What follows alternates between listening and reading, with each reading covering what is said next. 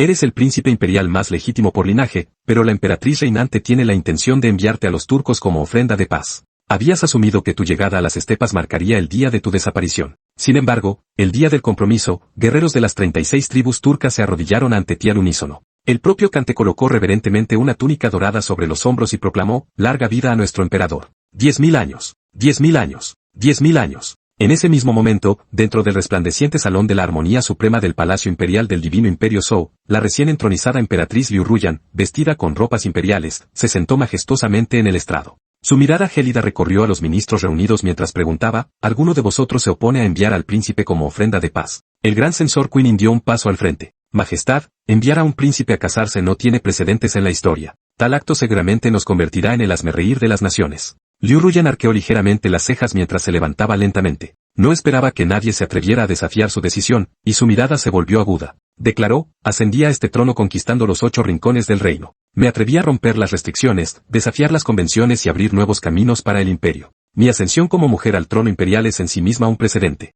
Señaló a la canciller, Liu Feimin, sentada en primer lugar entre los funcionarios. Que una mujer ocupe el cargo de canciller también es un precedente. La alianza matrimonial de un príncipe también puede sentar un precedente. Este asunto no está abierto a más debate. Solo os lo he comunicado, no os lo he consultado. Su tarea, ministros, es simplemente seleccionar a un príncipe de entre la familia imperial de la dinastía Li Tang. En ese momento, el canciller Liu Feimin dio un paso al frente y se inclinó respetuosamente, diciendo, la sabiduría de su majestad es incomparable. La alianza matrimonial que involucra a un príncipe no tiene precedentes. Bajo tal favor imperial, las 36 tribus de las estepas seguramente estarán llenas de gratitud. Así, la gran amenaza del norte podría resolverse sin desplegar un solo soldado. Entre los príncipes, el sexto príncipe, Eibai, es el más virtuoso. Que se le envía a los turcos en alianza matrimonial para pacificar a las tribus bárbaras y demostrar la magnanimidad de nuestro divino imperio. La emperatriz sonrió y asintió con la cabeza. Con un cambio repentino, todas las miradas se volvieron hacia la fila de príncipes, posándose directamente sobre ti, cuyo rostro se ensombreció. La emperatriz preguntó, sexto príncipe, ¿qué opinas? La canciller Liu Feimin era una mujer de profunda compostura y astucia, con una suave sonrisa perpetua en los labios. Sin embargo, según los registros históricos, era conocida como la guerrera divina de Gran Zhou, despiadada y astuta, la principal estratega de la emperatriz. Diste un paso adelante solemnemente. Su majestad, no tengo ninguna objeción. Sin embargo, se dice que el Khan de los turcos no tiene hijas, solo 3 hijos. Entonces, ¿con quién debería comprometerse su hijo? Los ojos de los ministros se iluminaron. A todos les pareció un punto de vista bastante agudo, la pregunta parecía dispuesta a resolver el asunto al instante. Un ministro tomó la palabra, el Khan turco envió emisarios en busca de una princesa del Gran Zhou. Majestad,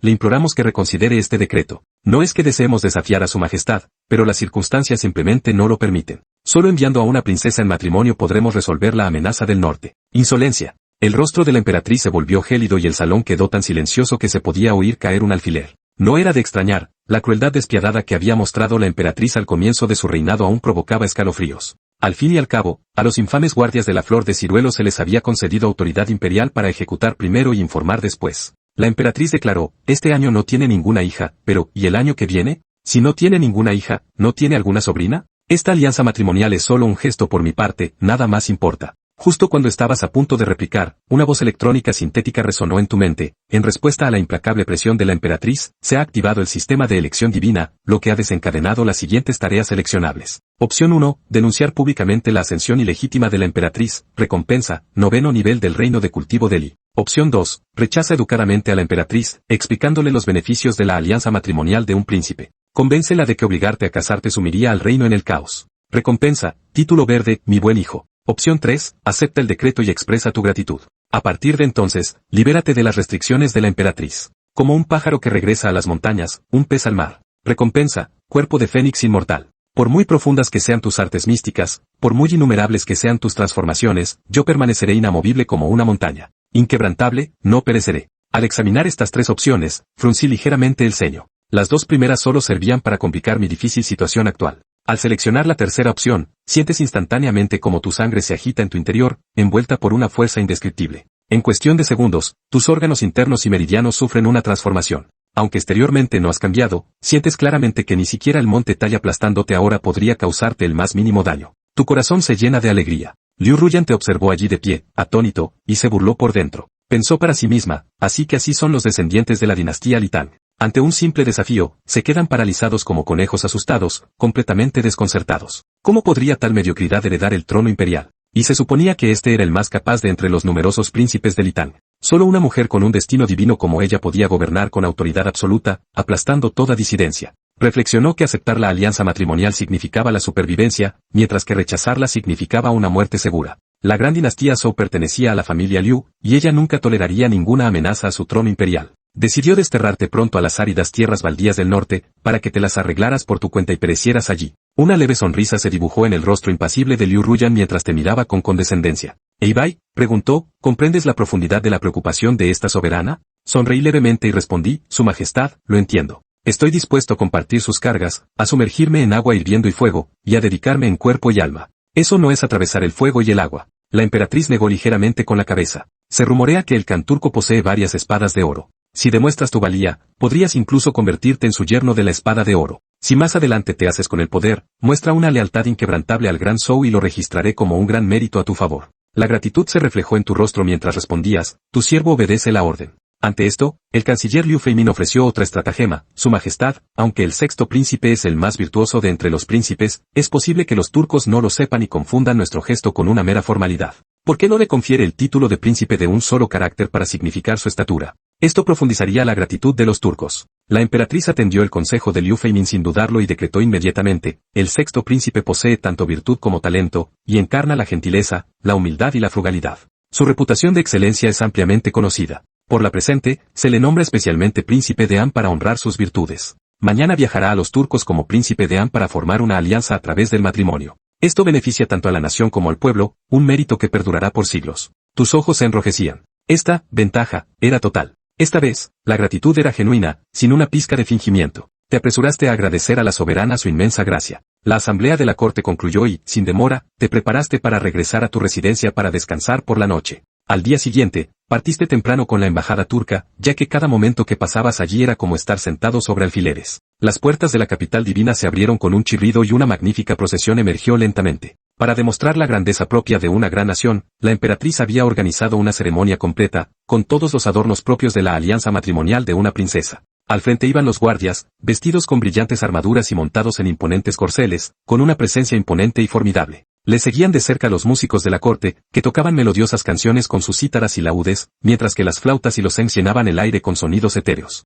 Flanqueando la larga procesión iban las doncellas del palacio y los eunucos con abanicos de plumas, mientras que ningún funcionario de la corte se atrevía a asomar la cabeza para despedirles. En cambio, una multitud de curiosos siguió la procesión mucho más allá de las puertas de la ciudad, murmurando y especulando. Es completamente ridículo, un príncipe en una alianza matrimonial. En mis 80 años, que abarcan 2 reinados, nunca he sido testigo de un espectáculo tan absurdo. ¿No teme su majestad que se repita el incidente de la puerta Suambo? Una emperatriz que gobierna el reino, un príncipe enviado para casarse. Ambos hechos sin precedentes en la historia. ¿En qué se ha convertido este mundo? ¿Qué otras monstruosidades podrían aún desplegarse? La mano de un anciano temblaba incontrolablemente sobre su bastón, incapaz de comprender el espectáculo que tenía ante sí. Gran Zhou se encamina hacia el caos. Los turcos poseen ejércitos, el príncipe goza de renombre. ¿Qué consecuencias traerá esto? Las palabras del anciano se volvieron cada vez más fervientes hasta que escupió una bocanada de sangre. Sus dedos tocaron ligeramente el suelo, provocando ondas en el piso, y al instante siguiente, desapareció de su lugar. Dentro de la sala Tai Chi, el mismo anciano se encontraba ahora de pie en el centro de la cámara.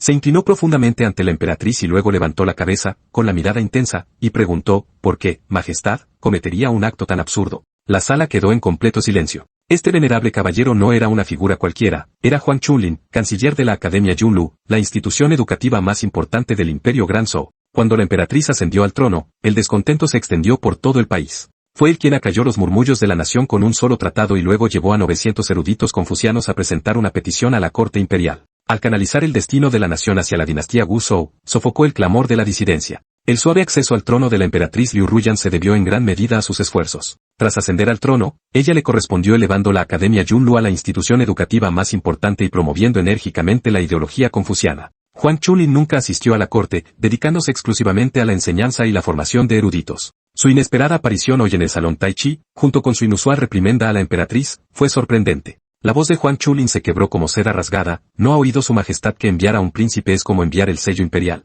Enviar al sexto príncipe a los turcos para un matrimonio político equivale a entregar el sello imperial. La comitiva de la alianza matrimonial apenas ha partido. Imploro a su majestad que revoque este decreto. El canciller Liu Feimin ha difundido rumores sediciosos para engañar a su majestad. Su virtud es indigna de su cargo. Solicito su destitución. A continuación, miró a los demás ministros. Honorables consejeros, ¿recuerdan cómo se registran estos asuntos en las crónicas de Tang? Nongsan, aterrorizado, retiró sus tropas y envió emisarios para disculparse. ¿En qué se diferencia esta postura de súplica de la que vemos hoy? Nuestra gran Zhou cuenta ahora con tropas y caballos formidables, con una nación que florece en fuerza. ¿Por qué deberíamos adoptar ahora las prácticas de los vasallos tributarios? Ni los príncipes ni las princesas serán suficientes. Nuestro gran Zhou exige homenaje a todas las naciones, no debemos contraer alianzas matrimoniales ni aceptar tributos. Hoy cedemos un príncipe, mañana exigirán a Yan Yun. Cuando el Chan Yuxiongnu juró un juramento sellado con sangre, en menos de 3 años galopó con sus caballos para pisotear la comandancia de Yunzon. Aquellos que instan a la emperatriz a contraer un matrimonio de alianza son traidores en su corazón. Majestad, le imploro que revoque este decreto y detenga de inmediato la procesión de la alianza matrimonial. Se podía oír caer un alfiler en el gran salón. Las críticas implacables del gran erudito Huang Chulin dejaron a todos sin palabras. Dondequiera que posaba su mirada, los ministros parecían abatidos, desviando la vista. La emperatriz reprimió su ira y esbozó una sonrisa forzada. ¿Por qué habla así, señor? Nuestra gran Zhou se ha establecido recientemente y el reino sigue siendo inestable. En esta coyuntura crítica, no podemos permitirnos agitación externa. La alianza matrimonial del príncipe es solo un recurso temporal. Como dice el refrán, hay que asegurar el interior antes de repeler las amenazas externas. Una vez lograda la paz interna, yo mismo someteré las estepas, obligándolas a someterse como vasallos durante generaciones. En cuanto a la canciller, este asunto no le concierne, todas las decisiones recaen exclusivamente en mí. La previsión de su majestad es una bendición para la gran Zhou, pero la alianza matrimonial del príncipe es totalmente inviable. Incluso si, por el bien del argumento, su majestad soportara la humillación y enviara a una simple doncella del palacio como ofrenda de paz, ¿cómo podría un príncipe, el heredero legítimo, ser entregado a otro? No tema, pero en el momento en que el sexto príncipe llegara a la gran muralla, los guardias fronterizos se convertirían en su séquito personal. Los señores feudales del reino marcharían hacia el norte para defender a su soberano. Las estepas se convertirían instantáneamente en la sede legítima de la gran Tang, sumiendo al mundo en el caos. ¿Cómo podría entonces su majestad hablar de pacificar el interior? Insolente. El rostro de Ji Zhao se sonrojo. Nunca había imaginado que, tras ofrecer al viejo cascarabias una concesión tan generosa, este no solo se negaría a ceder, sino que se volvería aún más insolente. Si las princesas pueden ser entregadas en matrimonio para forjar alianzas políticas, ¿por qué no pueden hacerlo los príncipes? Si los hombres pueden convertirse en emperadores, ¿por qué no pueden hacerlo las mujeres? Al fin y al cabo, tú, Huang Chunlin, el estimado erudito confuciano y modelo a seguir de todos los eruditos bajo el cielo, sigues albergando prejuicios personales y agendas ocultas. Simplemente no puedes soportar ver a las mujeres superar a los hombres. Los subtítulos volvieron a aparecer en su mente. Mira eso, mostrando de nuevo su verdadera cara. Un gran erudito confuciano, sin duda, pero han aferrado a opiniones tan mezquinas y estrechas de miras? ¿Y han depositas tu esperanza en ellos? El concepto de el marido como cabeza de familia fue precisamente creado por mentes como esas, ¿no es así? Que desalentador. Que confuciano tan iluso. Que retórica tan ignorante y ridícula. ¿Has leído demasiadas novelas de Tomato? Siempre incitando a la rebelión, purgando la corte y restaurando a la esposa legítima?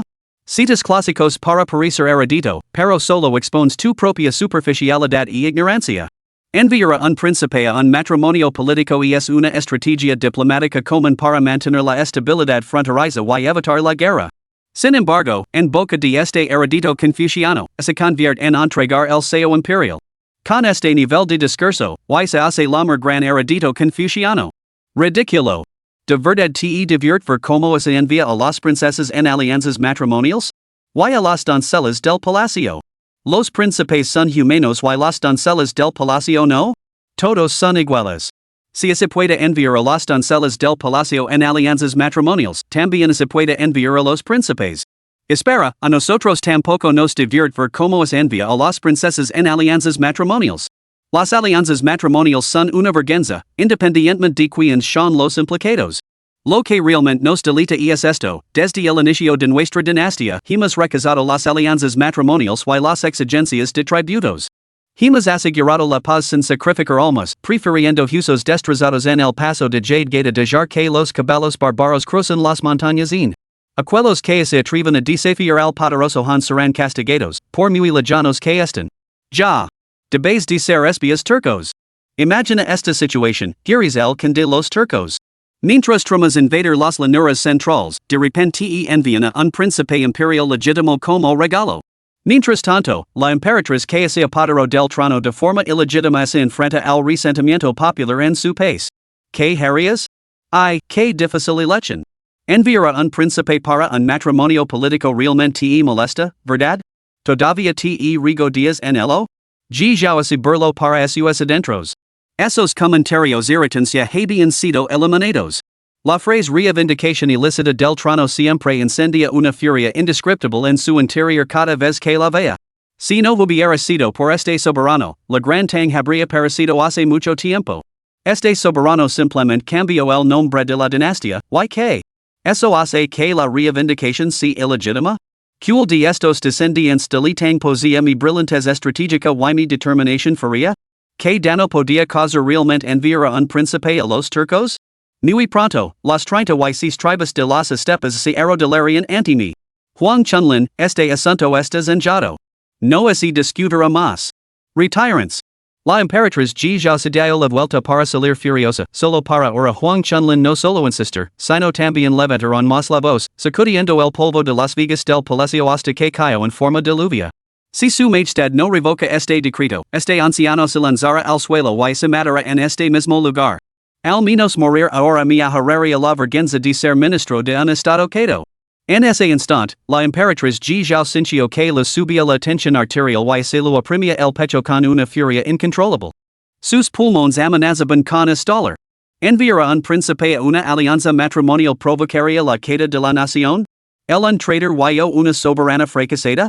El colmo del absurdo. Sin este sexto príncipe, dejaría de funcionar la granja? ¿Un simple sexto príncipe podría determinar el destino del granja? ¿Podría decidir el destino de esta soberana, una gobernante para la posteridad? Heredito amargado. Heredito podrido. Nicio. Este anciano que una vez arriesgó su vida para defender el reino ahora se erguía como una espada desenvainada, cuyo frío filo perforaba su punto más vulnerable. Si no fuera por tu pasado servicio acompañando al dragón, no toleraría tus rugidos en la corte. Te he mostrado mi favor dos veces, pero sigo siendo desagradecido y ahora maldices el granjo. La Emperatriz rio amargamente en su ira. Huang Chunlin, ¿crees que mi espada no puede derribar a un heredito? ¿O te crees la columna vertebral del granjo? Puesto que ansias la muerte, te la considera. Guardias. Detenda este hombre. Levadlo a la puerta sur y decapitadlo como advertencia. Todo el salón estalo en un alboroto. Los ministros acababan de soportar la diatriba de Huang Chunlin, sus palabras contenían una verdad innegable. Además, sus crímenes difícilmente merecen la muerte. Su muerte dejaría a la escuela confuciana sin líder. Su muerte silenciaría a todos los que se atrevían a decir la verdad al poder. Majestad, la ofensa del maestro Huang no merece la muerte. Imploramos la misericordia de su majestad. Sus palabras pudieron haber sido duras, pero fueron totalmente desinteresadas, pronunciadas únicamente por el bien de la granja. Maestro Huang, por favor, ofrezca una disculpa a su majestad. Ya sonrió con frialdad. Cualquier otra súplica será castigada como cómplice suya. Huang Chunlin, sin embargo, no mostró en ahí una pizca de miedo. Su mirada era profundamente compleja. Decepción, desconcierto, furia, resignación. No es necesario que su majestad golpee personalmente. Este anciano dispersará su dao por sí mismo. Su voz, ya envejecida, se debilitó como una vela moribunda al viento, pero su postura se enderezó aún más, como un pino. De pie en el gran salón, el humo comenzó a salir de sus mangas. Cuando este anciano ayudó a su majestad a descender al trono, cree que, con la sabiduría y la perspicacia de su majestad, la gran tang sin duda prosperaría. ¿Qué importaba que cambiara el título imperial? Siempre y cuando el pueblo encontrara la paz. No importa quién gobierne este reino en que nombre leve. Este anciano aún recuerda cuando su majestad se arrodilló ante la academia imperial vestido de blanco y juró por el cielo, prefiero que me rompan los huesos en la puerta de jade antes que dejar que los caballos bárbaros crucen nuestras fronteras. Ahora, este anciano está lleno de un arrepentimiento inconmensurable. En un instante, sus brazos se hicieron anicos y quedaron reducidos a cenizas. Las mangas colgaban flácidas de sus hombres, una visión de absoluta desolación. Sin embargo, cuanto más desoladora era la escena, más elegantes y etéreas parecían esas mangas quedas. Las volutas de polvo que flotaban en el aire parecían sus propias esperanzas, dispersadas por el viento, desapareciendo sin dejar rastro. Un gran erudito confuciano, dispersado y parecido. Capítulo 7. Cuanto más se oponen, más se demuestra que tengo razón. Esto me enfurece. Dentro de la alcoba, la emperatriz, ahora vestida con una túnica toista de color negro azabache, destrozó todos los objetos a su alcance. Semi-reclinada contra el respaldo de la silla, con las piernas estiradas, miraba con los ojos vacíos las vigas del techo. Ese viejo erudito pedante. ¿Cómo así atreve insultar así a la soberana? ¿No tiene que reduzca la academia y las cenizas? ¿No tiene que emula los antiguos gobernantes y quim libros y antier vivos a los eruditos? ¿Acaso cree que el mero hecho de haber apoyado mi ascensión le da licencia para actuar a su antojo? Humilarme ante toda la corte. Morís la muerte. Aun así, apenas alivia la furia de este soberano. De pie cerca de Ali, el canciller Lu Faming limpio en silencio los restos devastados de la mesa. Su Majestad no debe preocuparse. Huang Chunlin afirmó repetidamente que enviar al príncipe a cazar sumerias sin duda al norte en el Chaos. ¿Por qué no exiliar a la academia y luego a la frontera norte? Que son testigos de primera mano de lo que realmente implica ese Chaos. Estos eruditos confucianos, llenos de importancia, no muestran ningún respeto por su majestad. El duro y gelado norte servirá como castigo. Si surge algún disturbio, y es posible que se ven obligados a proteger las puertas de la nación. Lu Faming sonrió con ironía. Siempre han afirmado que la gran muralla del norte no está construida con piedra y ladrillo, sino con la columna vertebral de los eruditos. Bueno, vimos son resistente y es realmente esa columna vertebral. Ya podía ser algo turco, pero no era tanto. Exiliar al sexto príncipe era una cosa, pero destinar a toda la academia y luego al norte? Eso sería una gran convulsión.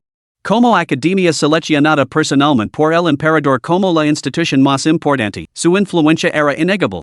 No significaría eso que todos los discípulos confucianos del reino tendrían que seguirlos al norte? Por supuesto, ante la indecisión, así pueden consultar los subtítulos. La atención de Ji Zhao se centró en el texto que se desplazaba por su mente. Verdaderamente digno del canciller. Esta medida logra dos objetivos a la vez. En primer lugar, les obliga a experimentar de primera mano el frío glacial del norte. Y así insisten en enviar a las doncellas del palacio como compromiso. ¿Por qué no lo prohíbes tú mismo? A menos que así una heroína predestinada por el cielo a la grandeza, quien podría encontrar tal fortuna, un romance fortuito y hermoso? Todo lo que les espera es un invierno amargo, una nostalgia que los consume y una vida pasada en la melancolía hasta su último aliento. En segundo lugar, ¿no se enorgullecen estos literatos sobre todo de su integridad? Si realmente estelara el malestar en el norte, ¿qué decisión tomarían? ¿Seguirían siendo leales al gran yo? Si lo hicieran, esta sería su prueba.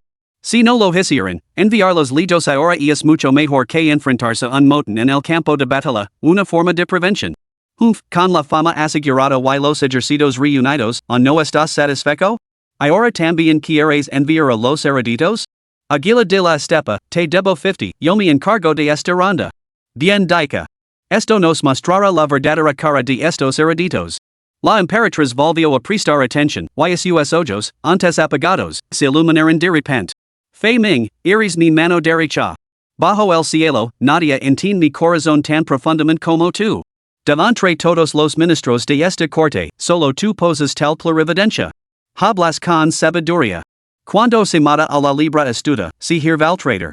Ahora que la fortuna de la nación ha convergido por completo en granjo, no tenemos necesidad inmediata de ellos. Que los envían al norte para proteger la gran muralla. Servirá como una forma alternativa de servir al Estado. Si algún cortesano se atreve a volver a plantear este asunto, recibirá la pena máxima de la corte. Los azotes en la corte no eran simples palmadas en el trasero. Era una cuestión de vida o muerte. Innumerables funcionarios habían quedado bajo sus golpes, gimiendo de dolor. Ji Zhao se levantó lentamente, con su autoridad imperial restaurada. Cuanto más feroz es su oposición, más seguro estoy de mi rectitud. Bajo las montañas en del Valle de Chule, el cielo se extendía como una cúpula sobre las llanuras infinitas. El cielo era vasto y azul, la naturaleza salvaje infinita, el viento barría la hierba, dejando al descubierto rebanos de ganado vacuno y ovino. La corte del Kentujuet, Dingxiang. Al otro lado de la estepa, rugía una ventisca. Dentro de la gran tienda de color carmesí, Kagan Jelly se calentaba junto al fuego, ahogando sus penas en alcohol. Una docena de mujeres, vestidas con poco más que un ligero atisbo de modestia, se contoneaban con seductora gracia, pero no lograban déspota en el más mínimo interés. La luz parpadeante del fuego bailaba en su rostro, proyectando sombras cambiantes que hacían que la cicatriz de su frente pareciera aún más aterradora. ¿Por qué tan sombrío, con? Las 30 y tribus te reconocen ahora como soberano. Tus fuerzas son poderosas, tus tribus están en su apogeo. ¿Qué podría preocuparte? ¿O es que la danza de esta servienta no ha sido lo suficientemente seductora? La más cautivadora de las bailarinas se adelantó descalza y llenó la copa de Cogangeli hasta el borde. Esta mujer era la concubina favorita de Cogangeli, la encantadora Xiaomei. De una belleza naturalmente seductora, su figura era tan explosiva como la de una enérgica yegua salvaje. Sus voluptuosas cabezas se definían con orgullo, la falda de piel de animal atensiva para revelar unos contornos asombrosos, irradiando un encanto primitivo y indemido. Un montón de problemas, que hay que alegrarse. Con Jelly se bebió el vino de un trago. Se humedeció los labios y una pizca de melancolía se reflejó en sus rasgos rugosos. La belleza que tenía a su lado, aunque radiante, no lograba captar su atención. Las 30 y tribus de la estepa pudieron someterse aparentemente mi dominio, pero siguen divididas y resentidas, enzarzadas en un conflicto perpetuo. Al igual que las bellezas, tengo la voluntad, pero carezco de los medios. Esos tres perros inútiles luchan entre sí, causando dolores de cabeza. Ahora, guardemos en vano las fértiles tierras del granjo, simplemente salivando sobre ellas. ¿Cómo puedo estar alegre? ¿Por qué no marchar simplemente sobre granjo, con? Pregunto Xiaomei con ojos brillantes y llenos de encanto. Nuestra estepa es inquieta por naturaleza. Sin conflicto, la ociosidad genera luchas internas. Si el con liderara un ataque de caballería contra yo, esos insignificantes cons y jefes tribales tal vez se comportarían. Me gustaría marchar, pero podemos permitirnoslo? El congeli no reprendió a esta mujer, que tenía más corazón que cerebro, sino que lo explicó patientemente. Los han tienen un dica, una causa justa debe ser declarada. Incluso las campanas militares requieren un pretexto legítimo, para no enfrentarse a la obstrucción implacable de los eruditos y la gente común. ¿Qué justificación tenemos para marchar? ¿Para apoderarnos del grano? ¿Para lavarnos a las mujeres? Estos son meros objetivos, no consignas. De lo contrario, con la granja unida como una sola, ¿cómo podríamos prevalecer? En años pasados, Chen Shang y Wu Guang se unieron bajo el grito, el pueblo ha sufrido durante mucho tiempo bajo el dominio de los Qin. Lucio restauró la dinastía Han enarbolando su bandera como descendiente de la línea imperial Han. Incluso la rebelión de los turbantes amarillos reunió rápidamente a miles de personas bajo la proficia, los cielos azules han parecido los cielos amarillos es el zarin. Esto, mi señor, es el poder de una causa justa. La granja se ha establecido recientemente y avanza con cautela. Nos tratan mucho mejor que antes. Ahora no es momento para la guerra, toda la estepa podría colapsar para siempre. Entonces, ¿qué debemos hacer? Luchar es imposible, pero abstenerse pesa mucho en tu corazón. ¿Qué camino queda abierto? Xiaomei puso sus hermosos ojos en blanco. Tales asuntos estaban más allá de su comprensión. ¿Cómo voy a saberlo? Quizás esta embajada pueda traer de vuelta a una princesa para el joven can. Entonces, seguramente se calmarían y se comportarían. ¿Cómo si fuera tan sencillo? Buscar la mano de una princesa era solo una formalidad, una costumbre tribal. El congeli no albergaba ninguna esperanza real. Quizá lo hubiera sido durante el apogeo de la estepa. Pero ahora, la gente de las llanuras centrales no se dejaba intimidar tan fácilmente. Esta mujer realmente tenía la cabeza en las nubes. Congeli la miró con aire y agitó la mano. Basta. Retirate. Quiero estar solo. Qué tedioso. Xiaomei Run, con su interés en declive, se envolvió en una capa de piel de zorro y ferrada de marta sibylina, preparándose para marchas.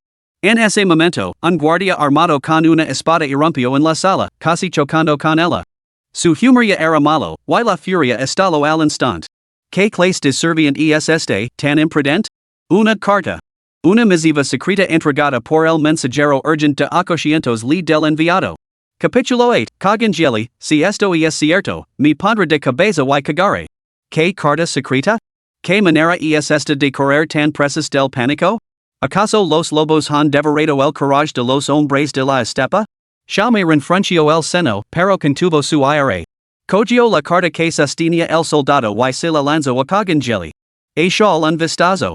Quizás la granja nos haya enviado una princesa real. Perspectiva femenina. Si fuera así, estaría haciendo el pino y cagando oro. Kagan Jelly examinó la carta que tenía en la mano. Había varias plumas de águila pegadas al sobre. Una carta con 9 plumas de águila. Se lo encogió el corazón. Es el nivel más alto de correspondencia secreta. Es probable que la misión del enviado esté condenada al fracaso. ¿Cómo lo sabes? Las mujeres son mujeres. Kagan Jelly suspiró. Si Granjo hubiera aceptado una alianza matrimonial y hubiera enviado a una princesa, no habría requerido a una misiva tan secreta. Esta urgencia sugiere circunstancias graves. ¿Que podría amenazar la misión del enviado? Probablemente Granjo se siente humillado, con la corte exigiendo abrumadoramente la guerra. Así que mi párpado derecho ha estado temblando últimamente. Es realmente un presagio de desgracia. I, deja de especular. Abrila rápidamente y vimos que el ese asunto urgent. Chalmer dio una patada al suelo con impaciencia. Muy bien, muy bien. Tú, querida, no lo creerás hasta que lo veas con tus propios ojos. Rip. Con Jelly abrió la carta secreta. El sonido del papel rasgándose rompió el silencio dentro de la tienda. Al instante, sus ojos se abrieron como campanas de cabra y sus pupilas se contrajeron violentamente. Esta pequeña misiva, que pasaba medio tal, ahora parecía una montaña en las manos del señor de las praderas, aplastándolo hasta que apenas podía respirar. Esto. Pum. Con Jelly se desplomó hacia atrás sobre el suelo. Ah. Chalme estaba completamente consternada. El soldado, rápido de reflejos, corrió a sostener el con. Cuando Kagan Jelly era un príncipe de las estepas, durante una campana, un maestro espadachín le había cortado la frente de un solo golpe, casi partiendo el cráneo en dos. Sin embargo, no había mostrado el más mínimo signo de dolor. Incluso había rugido de risa, demasiado débil. No tenía suficiente fuerza. ¿Qué demonios estaba pasando ahora? ¿Qué podía aterrorizar tanto a este guerrero de sangre fría con solo una mirada? Con Jelly empujó al soldado que intentaba ayudarlo. Se puso en pie a toda prisa, agarrando la carta secreta y examinándola repetidamente. Abofitiame. Chalme se quedó paralizada por la sorpresa. Rápido. Dale una bofetada en la cara. Con. Nunca he albergado pensamientos traicioneros.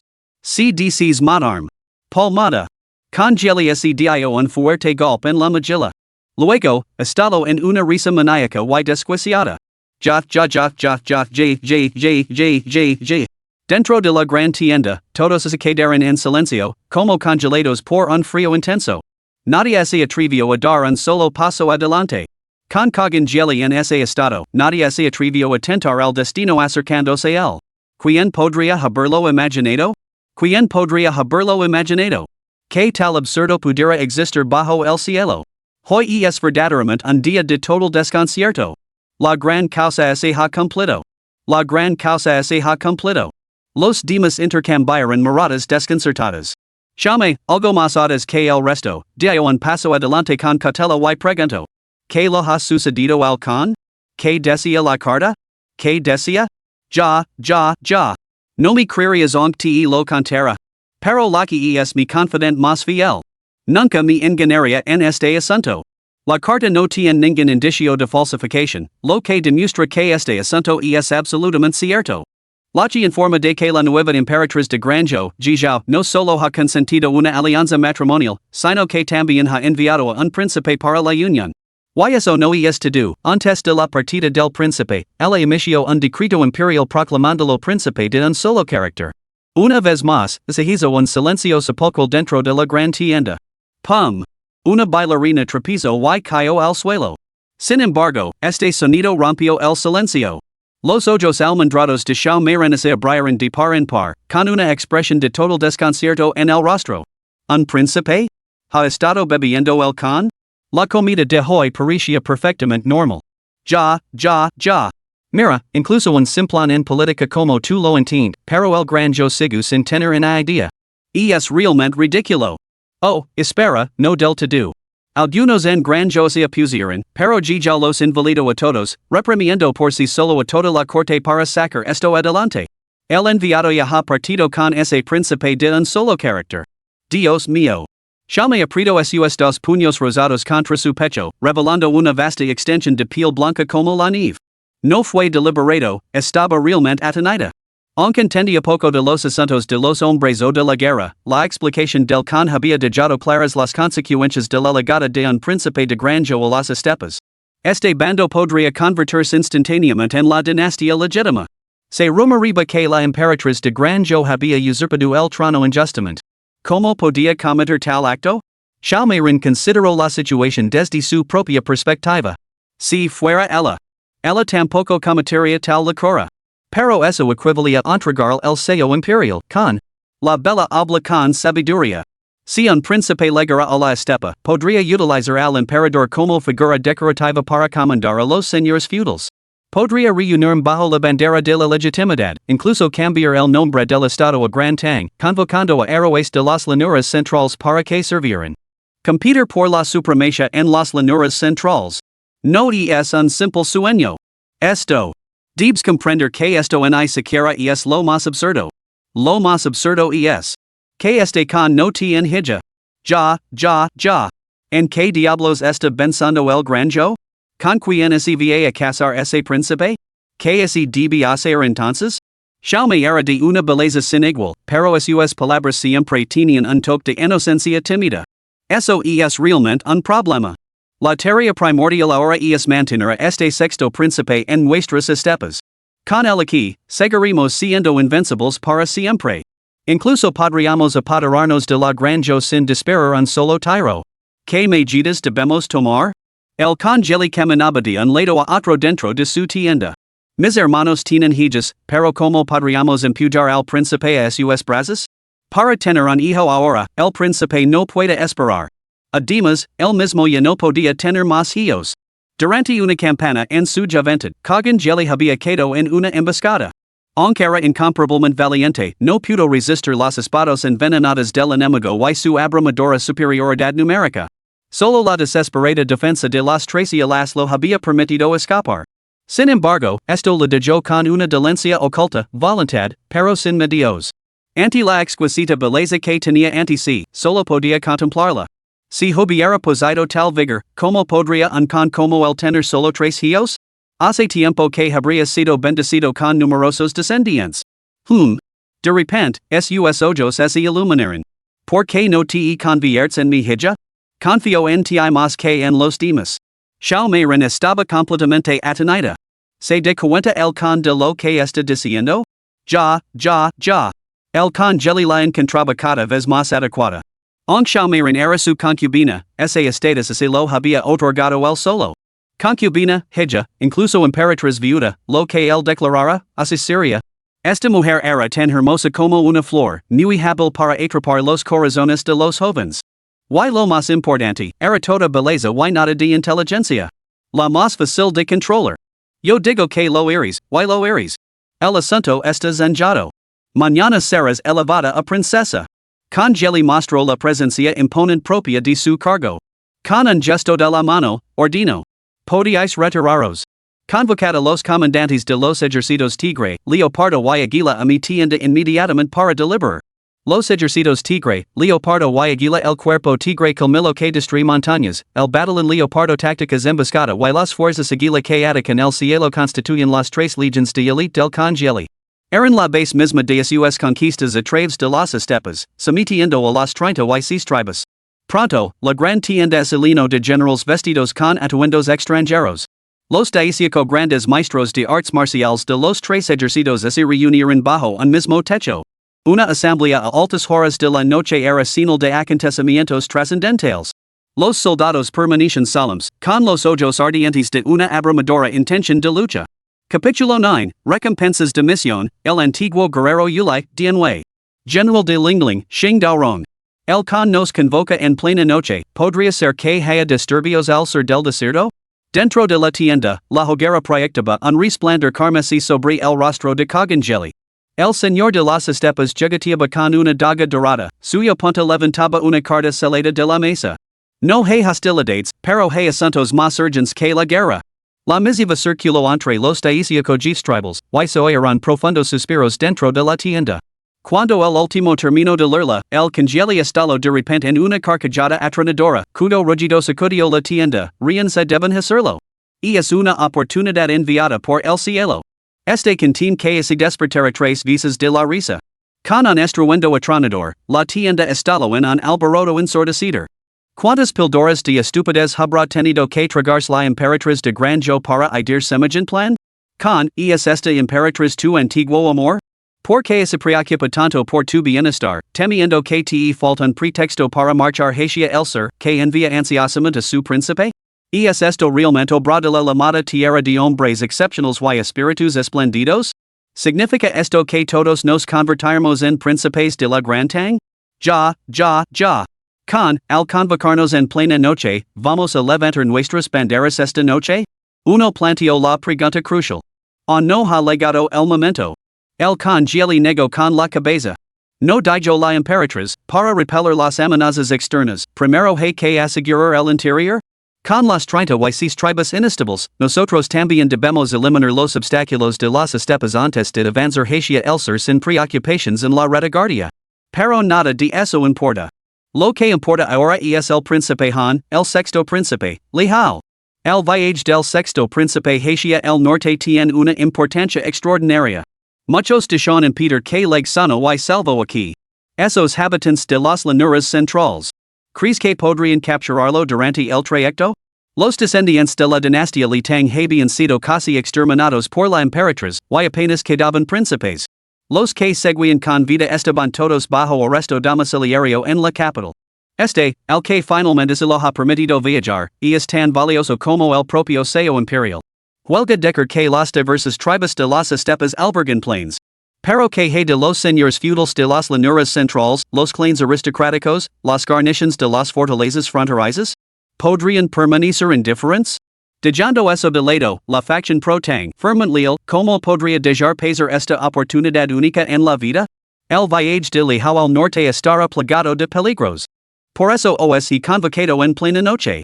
Cada uno de vosotros debe reunir sus esfuerzos y mantener la máxima discreción en todos los asuntos de ahora en adelante. Os ordeno a los daisieco que vayáis juntos a las llanuras centrales. Traed al príncipe Li Hao de vuelta sano y salvo. Al igual que daisieco monjes guerreros rescataron en su día al príncipe Qin, nosotros emularemos al emperador Taizong, daisieco grandes maestros para dar la bienvenida al príncipe Han. Congeli soltó de repente una risa fría. Recordad mis palabras, si no conseguís rescatarlo, no hace falta que volve. Se trata de una convulsión cataclísmica sin precedentes en las estepas desde hace un milenio. Caballeros, os confío esta misión. En ese instante, la gran tienda resonó con el fervor de los héroes reunidos. Los daisieco maestros arrodillaron al unísono ante Congelican, con una mano sobre el corazón, y juraron solemn su promesa. Daisieco voces resonantes sacudiron las cortinas de la tienda, sobresaltando a las águilas que descansaban en la noche. Juramos apoderarnos de este mandato del cielo para nuestro Kagan. No fallaremos en nuestra misión. De lo contrario, nos quitaremos la vida en expiación. Solo aquellos que habían alcanzado los 6 reinos de las artes marciales estaban cualificados para fundar sus propias escuelas y convertirse en grandes maestros. Los daisieco grandes maestros y superiores eran la mayor confianza del Congeli. Esa noche, como daisieco poderosas águilas, desplegaron sus alas y volarán hacia el sur. Ding! Has sido enviado al norte para un matrimonio político. Tu futuro es incierto. Dada la situación actual, eliges. Opción 1. Encontrar una forma de escapar de la precisión de la alianza matrimonial, huyendo de todos los conflictos. Pretends huir de todos los conflictos mundanos y vivir bajo un nombre falso en un retiro pacífico. 2 años más tarde, conocerás a tu esposa, una campesina de las montañas. Juntos, criarías 3 hijos y una hija. Aunque la vida será modesta, tu cultivo en el noveno nivel de condensación de chi será suficiente. Recompensa de la misión: una almohada cálida y una cama calentita. La paz en sí misma es la mayor recompensa. Opción 2. Encuentra la manera de escapar de la precisión de la alianza matrimonial y dirigida a la región de Guanlong. Bajo la protección de los clanes aristocráticos de Guanlong, restaurants la dinastía Li Tang y te conviertes en un títere de los clanes. Recompensa de la misión: 3,000 concubinas.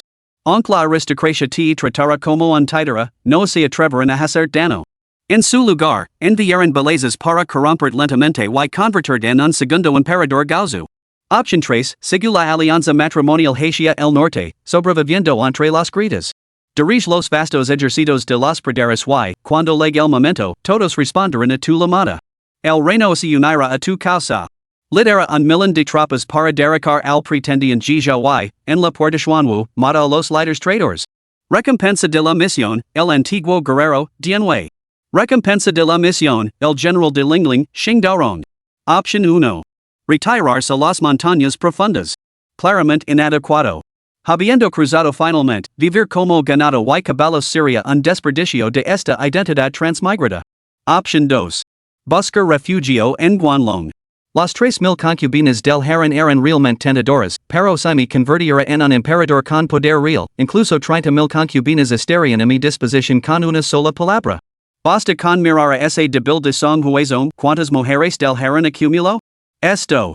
No puedo perder ante él. En cuanto a la option 3. Marca directamente hacia la corte real. Lijao sincio que le dolía la cabeza. Todo había ido bien hasta ahora, pero que demonios era Xingdaorong? ¿Estás seguro de que Xingdaorong es la recompensa? Anfitrión, por favor, haz tu selección. ¿No traigo Dianwei varios miles de soldados fantasmas vestidos con armaduras negras? Anfitrión, por favor, haz tu selección. Qué tedioso. Elijo la opción 3. Recompensa enviada. Dianwei y Xingdaorong se apresuran a obedecer el decreto imperial. Lijao se sumió en sus pensamientos. Después de hoy, la noticia de su viaje tuyo para un matrimonio político probablemente se extendería por todo el granjo. ¿Cuántos lo morirían con intención depredadora? ¿Cuántos lo jurarían lealtad inquebrantable? Todo era una incógnita. Ahora se parecía realmente al sello imperial. A menos que se hiciera poderoso, todo permanecería bajo el control de quien tuviera el sello. Por lo tanto, aunque la alianza matrimonial le ofrecía una vía de escape de la capital, su futuro seguía siendo incierto. Debía proceder con la máxima cautela, caminando como sobre hielo fino. Sin duda, muchos intentarían proclamarlo emperador. Del mismo modo, muchos tratarían de explotarlo como moneda de cambio, convirtiéndolo en una marioneta en el futuro. Un viaje hacia el norte prometía innumerables peligros en el camino. Había que idear una estrategia. Para mantener a la Emperatriz firme en su lugar, había que hacerse con la autoridad militar. Esos clanes aristocráticos eran, en última instancia, demasiado débiles los ejércitos de la estepa, con un millón de efectivos, eran el verdadero arma definitiva. Las estepas. Debo apoderarme de ellas. Hacia el norte.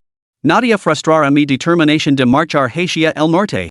Con la autoridad militar en mis manos, no acudirán esos clanes aristocráticos corriendo a mi llamada.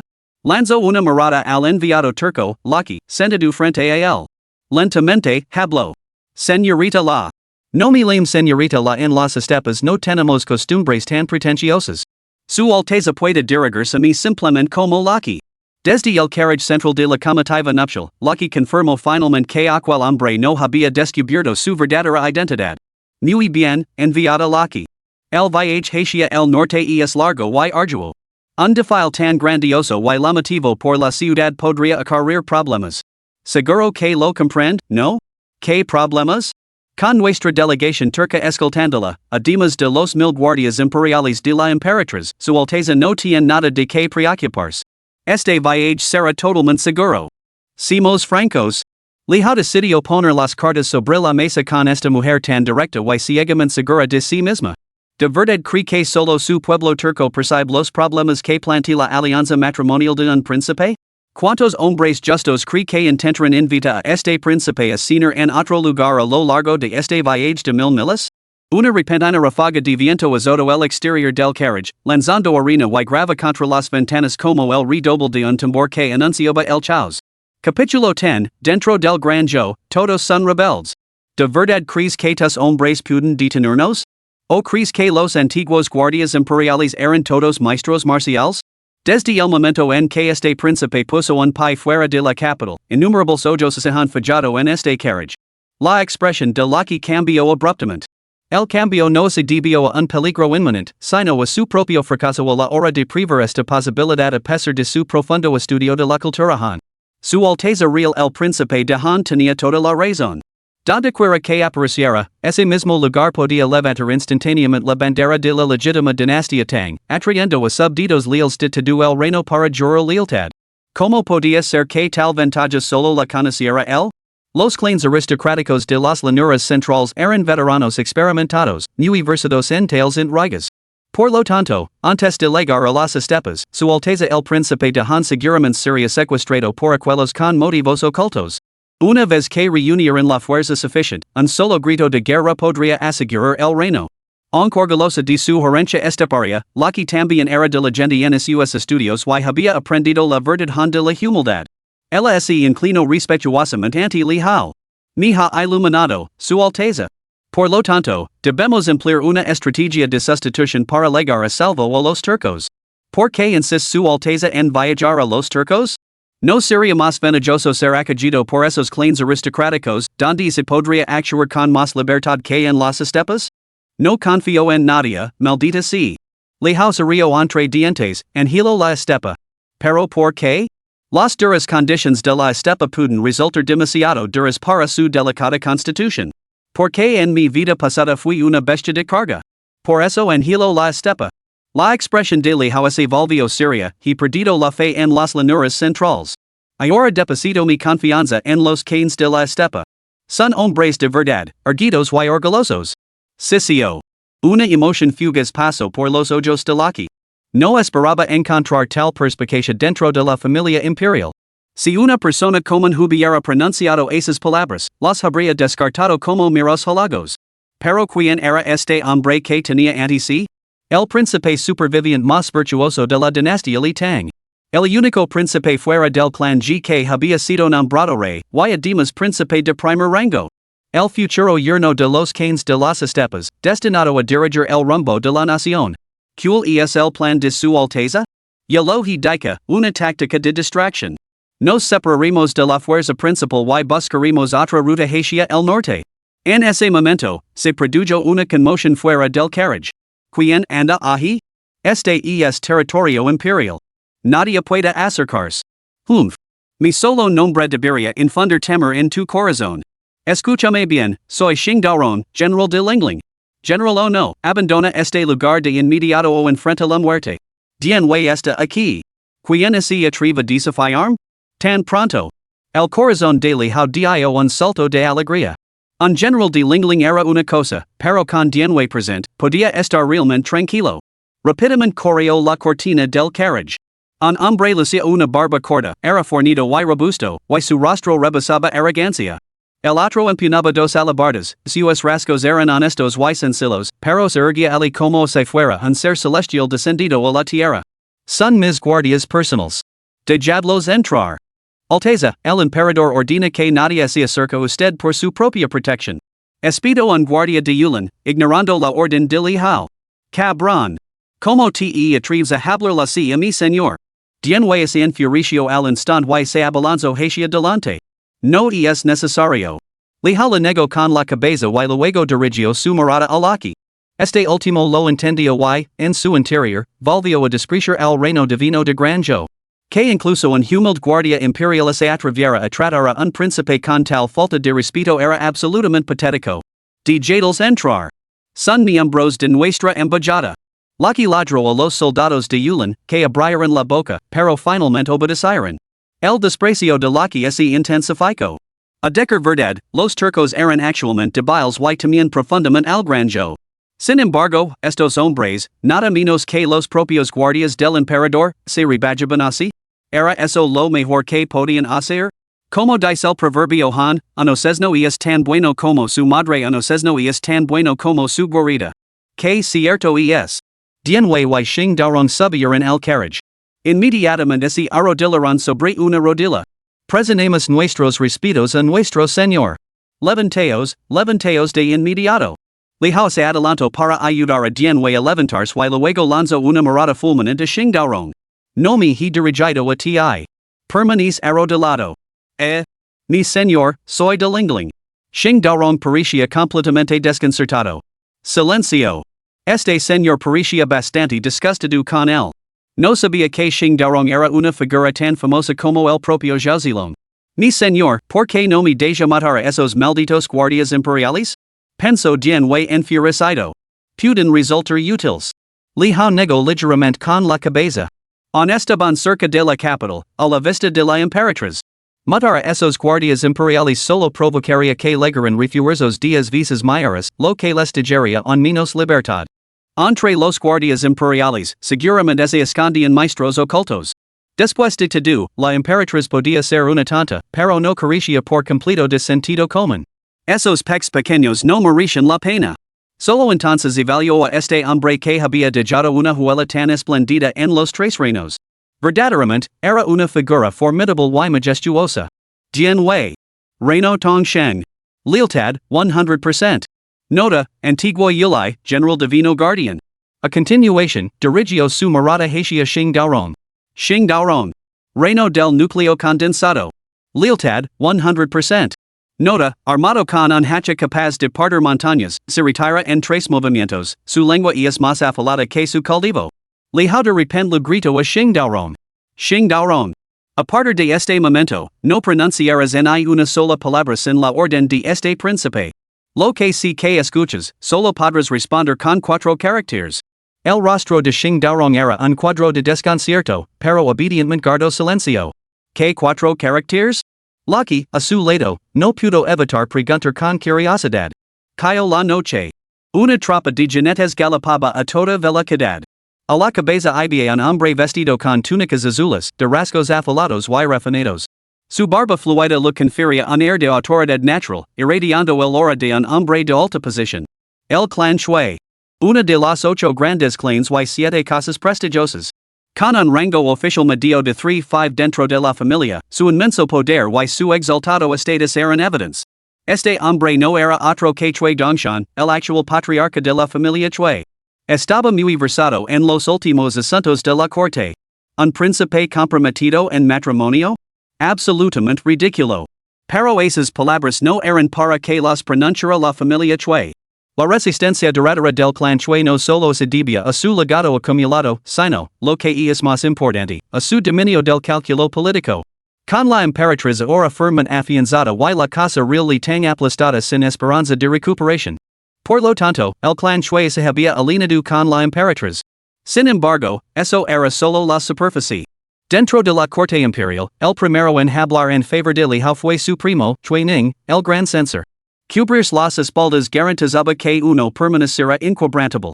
Su visita personal tenía 2 propósitos. Primero, asegurarse de que otros no estropearan la tarea. Segundo, asegurarse el marido temprano por apoyar al dragón en ascenso. Pero hablar de secuestrar a Li Hao y llevarlo de vuelta a la casa Chui? Carecía de la audacia necesaria para tal hazana, o más bien, la consideraba poco rentable. El clan Shui solo servía a la aristocracia, no el soberano. Porque, aunque las dinastías pudieran caer en un siglo, las casas nobles perderán durante milenios. Los emperadores van y vienen, pero la aristocracia permanece firme. No importa quién hacienda al trono, la fortuna cambia con las estaciones. El clan Shui solo tenía que evaluar los tiempos y alinearse pronto. Quien quiera que ascendiera al trono necesitaría siempre su apoyo. Por lo tanto, esta visita tenía 2 propósitos. Primero, ser los primeros en ofrecer ayuda en la adversidad y, segundo, indicar a este príncipe que el clan Shui estaría eternamente a su lado. Ji Zhao, ¿cómo has podido ser tan tonto como para enviar a un príncipe a un matrimonio político? ¿No comprendes el principio de utilizar al hijo del cielo para mandar a los señores feudales? ¿O crees que un príncipe legítimo no tiene ninguna importancia? ¡Qué tontería! La gran yo parecerá. ¿Por qué habla así el patriarca? Preguntó con una sonrisa un anciano que estaba a su lado. Este príncipe no tiene por qué ascender al trono. En la actualidad, es enfrenta a numerosos obstáculos que superar. Tanto así Li Hao demuestra ser sabio como necio, el gran yo parecerá. El tono de Chui Dongshan era firme como el hierro. Si demuestra ser sabio y valiente, maniobrando hábilmente entre las facciones para fortalecer su propia posición, quien dentro del gran yo seguiría gerando lealtad a una emperatriz? Su campana en el sur probablemente avanzaría sin oposición, con todos los territorios rindiendo sin luchar, lo que lo otorgaría seguidores leales. Si careciera de tal habilidad y determinación, la gran yo seguiría pereciendo. Donde quiera que vaya, ese reino se transformará instantáneamente en el legítimo sucesor de la gran Tang. Dentro de las fronteras de la Gran Yo, todos serán rebeldes.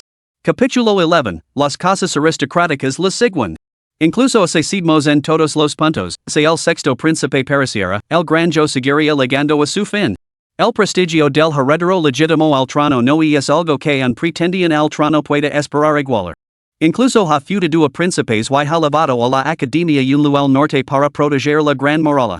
Y es como se temera que las espadas de los demás no fueran lo suficientemente afiladas.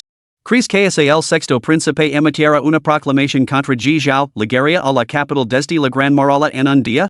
El anciano que estaba a su lado se quedó sin aliento. ¿Por qué cometería Ji Zhao un error tan grave? ¿Quién sabe? Una oportunidad esplendida, completamente arruinada por esta medida. 900 eruditos confucianos cantan sus alabanzas, reuniendo la fortuna de la nación para granjo. Ahora ha destrozado este floreciente destino nacional con sus propias manos. Y es absolutamente ridículo. Ay. Maestro, la precisión de la alianza matrimonial es visible más adelante. Entonces, saludemos a Su Alteza el Príncipe de Han, que pronto será el blanco de la ira de todo el reino. Maestro Chui, su majestad prohíbe al príncipe ver a nadie para garantizar que la alianza matrimonial se desarrolle sin problemas. Debe regresar. El guardia imperial se plantó ante la familia Chui, sin mostrar ningún temor. Incluso frente al formidable plan Chui, su tono seguía siendo gélido. Por favor, transmita esto, este anciano solo ha venido a despedirse del príncipe. Chui Dongshan solo esbozó una leve sonrisa. Tal y como Li Hao había previsto, el príncipe no tenía ningún deseo de relacionarse con una figura tan insignificante, tan poco importante que no dejaría huella en los anales de la historia. Transmitir su mensaje, señor, pero Su Alteza no puede recibirlo. Chui Dongshan permaneció imperturbable.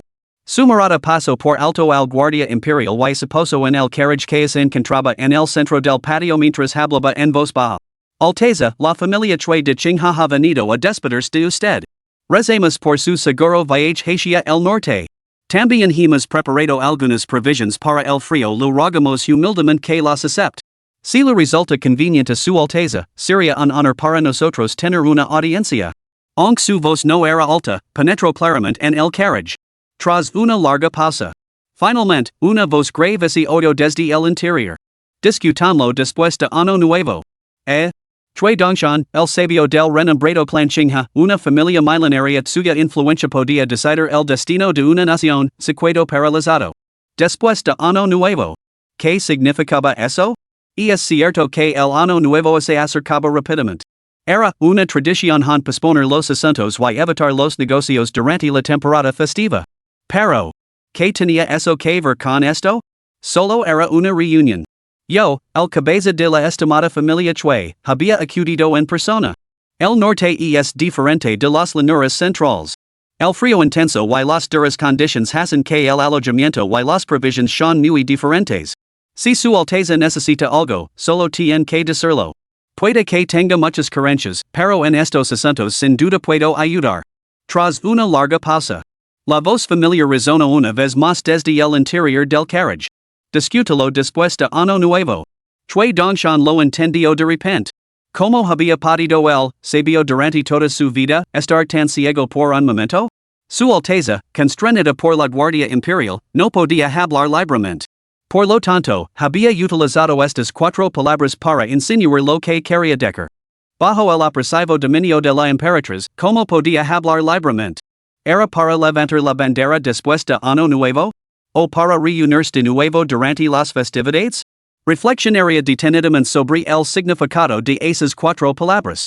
De repente, su mente se aclaró. Comprendió el quid de la cuestión y sintió que había cumplido su propósito. Su Alteza, lo entiendo. Chui Dongshan esbozó una sonrisa a la Guardia Imperial. El asistente que estaba detrás de él presentó rápidamente una bandeja cargada de oro. Caballeros, el viaje al norte es arduo y Su Alteza nunca ha viajado lejos. Les ruego que cuiden bien de él. Solo entonces la expresión del oficial de la Guardia Yulina se suavizó ligeramente. En absoluto. Pero el decreto de su majestad es claro y no nos atrevimos a desobedecerlo. Por favor, no se ofenda, señor Chui. En absoluto. Mientras Su Alteza viaja salvo, yo, Chui, estar tranquilo. La familia Chui es razonablemente razonable. Después de que la familia Chui se marchara, el oficial de la Guardia Imperial sacudió el oro que tenía en la mano, sintiendo un toque de desprecio. Los grandes cinco planes, inclinándose y rindiéndose ante él. Ya. Sin embargo, al momento siguiente, su sonrisa se desvaneció. Chui ya apenas se había marchado cuando la familia Wang, otra de los cinco apellidos, llegó apresuradamente. La familia Wang no poseía el temperamento de Chui Dongshan. Un hombre corpulento blandió una espada con incrustaciones de oro y la presionó directamente contra la garganta del oficial de la Guardia Yulan. Apertizó her que salpique el suelo con su propia sangre. Su excelencia, la orden de su majestad prohíbe que nadie se acerque al. Li que? Ladró el hombre de la daga.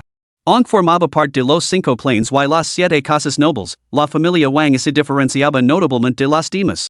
Cultivaban el arte del señor supremo? Un camino de dominio sin igual.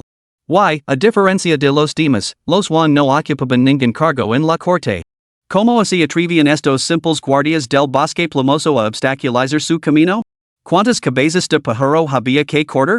Y atravesar la mar a su alteza por su nombre? Especialmente cuando el hombre en cuestión era el más feroz de los farisees, el segundo al mando de la familia Wang, el rey de la espada dorada, Wang Nuchao. No podía molestarse en intercambiar palabras con estas hormigas de la capital. Es su alteza el príncipe de Han. Si vuelvo a pilarte mostrando la más mínima falta de respeto al príncipe de Han, te cortaré la cabeza como a un perro. Wang Nuchao lo envió volando de una patada. Al llegar al carriage, estaba a punto de abrir la cortina cuando recordó las instrucciones del patriarca, mantener la compostura de la familia Wang, con el máximo respeto. Si se atrevía a ofender al príncipe de Han, lo pagaría con su vida. Agradeció en silencio su buena suerte y ofreció sus respetos a través de la cortina. Alteza, el plan Wang de la espada dorada lo envía sus saludos. El viaje hacia el norte desde aquí es largo y atraviesa nuestro dominio. Nuestro Señor me ha enviado para hacer una invitación. El clan Wang de la espada dorada espera su gentile presencia en la ciudad de Anbe. Después del año nuevo. Vos grave volvió a resonar desde el interior del carriage. ¿Qué? ¿Después de año nuevo? Para entonces, su alteza ya estará en las estepas. Wang Nuchao se quedó momentáneamente estupefacto. Entonces, con una fuerte palmada en la frente, se dio cuenta. Después de año nuevo. Era su alteza señalando su intención, unir fuerzas con el plan Wang después de año nuevo y marchar directamente sobre la capital divina. Su alteza tenía la intención de comandar personalmente las fuerzas de la estepa antes de marchar hacia el sur. La primera parada después de año nuevo sería la fortaleza de la familia Wang en la ciudad de Anbe. ¡Qué audacia! Su alteza encarna verdaderamente el espíritu del emperador Taizong. Después de todo, el propio emperador Taizong pasó su vida en el campo de batalla. ¿Se dignaría su alteza mostrarse? Este humilde siervo ha anhelado durante mucho tiempo contemplar la majestad de su alteza. Después del año nuevo. Sí. Wang Nuchao se inclinó apresuradamente y se retiró. Antes de partir, el cabeza de familia lo había advertido, el viaje de su alteza hacia el norte estaría bajo la estricta vigilancia de la Emperatriz, lo que haría que cada palabra y cada acción estuvieran sumamente restringidas. Su insistencia repetida en después del año nuevo dejaba clara la implicación. Era un mensaje sutil, actualmente está restringido. Está siendo retenido como rehén por la Emperatriz.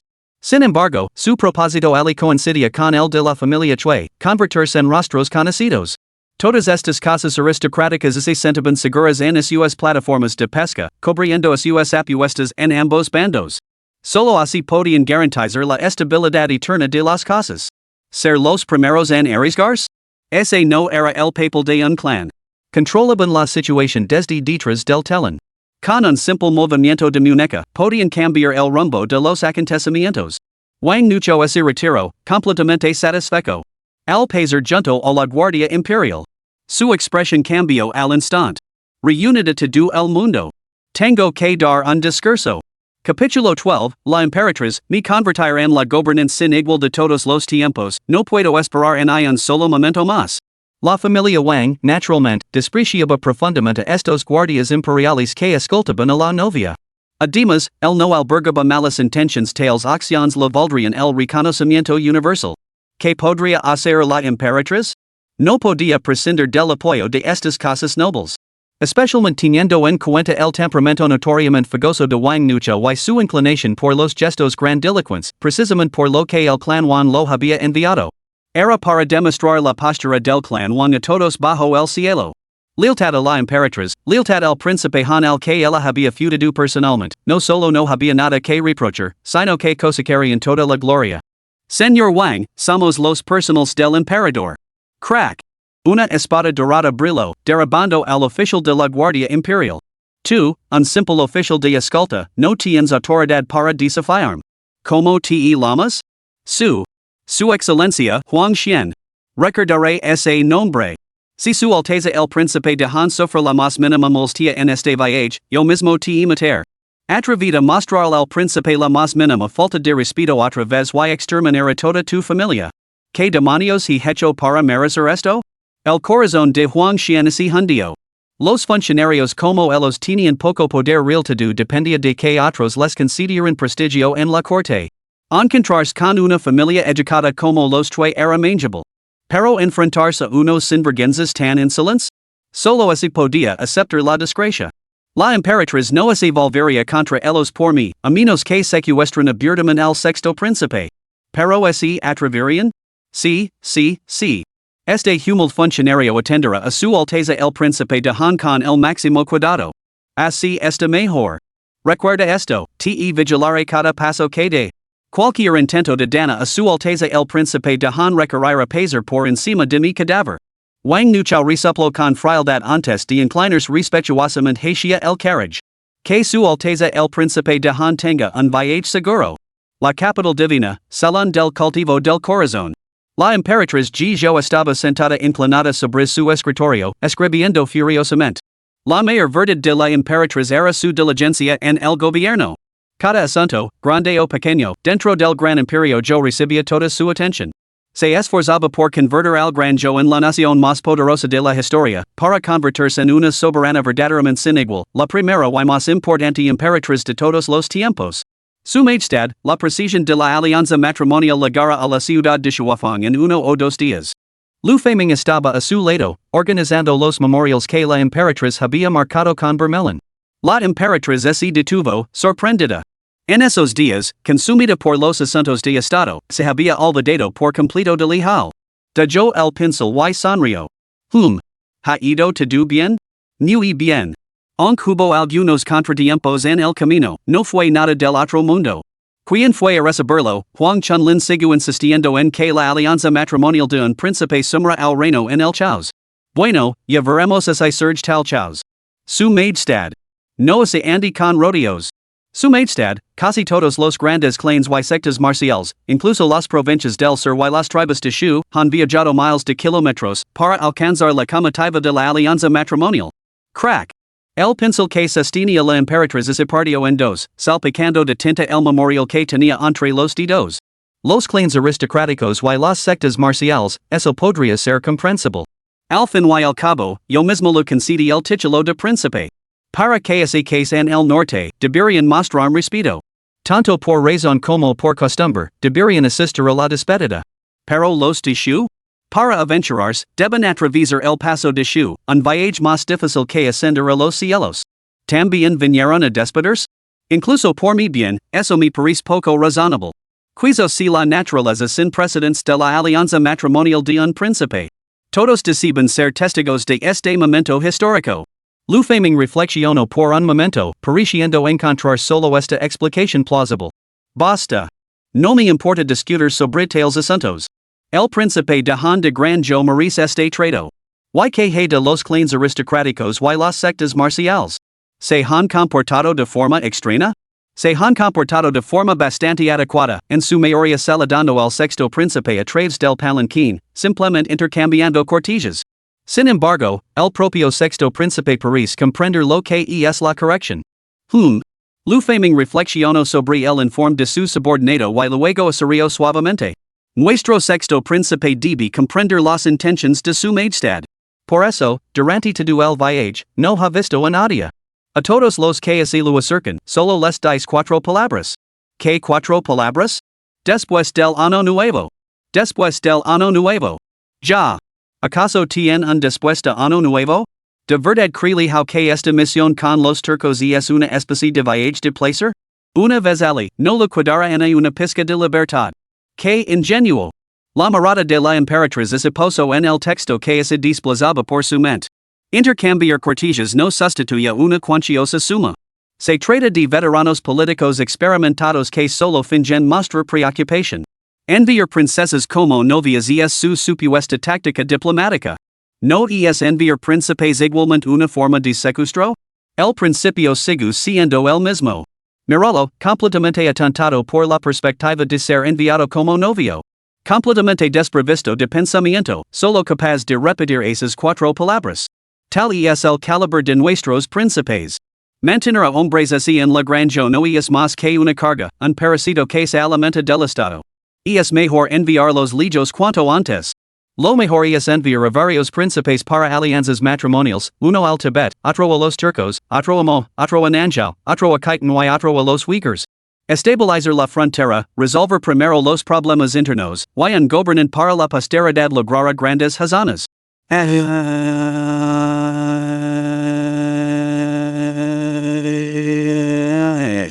Excellent. Has resuelto con éxito la falta de renombre de los turcos y la falta de tropas de los príncipes. Felicidades desde las estepas del norte, si no huís ahora, iris en Dios. ¿Entiendes siquiera de historia? Durante los periodos de primavera y otoño y de los reinos combatientes, no se intercambiaban regiones entre estados, todos con derechos de secesión? ¿Alguna vez has visto a una princesa enviada como rehén? Entonces, ¿qué pasó? Fue solo más tarde cuando algunos viejos necios las sustituyeron por princesas. Vuestra majestad es magnífica. La emperatriz sonrió levemente. Entonces Huang Chunlin estaba exagerando. La situación es muy diferente a la que él describió. Faming, ¿cómo ve el traslado de la academia Yunlu al norte? Su majestad, después de que Huang Chunlin se quitara la vida para escapar del castigo, la academia Yunlu quedó sin líder. Al enterarse de este asunto, aceptaron de buen grado el decreto imperial y han partido. Uf. Un grupo de eruditos que realmente creen que el Estado no puede funcionar sin ellos? Que ingenuos. Sin ese carnicero de Jean, ¿acaso no podría comer un cerdo con el pelo todavía puesto? Redacta otra misiva a los turcos. Informales de que el matrimonio debe celebrarse inmediatamente tras la llegada del príncipe Han. No puedo esperar en un momento más. Su majestad, hey un asunto más. Habla. El cuerpo del príncipe fue descubierto en la antigua residencia de Lihao. Que? La emperatriz montó en cólera. El príncipe Ji Santong de Hui era uno de sus hijos favoritos del clan Ji, a quien había nombrado príncipe de forma especial. Lihao ha hecho esto. Probablemente. El cuerpo fue encontrado en el sótano debajo de su dormitorio. ¿Cómo así atrieve? Dentro del salón de cultivo mental, el sonido de objetos rompiendos resonó una vez más. Dentro del carriage, Xing Daorong sintió un pesar insoportable en su corazón. Antes de que su señor partiera, se le había ordenado pronunciar solo cuatro palabras, prohibiendo pronunciar una sola sílaba superflua, lo que le parecía una sentencia de muerte. Durante días y días, habían llegado innumerables delegations. No importaba lo que dijeran, él no debía ver ninguna de ellas, insistiendo en que todo se discutiera después del año nuevo. Era sofocante. ¿Se encuentra bien su Alteza el Príncipe de Han? Una voz fría sonó desde fuera. Después del año nuevo. Respondió Xing Daorong instintivamente. Después del año nuevo? Ya. No esperaremos tanto. La ciudad de Shuafang está justo delante. Una vez pasada, comienzan las praderas. Su Alteza haría bien en permanecer en Granjo. Nuestra gran secta del Sol lleva mucho tiempo esperando su llegada. Hoy venimos a invitar a su Alteza a unirse en nuestra orden y unirse en nuestra gran empresa. Si su Alteza se une en nuestra secta de adoración a la luna, lo ayudaremos inmediatamente a restaurar la dinastía Han y revivir el poderío de los Tang. Capítulo 13, Batalla de la Forma del Dharma en las murallas de la ciudad de Shuafang. Después de año nuevo, entonces. Xing Daorong resopló con impaciencia, hinchando su barba. ¿Qué tontería era esa secta de adoración a la luna? ¿Por qué no podían ser tan sensatos como los grandes clans que les precedieron? Si no quieres verme, entonces vete. ¿Qué cansancio? Sin embargo, a lo largo de este viaje, se había enfrentado a innumerables intentos de asesinato y ataques, lo que había dejado su corazón tan tranquilo como el agua. Al mismo tiempo, sentía una silenciosa admiración por la previsión de su señor. Incluso alguien tan invencible como yo estuvo a punto de encontrar la muerte. Si hubiera sido su señoría, las consecuencias habrían sido inimaginables. Ya. Príncipe Han, una tarea tan trascendental como restaurar el reino no puede esperar hasta después de ano nuevo. Dado que su Alteza se niega, no nos culpa por llevarlo por la fuerza. La secta adoradora de la luna era la fuerza rebelde más formidable de las tierras del norte de Gran Zhou. Se oponían tanto a la dinastía Li Tang como a la Ji Zhou. Se rumoreaba que su líder había heredado las enseñanzas del gran sabio, lo que les otorgaba una inmensa influencia entre el pueblo llano. Sus seguidores eran innumerables, rivalizando con el prestigio de la gran secta del Sol en el Sur. Incluso muchas casas aristocráticas no se atrevían a enfrentarse a ellos. Docenas de caballos de guerra formaban una línea de frente ante la comitiva nupcial, dispuestos en perfecto orden, imponentes y formidables como una marea en fila india. Su Alteza el Príncipe de Han no recibe visitas. El oficial de escolta, Huang Xian, clavó su larga alabarda en el suelo con un golpe seco. Los guardias del bosque empleado se reunieron rápidamente a su alrededor. Los clanes prominentes pueden presentarse ante nosotros, pero una simple banda de parecidos del bosque se atreva a intrometerse en esta ocasión? Interrumpir la procesión ceremonial es un delito capital. Sin embargo, las docenas de adoradores de la luna ni siquiera se dignaron a mirarlo. Su Alteza, lo pedimos perdón. La figura en el centro, con la mirada fija en los guardias imperiales, soltó una risa fría y destinosa. Permaneció inmóvil sobre su caballo de guerra, pero detrás de él se materializó una forma espectral. Lentamente, esta aparición se elevó en el aire, una imponente imagen del Dharma que coincidía con su propia estatura. Un experto del reino de la imagen del Dharma. Huang Xian estaba completamente conmocionado. Un oponente capaz de manifestar tal imagen era, como mínimo, un maestro del octavo reino. Un maestro entre maestros. Alguien con quien sus guardias Yulin no podían jugar. Después de todo, los guardias Yulin eran las tropas personales del emperador, muchos de los cuales eran descendientes nobles que buscaban prestigio. La mayoría estaban en el cuarto o quinto reino, incluso su líder, Huang Xian, estaba simplemente en el sexto reino. Frente a un maestro por encima del octavo reino, arrodillarse y suplicar clemencia era su única oportunidad de sobrevivir. Dispersos. Hoy hace un tiempo bastante agradable. Sus reflejos eran rápidos como el rayo. Al instante miró a lo lejos, como si realmente hubiera visto algo extraordinario, y luego desapareció sin dejar rastro en un instante. La forma Dharma, vestida con túnicas académicas con mangas que se hinchaban con elegancia, dio un solo paso y se materializó sobre el carriage. Su mano se introdujo en el interior. Xingdaorong sintió inmediatamente una inmensa fuerza de succión, y su cuerpo perdió al instante todo el control. Justo cuando estaba a punto de ser capturado, varias risas inquietantes llegaron a sus oídos. Señor demonio de la luna sangrienta Xiao Wuwang, que has venido en persona, parece que no careces del todo de ingenio. Los 18 maestros turcos atacaron simultáneamente, destrozando la forma de erudito de Xiao Wuwang.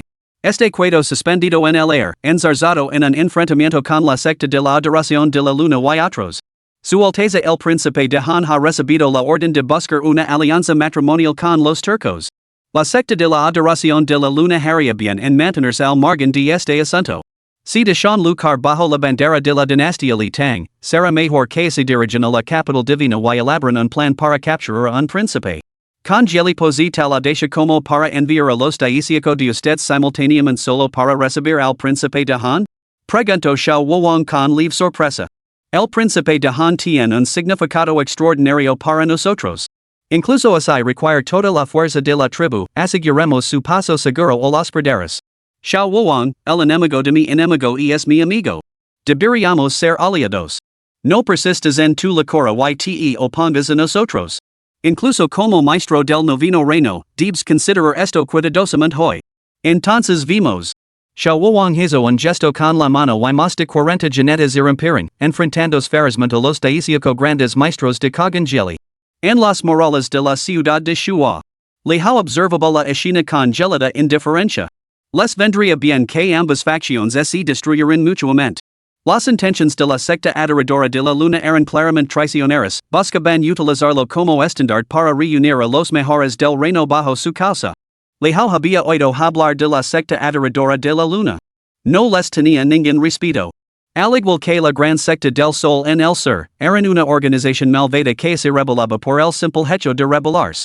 Opener sal grande era una cosa, pero incluso durante el apogeo de la dinastía Tang, cuando la prosperidad y la felicidad del pueblo estaban en su punto álgido, seguían causando problemas a cada paso. Angilaban fanáticamente el poder imperial. En cuanto a los daisíaco maestros de la estepa, les estaría bien empleado que algunos parecieran primero. Lejao no así hacia ilusiones de que Kagan Jelly lo entregara simplemente la autoridad militar. Al igual que los demás, ellos también tenían motivos ocultos. Solo buscaban explotar su estatus. Para restaurar la dinastía Tang, solo podía confiar en sí mismo. No confiaba en ninguno de los demás. Aunque muchos eran leales a los Tang, su fuerza seguía siendo lamentablemente insuficiente. Alteza, intervenimos? Susurró Lucky a su lado. Desde el día en que se habían escapado de la precisión de la alianza matrimonial, habían viajado rápidamente hacia el norte. Durante el camino, ella se había convertido en su más fiel defensora. Intuía profundamente que el hombre que tenía ante sí era precisamente eso, un dragón de escamas doradas, no un simple habitante de un estanque, destinado a elevarse con los vientos cambiantes. Si así le daba la oportunidad, sin duda lograría grandes hazanas. Era dudoso que Kagan Jelly pudiera sumter a este hombre. La ciudad de Shuafang había sido territorio Tang, pero durante la regencia de la Emperatriz viuda, había sido cedida a los turcos. Como arma secreta de Kagan Jelly, una de las 13 alas de la estepa, Lucky asumió naturalmente el mando de la ciudad de Shuafang. Todas las tropas y caballos de la ciudad obedecen ahora a sus órdenes. Imposible. Lejao negó con la cabeza. La secta de la adoración de la luna se retirará si no puede tomar la ciudad. Tu principal deber ahora es protegerme. Mientras yo permanezca ileso, todo irá bien. Si me ocurriera algo, Kagan Jelly te mandaría decapitar primero para apaciguar a los espíritus. Además, en un enfrentamiento entre maestros como este, ¿de qué sirven las tropas ordinarias? A menos que sean tan insensatos como para luchar contra ti cara a cara hasta la muerte. Salir a reforzarlos solo aumentaría el número de bajas. Muy bien. Lucky obedeció sin protestar. Un maestro del reino del Dharma es verdaderamente formidable. No todos los días se puede presenciar un cometa así. Deberías dar prisa y absorber las enseñanzas. Los daisíaco maestros de las praderas realmente hacen honor a su reputación. No es de extrañar que se hayan convertido en la facción más grande entre las 36 tribus. Un enfrentamiento así es brillante. Alteza, realmente solo está viendo el espectáculo. Si no viene a salvarlos, ¿por qué hace comentarios? Me has obligado a hacerlo. El señor demonio de la luna sangrienta, Xiao Wuwang, observaba impotent como caen más de sus hombres. Con la furia desbordandos, se mordió con fuerza la lengua. Una gota de sangre vital se incendió. ¿Cómo podría abandonar esta oportunidad única en la vida? Aunque esté gravemente herido, Hoyni levara al rey Han. Su mano derecha agarró el vacío, conjurando una luna carmesí que se precipitó hacia los daisíaco grandes maestros que tenía ante él. Lucaron con creciente ferocidad, aparentemente invulnerables al dolor, como se les impulsara la adrenalina. Al mismo tiempo, se elevó en el aire, con la otra mano alcanzando el carriage. Aunque formidables, la cultivación de los daisíaco grandes maestros aún estaba muy por debajo de la de Xiao Wuwang. Boom! La luna de sangre chocó con los daisíaco grandes maestros. Una colosal onda expansiva se propagó, dispersando toda la precisión de la alianza matrimonial a los cuatro vientos. Xiao Wuwang soltó una risa fría. Esta vez, había quemado su propia esencia, pero al final, había logrado su objetivo. En su mano, apareció una figura. Alteza, Rey Han, perdonem. Lo resolveremos después de Año Nuevo.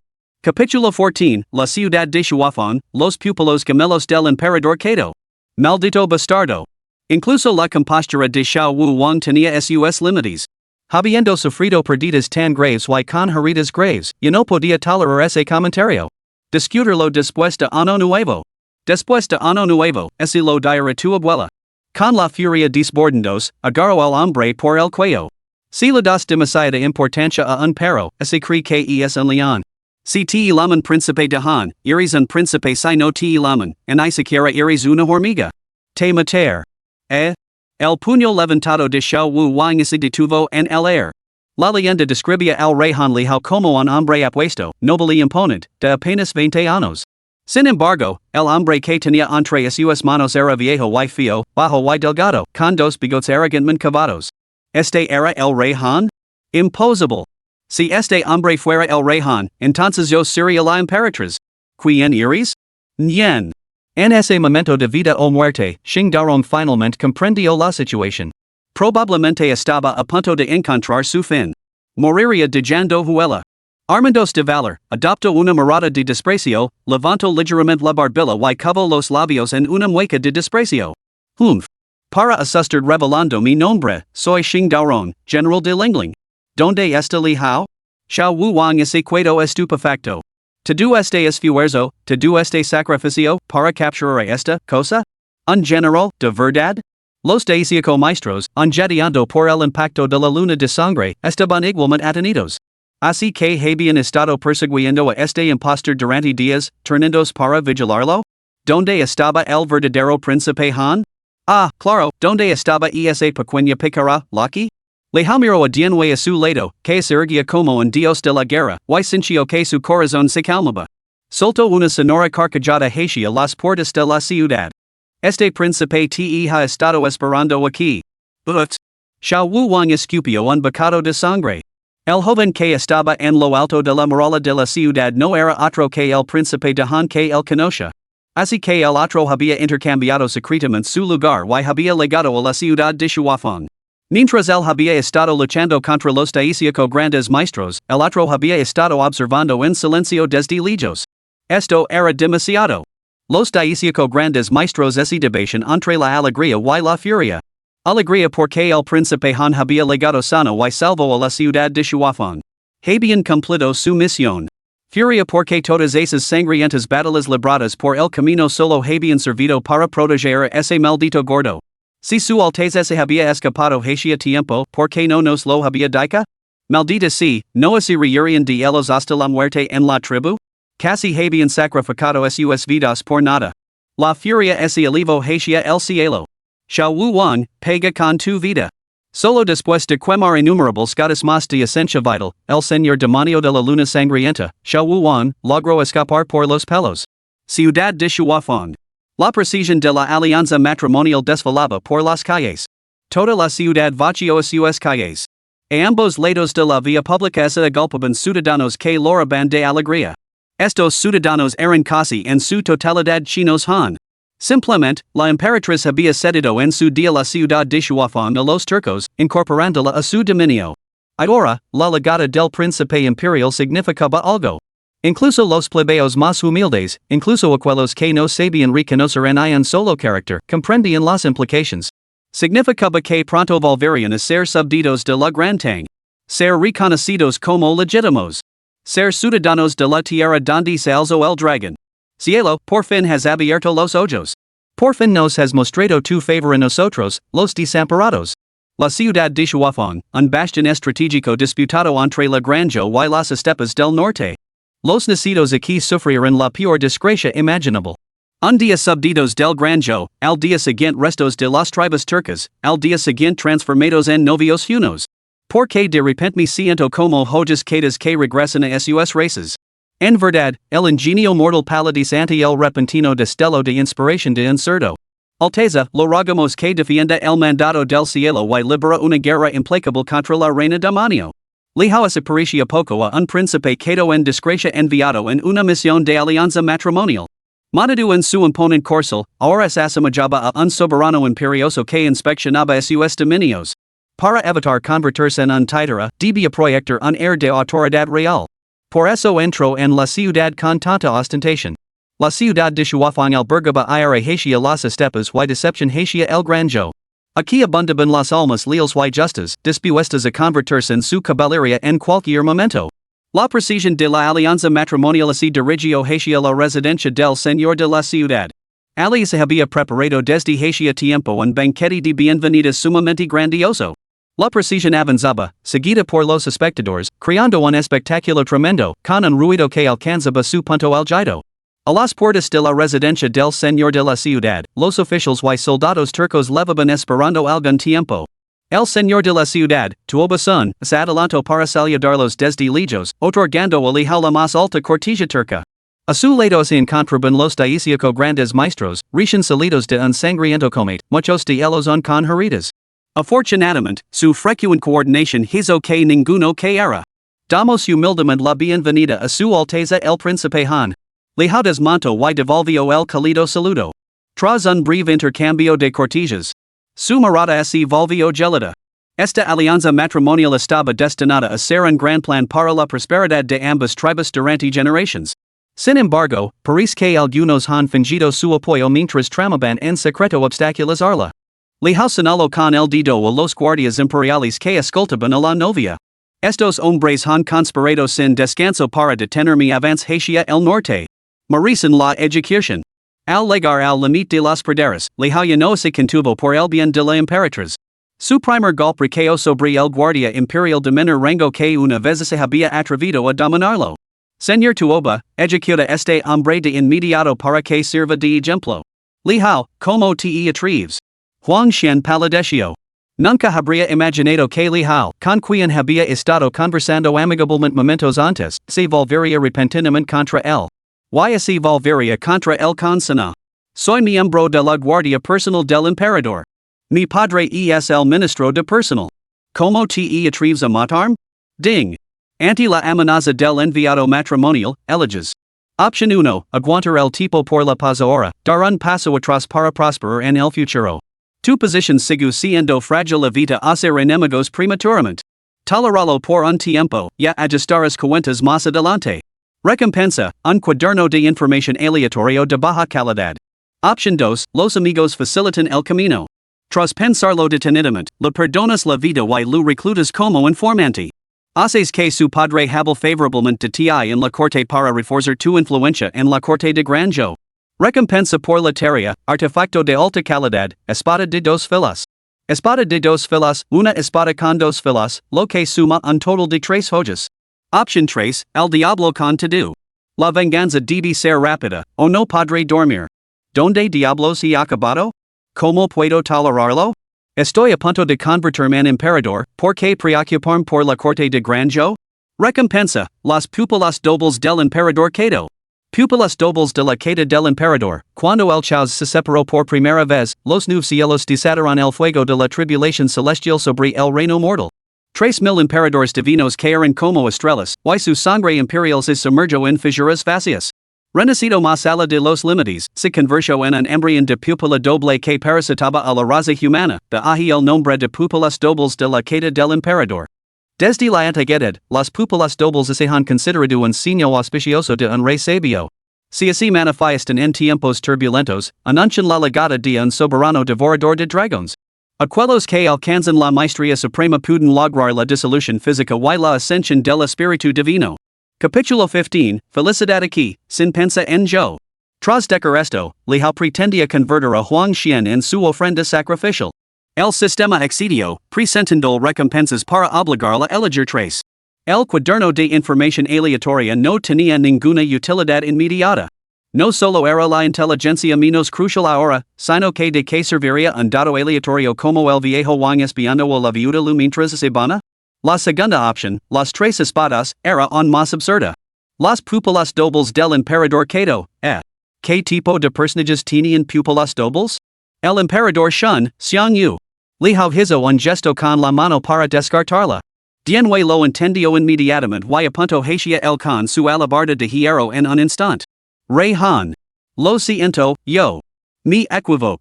Solo entonces Huang Xian comprendió la gravedad de la situación. Una vez fuera de las llanuras centrales, el enemigo se había vuelto completamente descarado, decidido a matarlo en el acto. El sudor le brotaba de la frente como lluvia, se le erizaron los pelos de la nuca y sintió calor entre las piernas, el terror de la muerte inminente lo había hecho perder el control. Las rodillas le falaron y cayó de rodillas con un golpe sordo. Pocos en la capital podían obligar a un hombre de su rango a arrodillarse y suplicar perdón. ¿Perdón? No todas las disculpas pueden ser respondidas con un no pasa nada. Matadlo. Splatter. La gran alabarda de Denwei brilló, enviando la cabeza de Huang Xin volando varios zhang por los aires. Su rostro contorsionado permaneció congelado en una sonrisa agiladora. Mi señor, ¿qué pasa con los demás? Denwei señaló a los guardias imperiales restantes. Liberadlos. Entregad un mensaje a la Emperatriz, nos reuniremos en la puerta de la Tortuga Negra. Excellent, excellent. El príncipe Han demuestra verdaderamente que los héroes surgen en la juventud. Las criaturas insolentes que se atreven a faltar el respeto a su soberano deben ser asesinadas. Un simple guardia imperial, y sin embargo se atrevió a no tener en estima a su alteza. La muerte es demasiado indulgent para él. Tuobas un aplaudio tres veces, con los ojos brillando con el destello depredador de un halcón, y lo indicó alijao que procediera. Su alteza, por favor. El banquete lo espera dentro de la mansión, listo para su llegada. Lijao asincio con la cabeza, con la mente aljada de la conversación. Ding. Felicidades, anfitrión, por completar la elección. Recompensa de la tarea obtenida, pupilas imperiales quedas. Lijao sincio en live escalafrio en sus ojos. En lo profundo de sus pupilas, patrones dorados parpadearon y desaparecieron, mientras innumerables hilos intangibles del destino surgen como corrientes del color del arcoíris que atravesaban el vacío.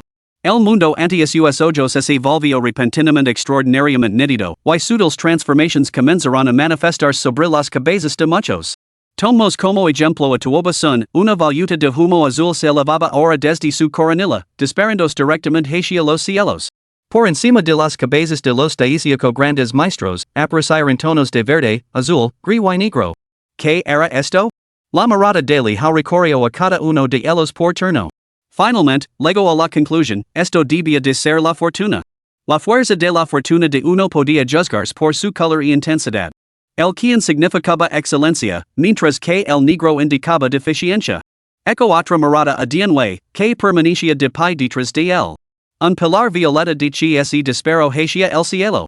La leyenda cuenta que cuando el guardián de la dinastía Zhou, en Shi, observó los fenómenos celestiales, contempló una aura purpura que se extendía miles de kilómetros por el cielo oriental.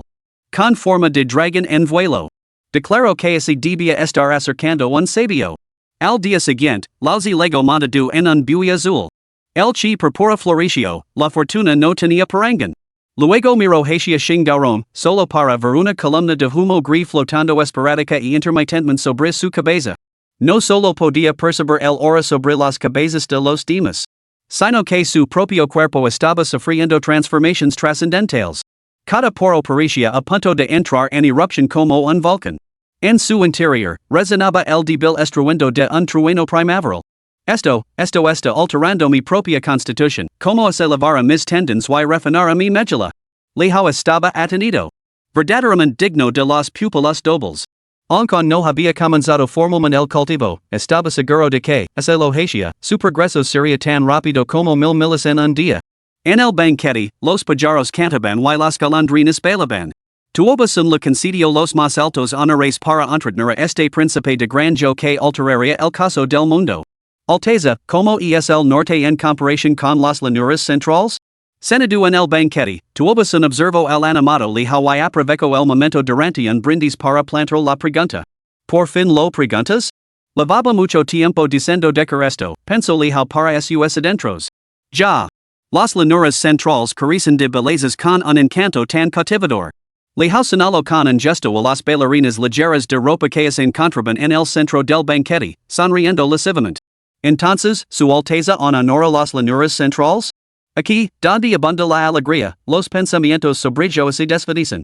Tuoba Sun hizo una pausa y luego soltó una carcajada. Bien dicha, la alegría que hace olvidar a yo. Este príncipe es realmente prometedor. Él también había acudido a este gran banquete con una misión. Su propósito era evaluar el verdadero carácter de Lijao. Antes, fuera de la mansión, Lijao había ejecutado a ese guardia imperial ante los ojos de todos.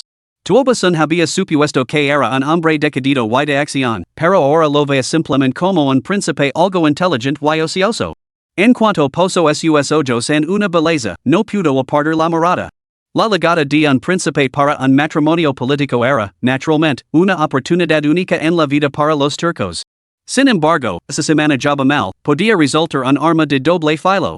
Si este príncipe fuera impecablemente perfecto y despiadadamente astuto, podría significar tanto una bendición como una maldición para los turcos. Era mejor que tuviera defectos. En particular, un defecto como la lujuria. ¿Cuántos héroes han quedado en este mismo obstáculo? ¿Acaso el emperador fundador no encontró su fin a manos de una mujer? Las mujeres son balas recubiertas de azúcar. Exclamó Tuoba Shuinching sin poder evitarlo. El señor de la ciudad habla con sabiduría. Lijao se rió entre dientes. Este príncipe se delita en despojar capa tras capa del recubrimiento de esa cascara antes de dispararla con una explosión. Ya. Su Alteza es realmente un tipo extraordinario. Aquí tenemos cascaras recubiertas de azúcar en abundancia. Si Su Alteza las dice, las bellezas floren sin César. Le lanzó una mirada significativa a Dienwei, que estaba a su lado. Se preguntaba si el viejo recordaría acontecimientos pasados al oír sus palabras. Pronto, ante la expresión de desconcierto del otro, se dio cuenta de que estas figuras convocadas probablemente no poseían recuerdos de sus vidas anteriores, sino que solo conservaban sus habilidades. Pero no te preocupes, viejo amigo, no meterá triste un solo tiro.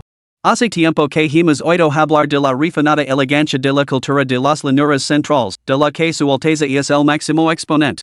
Podría componer un verso para nosotros, bárbaros incivilizados, para que también podamos saborear la gracia de su gran nación? Oh, ¿qué prueba es esta ahora? ¿Quieren que me ponga lírico sobre la ambición juvenil que se eleva como las nubes, o sobre la grandeza de los vastos cielos? O tal vez, la juventud debe volar como un pájaro, alcanzando las estrellas y la luz de la luna en su búsqueda? Pero eso es todo lo que tengo. Leja levando su copa, con el rostro marcado por la emoción. Cuánta tristeza perdura hoy en mis sueños. On resonando las quejas de días pasados. Los carros fluyen como el agua, los caballos corren como dragones. Las flores y la luz de la luna banadas por la brisa primaveral. Y bien. Habiendo dejado atrás mi hogar y mi país, hay muchas cosas que prefiero no recordar. Sin embargo, hoy, estos excelentes corsos, este excelente vino y estas hermosas doncellas vuelven a traspasar mi corazón. Dime, ¿es eso lo suficientemente refinado? La primera reacción de Tobazón fue de desconcierto. Los daisíaco maestros de los tuyo estaban completamente perplejos. Incluso Lucky, que a menudo estudiaba la cultura Han, tuvo que reflexionar repetidamente para comprender la mitad de su significado. No entender no significa no comprender. Esto suena bastante desfavorable. Ideal. Siempre que evite esos clichés marciales de lanzas doradas y caballos de hierro o devorar 10,000 como un tigre, eso servirá. Será un emperador competente. Tobazón golpeó la mesa con el puño. Brillante. Capítulo 16, vestido con la túnica amarilla, realmente lo has causado un gran sufrimiento a este emperador. Ese día, en toda la ciudad de Shuafan, la juerga y las canciones llenaron el aire. El extraordinario entusiasmo de Tobazón mantuvo el banquete hasta bien entrada la noche. Solo cuando Lihao finalmente declaró que no podía beber más, llegó a su fin. Durmió profundamente toda la noche. Al día siguiente. Un rayo de sol penetrante entró en la habitación, despertando a Lihao de su aturdimiento. Lo recuerdo una broma que una vez compartió con una compañera de trabajo en su vida anterior, lo que entra en tu cuerpo por la mañana no es necesariamente la luz del sol. Bastizo, frotándose los ojos liganosos. La estepa era realmente gelada y ni siquiera la gruesa colcha de bracado lograba protegerlo del frío que se le metía en los huesos.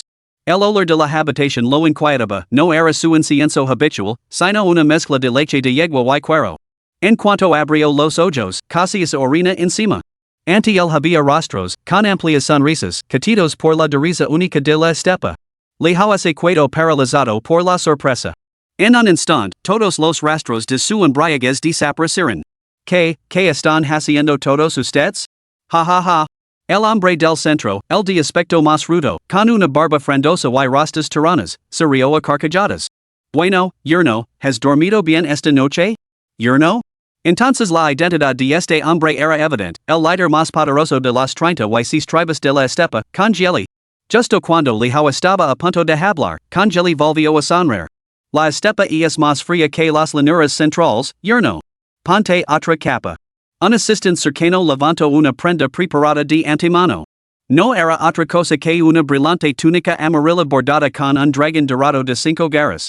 El dragón enroscado, cosido con hilo de oro, parecía retorcerse con vida a la luz de la mañana. Con Jelly se la colocó personalmente sobre los hombres de Lihao. Tras unos instantes de contemplación, murmuró con admiración. Mi yerno posee verdaderamente el portenado de un emperador. Incluso ahora parece más majestuoso que el difunto emperador Taizong. Sabes, yerno mío, que tras tu partida, 300 árboles de algarrobo a lo largo de la avenida del Pájaro Bermelón en la capital se marchitaron de la noche a la mañana? Los chamans dicen que es un presagio de que el verdadero dragón abandona su trono. ¿Son tan francos los pueblos de las estepas? Li how ese cueto atenido. Apenas había legado y lo habían coronado? No era un poco precipitado? En ni siquiera habían esperado a que llegara a la corte real antes de llevar a cabo los asuntos en la ciudad de Chuafón. Pero, de nuevo, ¿qué señor de la guerra al mando de poderosos ejércitos podría resistirse tal tentación? Establecer rápidamente un reino para reclamar la superioridad moral. Se quedó momentáneamente sin palabras, estudiando más de cerca a las figuras reunidas. Congeli estaba en el centro, flanqueado por los 18 grandes maestros que habían luchado tan ferozmente, derramando sangre sin medida. Detrás de ellos se encontraban varios guerreros estiparios imponentes que nunca había visto antes. Solo por su vestimenta, se notaba que eran figuras de considerable importancia dentro del reino turco. ¿Qué están haciendo? Lihao, comprendiendo por fin la situación, se enrojó por el pánico y luchó por quitarse la túnica imperial. Congeli, rápido como un rayo, se la volvió a colocar. Nuestro estimado yerno es el heredero legítimo de la dinastía Li Tang. Pretendemos proclamar emperador, derrocar a la emperatriz y restaurar la dinastía Han. Ding. Ante la presión de Congeli y sus ministros, eleges. Option 1, negar de ceder a cualquier precio. ¿De qué sirve ser emperador? Actualmente, ese cargo se encuentra entre las profesiones más peligrosas, con una tasa de mortalidad anormal del 14%. El 50% de los emperadores mueren prematuramente, y sus muertes se producen de formas espantosas. Envenenado por su propia madre, envenenado por su esposa, asesinado por su hermano mayor, asesinado por su hermano menor, estrangulado por los secuaces de su hijo, envenenado por su tío materno, torturado hasta la muerte por su tío paterno, asesinado por su abuela, asesinado por su abuelo materno, empujado al suicidio por eunucos, asfixiado por las servientas del palacio, algunos incluso perecieron de agotamiento entre sus 3,000 concubinas. Emperador? En ni siquiera un perro haría ese trabajo. Recompensa por la tarea, estatus de plebeo de por vida, para siempre jamás, un plebeo de paisa cabeza. Regalo adicional, una azada mágica de primera calidad. Option 2, sabes muy bien que solo quieren utilizar como marioneta. Te niegas a aceptar este destino como títere. Por lo tanto, decides morder la lengua y morir en el acto, preservando tu honor. Recompensa de la misión, ahora parece necesario. Recompensa, una tumba de arenas movedizas que nunca será sequida. Option 3, la rueda de la fortuna gira, los emperadores van y vienen. Todo eso de preservar el honor a cualquier precio es una tontería, solo son tonterías de eunucos. Si la emperatriz demonio puede ser emperador, ¿por qué tú no? Recompensa de la misión, dominio perfecto del reino de los orificios perforantes. Reino de la penetración perfecta, después de la condensación del chi viene la penetración. Sin embargo, la penetración es el más crucial de los 3 primeros reinos de cultivo. El cuerpo humano posee 365 orificios principales. Abrir 300 ya es señal de un prodigio sin igual. Reino de la penetración perfecta, los 365 orificios completamente abiertos. Tu velocidad de cultivo será incomparable. En reinos iguales, nadie te superará. ¿Es esto siquiera una elección? Incluso sin la recompensa, Lihao elegiría la tercera opción sin dudarlo. Aunque eso significará soportar el ganas en costo de acostarse con 3,000 belezas cada noche, lo pagaría con gusto. La voz de Lihao se volvió áspera y severa mientras reprendía. Imposible. Nunca tolerar tales actos traicioneros contra el soberano. Mi querido yerno, si no piensas en ti mismo, piensa en el pueblo llano. El reino ha sufrido durante mucho tiempo bajo el gobierno de esa emperatriz. Si te niegas, entonces, si su alteza rechaza el mandato del cielo, derramaremos nuestra sangre hasta un metro de altura para expiar ante los cielos. Tú intentas obligarme a cometer una injusticia. Esto no es una injusticia, sino obedecer la voluntad del cielo, mi querido yerno. Por el bien del pueblo llano y de nuestras valientes tropas, te imploro que dejes de negarte. Congeli volvió a colocar la túnica imperial sobre Lihao. Lihao, incapaz de liberarse, levantó la cabeza y suspiró profundamente. Las cosas han llegado a este punto. Negarme ahora me haría parecer bastante insensible. Congeli estaba encantado.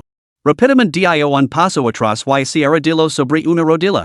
Larga vida a su majestad. Larga vida a su majestad. Larga vida a su majestad. Los demás señores de la guerra que habían viajado desde las estepas también se arrodillaron sobre una rodilla, inclinándose ante Lihao. Larga vida a su majestad. Larga vida a su majestad. Larga vida a su majestad. Larga vida a su majestad. Larga vida a su majestad. Larga vida a su majestad. Realmente me has hecho pasar por un calvario. El rostro de congelias y ilumino de éxtasis el cambio de tono de lijao. Su plan había resultado acertado. Anoche, en la tienda real, nadie había pegado ojo. Habían pasado toda la noche deliberando sobre cómo persuadir a su Alteza el Príncipe Han para que ascendiera al trono y establecera un reino. Tras un largo debate, alguien finalmente murmuró como se le hubiera golpeado la inspiración. Esto no funcionará, aquello no funcionará. ¿Por qué no simplemente le colocamos la túnica imperial? En cuanto a si pronunciaran estas palabras, los ojos de todos los presentes se iluminaron. Exacto. A pesar de la reticencia de Lijao, podíamos recurrir a la coacción moral. Bajo la bandera de liberar al pueblo llano del sufrimiento y rescatarlo de las llamas de la opresión, ¿cómo podría negarse el príncipe Han? Ninguna persona en su sano juicio podría resistirse. Ahora, lo único que hacía falta era que Lijao pronunciara las palabras. Entonces los turcos se transformarían de la noche a la mañana en la legítima dinastía Han. ¿Quién sabe cuántos hombres justos vendrían a jurar lealtad? Con Lijao levantando el brazo en señal de la mata, no se necesitarían ejércitos, la mitad del gran joya estaría perdida. No solo el pueblo llano, sino también los clanes aristocráticos, no eran tantos. Sabían cómo sopsar sus options. Por un lado, el emperador legítimo por otro, la reina demonio y su gobernantidera. ¿Qué elección tan difícil? Además, estaba completamente satisfecho con la conducta de este príncipe de Han que tenía ante sí. Por su comportamiento, se notaba que no era alguien que codiciara el poder. Aunque despiadado, no era más que un hombre rencoroso. Las noticias de la capital informaban de que había asesinado al sobrino de la Emperatriz antes incluso de emprender el viaje de la alianza matrimonial. Al llegar aquí, había ejecutado a los guardias imperiales que le habían faltado el respeto durante el trayecto. No había absolutamente ningún margen para la retirada. Anoche, incluso había pronunciado esa tontería desconsiderada de encontrar aquí tanta alegría que se olvidaría de yo. Según la observación de Tuoba Sun, también era un tipo completamente lujurioso. Con un emperador así, ¿no estaría completamente a mi merced? Yo soy el verdadero emperador de la dinastía Tang. Emperatriz, gracias. Congeli había sonado alguna vez con conquistar las llanuras centrales, pero nunca se atrevió a imaginar que sería tan fácil. ¡Qué felicidad! Él estaba encantado, pero Lijao lo estaba aún más. En verdad, yo nunca quise esto, tú me obligaste a ello. Primero, la emperatriz cometió un acto escandaloso al enviarme tontamente a una guarida de lobos. Si se hubiera quedado en la capital divina, dudaba que hubiera sobrevivido un año más. Entonces, este con de los tuyos, en un capricho repentino, organizó una coronación para él. Ni siquiera se molestaron en insinuarlo. Todo esto, es realmente difícil de creer. Con tanta fortuna, ¿qué gran empresa podría fracasar? El siguiente paso era erosionar gradualmente el poder de la corte turca, paso a paso, hasta que toda la autoridad estuviera firmada en sus manos. Con Majestad, ahora puede dirigirse a mí como sugro del Estado. Sugro, este príncipe, este emperador todavía se siente como en un sueño. Es difícil de creer. Majestad, todo es cierto. Tras hablar, el congeli se volvió hacia los altos funcionarios de los turcos. Caballeros, a partir de hoy, no habrá más turcos en este mundo, ni tribus en estas estepas. Solo existirá el gran imperio Tang, ante el que todas las naciones se inclinarán y todos los rincones del reino rendirán homage. A partir de hoy, el reino se llamará Tang. Las 36 tribus de la estepa honrarán a su majestad. A partir de hoy, proclamad el mundo que el verdadero mandato del cielo reside en la estepa. Convocad a todos los hombres de discernimiento para que marquen hacia el norte en defensa del trono, y juntos derrocaremos al usurpador. A partir de hoy, todos se unirán con el propósito de ayudar a su majestad a restaurar la dinastía Li Tang y expulsar al falso emperador. Mantengámonos unidos y nunca traicionemos esta causa. Capítulo 17, la ceremonia de coronación, la proclamación contra Ji Zhao. Majestad, el norte no está sujeto a las mismas formalidades que las llanuras centrales. ¿Por qué no celebrar la coronación aquí? ¿Es eso aceptable? Tan precipitadamente. Lijao sonrió, todo queda a discreción del sugro. Muy bien, Majestad, sígame, por favor. Congeli tomó a Lijao de la mano con cordialidad. Atravesaron la multitud. Los dos salieron al exterior. En ese momento, el gran patio más allá del Salanya estaba repleto de soldados turcos. No mi religiosos alzaba un gran estandarte con el carácter tang, que parecía majestuoso y imponente, como si uno hubiera entrado realmente en las filas del ejército tang. Este estandarte había sido elaborado apresuradamente por artesanos convocados por Cogangeli en los últimos días, trabajando durante toda la noche. En el centro de la plaza había una plataforma circular. Sobre ella, el gran sacerdote turco estaba arrodillado, con los brazos en alto, mirando devotamente hacia el cielo. ¿Qué es esto? Silencio. A lo largo de la vasta extensión, miles de soldados guardaron un silencio absoluto, se podía oír en el filar. Todos esperaban en silencio el siguiente movimiento del sumo sacerdote en lo alto de la plataforma. Tras una larga pausa, el sumo sacerdote se puso lentamente en pie. Su mirada recorrió a la multitud reunida. El Dios Supremo Celestial ha revelado que ha concedido todo el reino al hijo y sus descendientes. Él es el verdadero soberano de la gran tang.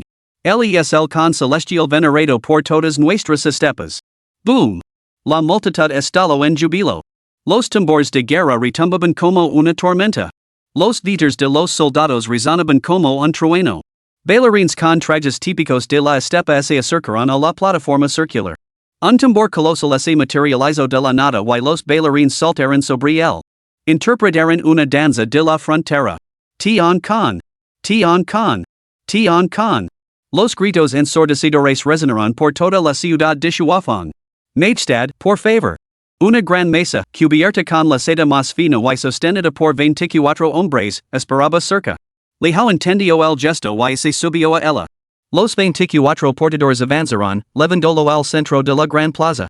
Liao levantó ambas manos. Su expresión era sincera. Como gobernante de este reino, me comprometo a gobernar por el bien común. Seleccionar a los virtuosos y capaces, mantendrá la confianza y fomentar la armonía. Beneficiar al pueblo y lograr la armonía universal. Congeli se sitúa a su lado. Con un movimiento de su larga espada. Soldados, a partir de hoy somos los legítimos gobernantes del reino. Ahora quemad todas vuestras viejas banderas. Consumad el karma del pasado, purgad los pecados de días pasados. Dad la bienvenida a vuestro nuevo soberano y dad paso a una nueva era de esplendor tang. Boom. La pira, preparada hacia tiempo en el centro de la sala, estalló al instante en las altas cimas. Las viejas banderas turcas que antes portaban los soldados quedaron consumidas en un instante. Aunque la sala de coronación era sencilla, se notaba que se había prestado mucha atención a los detalles. Los diversos rituales para honrar a los cielos de Geronimo completamente exhausto. Esto no se debía a una falta de resistencia, al contrario, en la cima del reino de los orificios perforantes y bendecido con la constitución del Fénix inmortal, su vitalidad era abundante. Pero esos procedimientos tan rigidamente formales eran similares a ir de compras con una novia en su vida anterior, incluso el tipo más robusto se sentiría sin aliento después de visitar unas cuantas tiendas. Tras la ceremonia de coronación, Cogangeli presentó al hijo a la nobleza turca antes de prepararse para marchar con su ejército hacia la corte real de Dingshan. En ese mismo momento, llegó la noticia de un acontecimiento aún más trascendental. Una vez más, conmocionó a todo el reino del norte.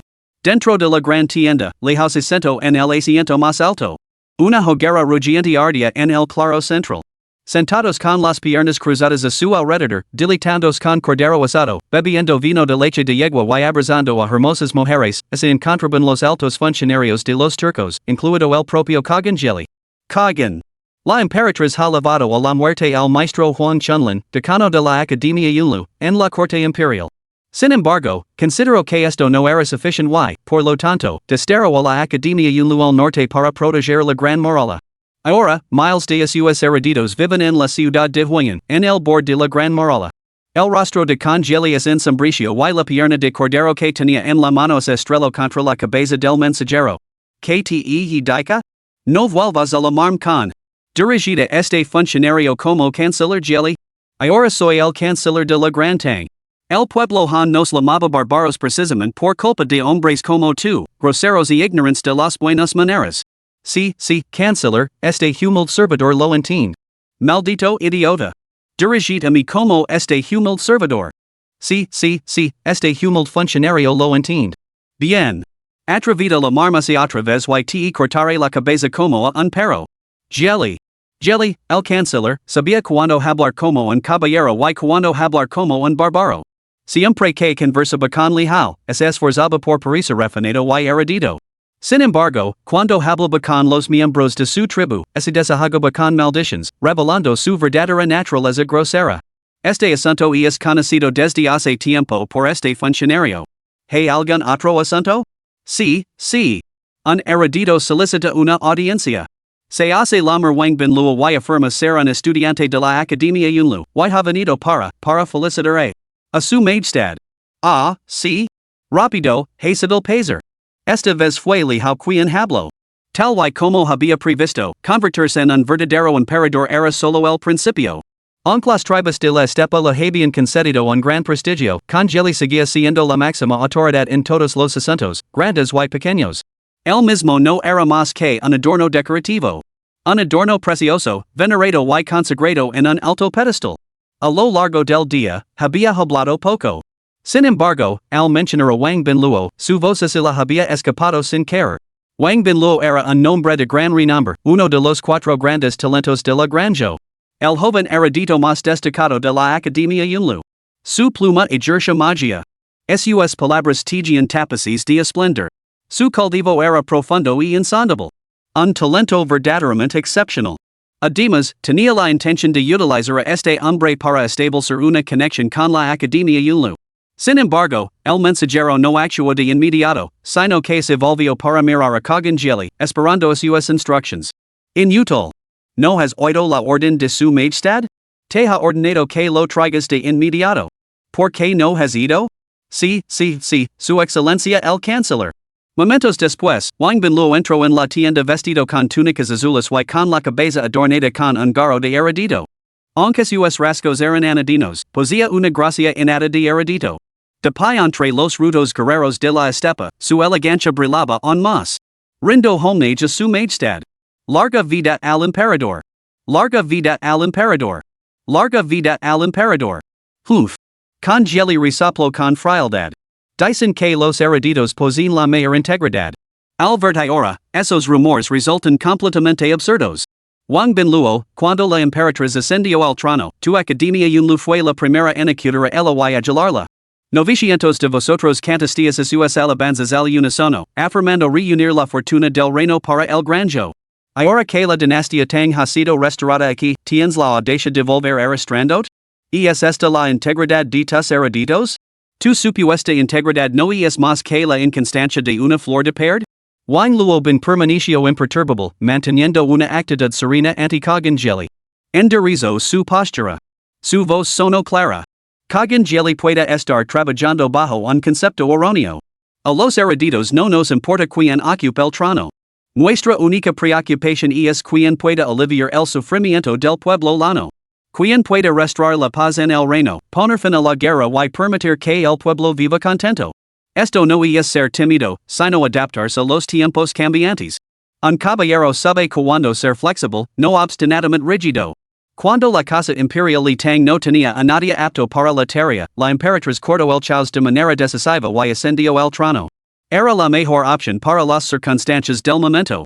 La Academia Yunlu actúa por el bien del reino, sin importarle si el gobernante es hombre o mujer. Por eso nos reunimos a las puertas del palacio para rezar por el Granja. Esto no es adulación, sino una súplica por el pueblo.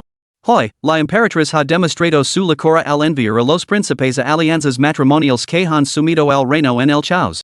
Sus acciones nos han decepcionado profundamente. Solo su majestad puede cortar rápidamente este enredo y poner fin a la contienda. Por ello, la Academia Yunlu acude hoy para felicitar a su majestad. Quien habla del bien común del reino está sin duda destinado a ser un gobernante sabio. Que erudito tan elocuente. Podría hacer que lo negro pareciera blanco. Congeli frunció los labios, pero no encontró ninguna réplica. Bien dicha, Lihao asintió levemente. Con una mirada de aprecio en sus ojos. Esos eruditos podían convertirse en los activos más valiosos de la nación. Esos eruditos pedants que solo buscaban llenarse los bolsillos. Solo se preocupaban por la fama personal. Solo sabían cómo encadenar a los demás, eran la mayor lacra para el Estado. Hablas con sabiduría. Quien gobierna tiene poca importancia. Lo que importa es quien puede traer prosperidad a todos bajo el cielo. En tiempos de prosperidad, el pueblo llano sufre. En tiempos de ruina, el pueblo llano sufre. Mientras algunos disfrutan de días tranquilos, siempre es el pueblo llano el que soporta la pesada carga. Por lo tanto, los que gobiernan deben anteponer el bienestar del pueblo llano a todo lo demás. Solo valorando al pueblo llano más que a uno mismo se puede seguir el camino recto. Con geli parpadeo, descartando las palabras dilijo con una mueca de desprecio. En opinión de este humilde subdido, ¿por qué molestarse en ser emperador? ¿Por qué no ser simplemente un plebeo y disfrutar de las bendiciones? Vosotros, los de las llanuras centrales, sois unos hipócritas. Vuestros deseos egoístas son tan vastos como los cielos, pero os ponéis esa fachada piadosa y compasiva. Por eso precisamente vosotros, los de las llanuras centrales, sois constantemente intimidados por nosotros. Porque sois demasiado falsos, demasiado vacíos. Pero no sabéis que la misericordia no tiene cabida en el mando de los ejércitos? Tal emotividad hace que la guerra sea completamente inútil. Puede que sea suficiente como gobernante defendiendo una ciudad, pero fundar un imperio? Lijo caris del templo necesario. ¿Que emperador fundador de la historia no fue un hombre de voluntad de hierro? Wang Bin Luo, sin embargo, era todo lo contrario. Las palabras de Lijo, aunque pronunciadas en voz baja, explotaron en su mente como truenos, cada sílaba resonando con fuerza. Cuando una dinastía surge, el pueblo sufre. Cuando cae, el pueblo sufre. Son palabras dignas de un sabio. Este príncipe, exiliado al norte, sin duda se convertiría en un gobernante sabio si se le diera la oportunidad. ¿Qué emperador poseía tal perspicacia?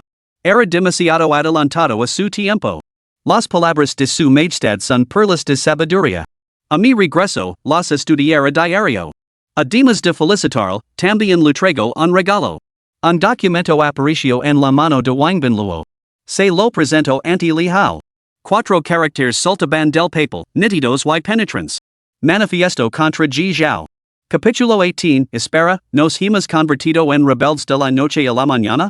La pretendida G de la corte de la regencia, por naturaleza en armoniosa en complaciente, proviene de orígenes humildes. Una vez que sirvió como asistente del emperador Taizong, se ganó su favor al atenderlo en sus aposentos privados. Envidada desde el momento en que entró en la corte, su elevada belleza se negaba a ceder. Ocultando a sus mangas con ingeniosas adulaciones, su astuto encanto enganó al soberano. Al clan traitor se le confieren graves responsabilidades. Ahora, el príncipe Han Lijo, respondiendo a la desesperación del mundo y atendiendo a las sinceras peticiones del reino, levanta la bandera de la justicia para purgar este azote demoníaco. Cuando la voz de Wang Bin Luo se caló, toda la tienda se sumió en un profundo silencio. Aunque pocos entre la gente de la estepa podían comprender su significado, incluso aquellos que entendían poco percibían la religión joya de acero que se escondía tras sus palabras. ¡Qué magnífica proclamación, la mejor bajo el cielo! Los ojos de Lijo se llenaron de lágrimas. Juró en silencio que su destreza marcial y su genio estratégico nunca traicionarían tal brillantes literaria. Su majestad, ¿esto realmente bien escrito? Congeli lo entendía un poco, pero no mucho. Miró con incertidumbre al agitado Lijo. Es más que simplemente bien escrito. Su razonamiento es claro y sus argumentos convincentes. Su espíritu es vigoroso y sus palabras decisivas. El manifiesto brilla con claridad cristalina. Fluye como las nubes y el agua, totalmente satisfactorio. Llamarlo el mejor manifiesto bajo el cielo no es una exageración. Como una espada de acero inquebrantable, atraviesa directamente el corazón. Esta obra no solo se había ganado los efusivos elogios del cliente en la historia de su vida anterior, incluso la propia Emperatriz, el objeto mismo de la apelación, la había colmado de elogios. Naturalmente, Lijo se guardó estos pensamientos para sí mismo. Esta línea temporal difiere de su vida pasada. La usación de esa época nunca habría cometido una locura como organizar la alianza matrimonial de un príncipe. Como mucho, habría enviado a una figura insignificante con el apellido Wu. Esta proclamación tiene el peso de 1,000,000 de soldados. Congeli ese cuento estupefacto. Lijo podía carecer de otras cualidades, pero su cultivo literario era innegable. En particular, el verso de aquella noche. Cuánto dolor, en sueños y despierto. Sigo atormentandome como viejas penas.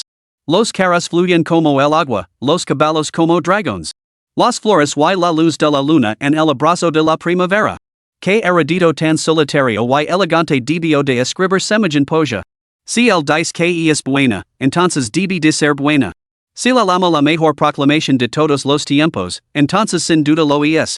Trade papal y pincel. Congeli ese puso de pie de insulto y escupio repetidamente. Hombres. Transcribid a cocientes copias a la vez, en turco, sardiano, uyghur, chino, en todas las lenguas que os ocurren. Copiadlas todas para mí.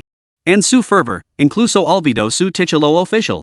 Enviad caballería ligera para entregarlo a las 30 y 6 tribus de la estepa.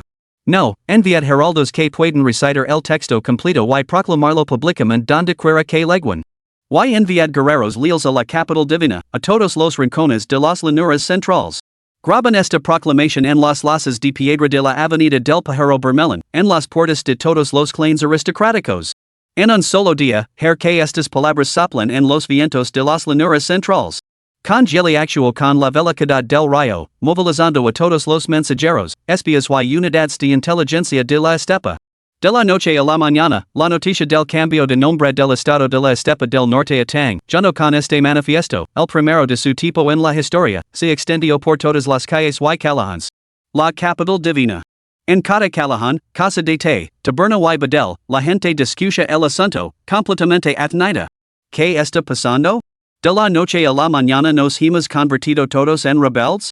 Así es. Nosotros, los ciudadanos nativos de la capital divina, ahora somos traidores y rebeldes.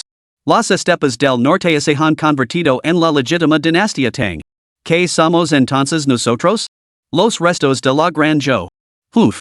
¿Qué podemos hacer? La propia Emperatriz entregó la línea legítima a las estepas. Será mejor que empecemos a empacar nuestras pertenencias y nos dirijamos al norte. ¿Es realmente tan grave? ¿Tú qué crees? USA la cabeza. La Emperatriz se apoderó del trono li Tang mediante la usurpación. Mientras mantuviera a los descendientes li Tang en la capital, podía reprimir la disidencia. Pero ahora ella misma ha cedido la legitimidad. ¿Cuántos subditos leales a la antigua dinastía li Tang quedan en este mundo? Puede que los demás no hablen, pero mi corazón sigue con los li Tang. ¿Quién es Li Hao? El nieto directo del emperador Taizong, el príncipe más legítimo de la dinastía Tang. Pero la Emperatriz? ¿Quién en el reino reconoce al clan G como gobernantes? Si Li Hao levantara el brazo en las praderas, amenazaría el gran día del juicio final. El orador negó con la cabeza y sonrió con amargura. De la noche a la mañana, el equilibrio de poder había cambiado. Incluso los plebeyos más humildes comprendieron el profundo impacto que un príncipe imperial legítimo podía ejercer en otros lugares. ¿Por qué la Emperatriz no podía comprenderlo? Ay. Después de hoy, ¿quién sabe cuántos viajaron hacia el norte a través de 1000 miles? Los que parten temprano podrán ganarse el mérito de apoyar el ascenso del dragón, los que se queden atrás serán tachados de rebeldes. Pero si vamos al norte, ¿no nos convertiremos nosotros mismos en bárbaros? ¿Bárbaros? ¿No has visto su estandarte? Proclama la restauración de la dinastía Han, la ejecución de los traidores, el renacimiento de la gloriosa Tang. ¿Y qué hay de este lugar? Aquí es donde ahora moran los verdaderos bárbaros usurpadores. En la calle principal, innumerables personas se reunieron alrededor de una proclamación. ¿Hay alguien aquí que sepa leer? ¿Qué dice esto? ¿Qué dice? Nada en absoluto. Solo muestra una espada afilada, una sola joya que atraviesa el corazón de la Emperatriz. Un erudito entre la multitud, tras leer la proclamación, sacó a reír antes de alejar sus encadas. Maldita sea. ¿No pueden hablar con claridad? Los eruditos siempre así dan aires. ¿Qué diablos dice esto realmente? Es la proclamación contra Ji Zhao. Está claramente escrita por un maestro y critica duramente a la Emperatriz. Aunque son solo unas pocas palabras, podrían hacer que los ejércitos se rindieran sin luchar. Ahora que el verdadero dragón ha regresado al lugar que le corresponde, el reinado del falso emperador ha terminado. Por difícil que sea admitirlo, la verdadera legitimidad de la dinastía Tang reside ahora en las estepas. Será mejor que hagáis vuestros propios preparativos. En toda la capital divina, a lo largo y ancho de las tierras de Granjo, se desarrollaban escenas similares por doquier. Hoy era el cumpleaños de la Emperatriz. Habiendo ascendido al trono recientemente, se adhería al principio de la modestia y evitaba deliberadamente las grandes celebraciones. Sin embargo, sus subordinados tenían otras ideas. Liderados por Lu Faming, los ministros más cercanos a la Emperatriz así lo habían mantenido en secreto, decididos a preparar una gran sorpresa. Como en cualquier día normal. La Emperatriz es acento en el trono del dragón, radiant de majestad. Presentat ahora vuestras peticiones o retireos así no tenías ninguna. Sin embargo, una pequeña duda se agitaba en su interior. ¿Por qué todos los funcionarios habían asistido a esta sesión menor de la corte? Tal diligencia era poco habitual. La asistencia solía reducirse al mínimo siempre que era posible. Al principio, había recurrido a amenazas de fuerza, pero luego se cansó de imponerlas. Curioso. Majestad, este siervo tiene una petición que presentar. El canciller Lu Faming observó a los funcionarios reunidos antes de dar un paso al frente para ocupar su lugar a la cabeza de la asamblea. Majestad, poseías un talento y una visión extraordinarios, sabiduría y perspicacia. Como mujer, habías ascendido al trono y gobernáis sobre todo lo que hay bajo el cielo. Habías barrido la decadencia de la antigua dinastía Tang y habías dado paso a la edad de oro de la Gran Zhou. Has sofocado las luchas internas y repelido las incursiones bárbaras. El esplendor actual de la Gran Zhou, visto a lo largo de la historia, no tiene parangón en el pasado y seguirá sin igual en el futuro. Los logros de su majestad perdurarán durante 1000 años. El título de emperador para la posteridad es verdaderamente merecido. Gijao se delito con los halagos de Lu Faming, y su cuerpo se volvió ligero como el aire. Sin embargo, ¿por qué este repentino torrente de elogios? ¿Se habían rendido los turcos? El título de emperatriz sin parangón era innegable. Como mujer, había conquistado los 8 rincones del reino y tomado las riendas de la nación. ¿Podía alguien compararse con ella? Nadie.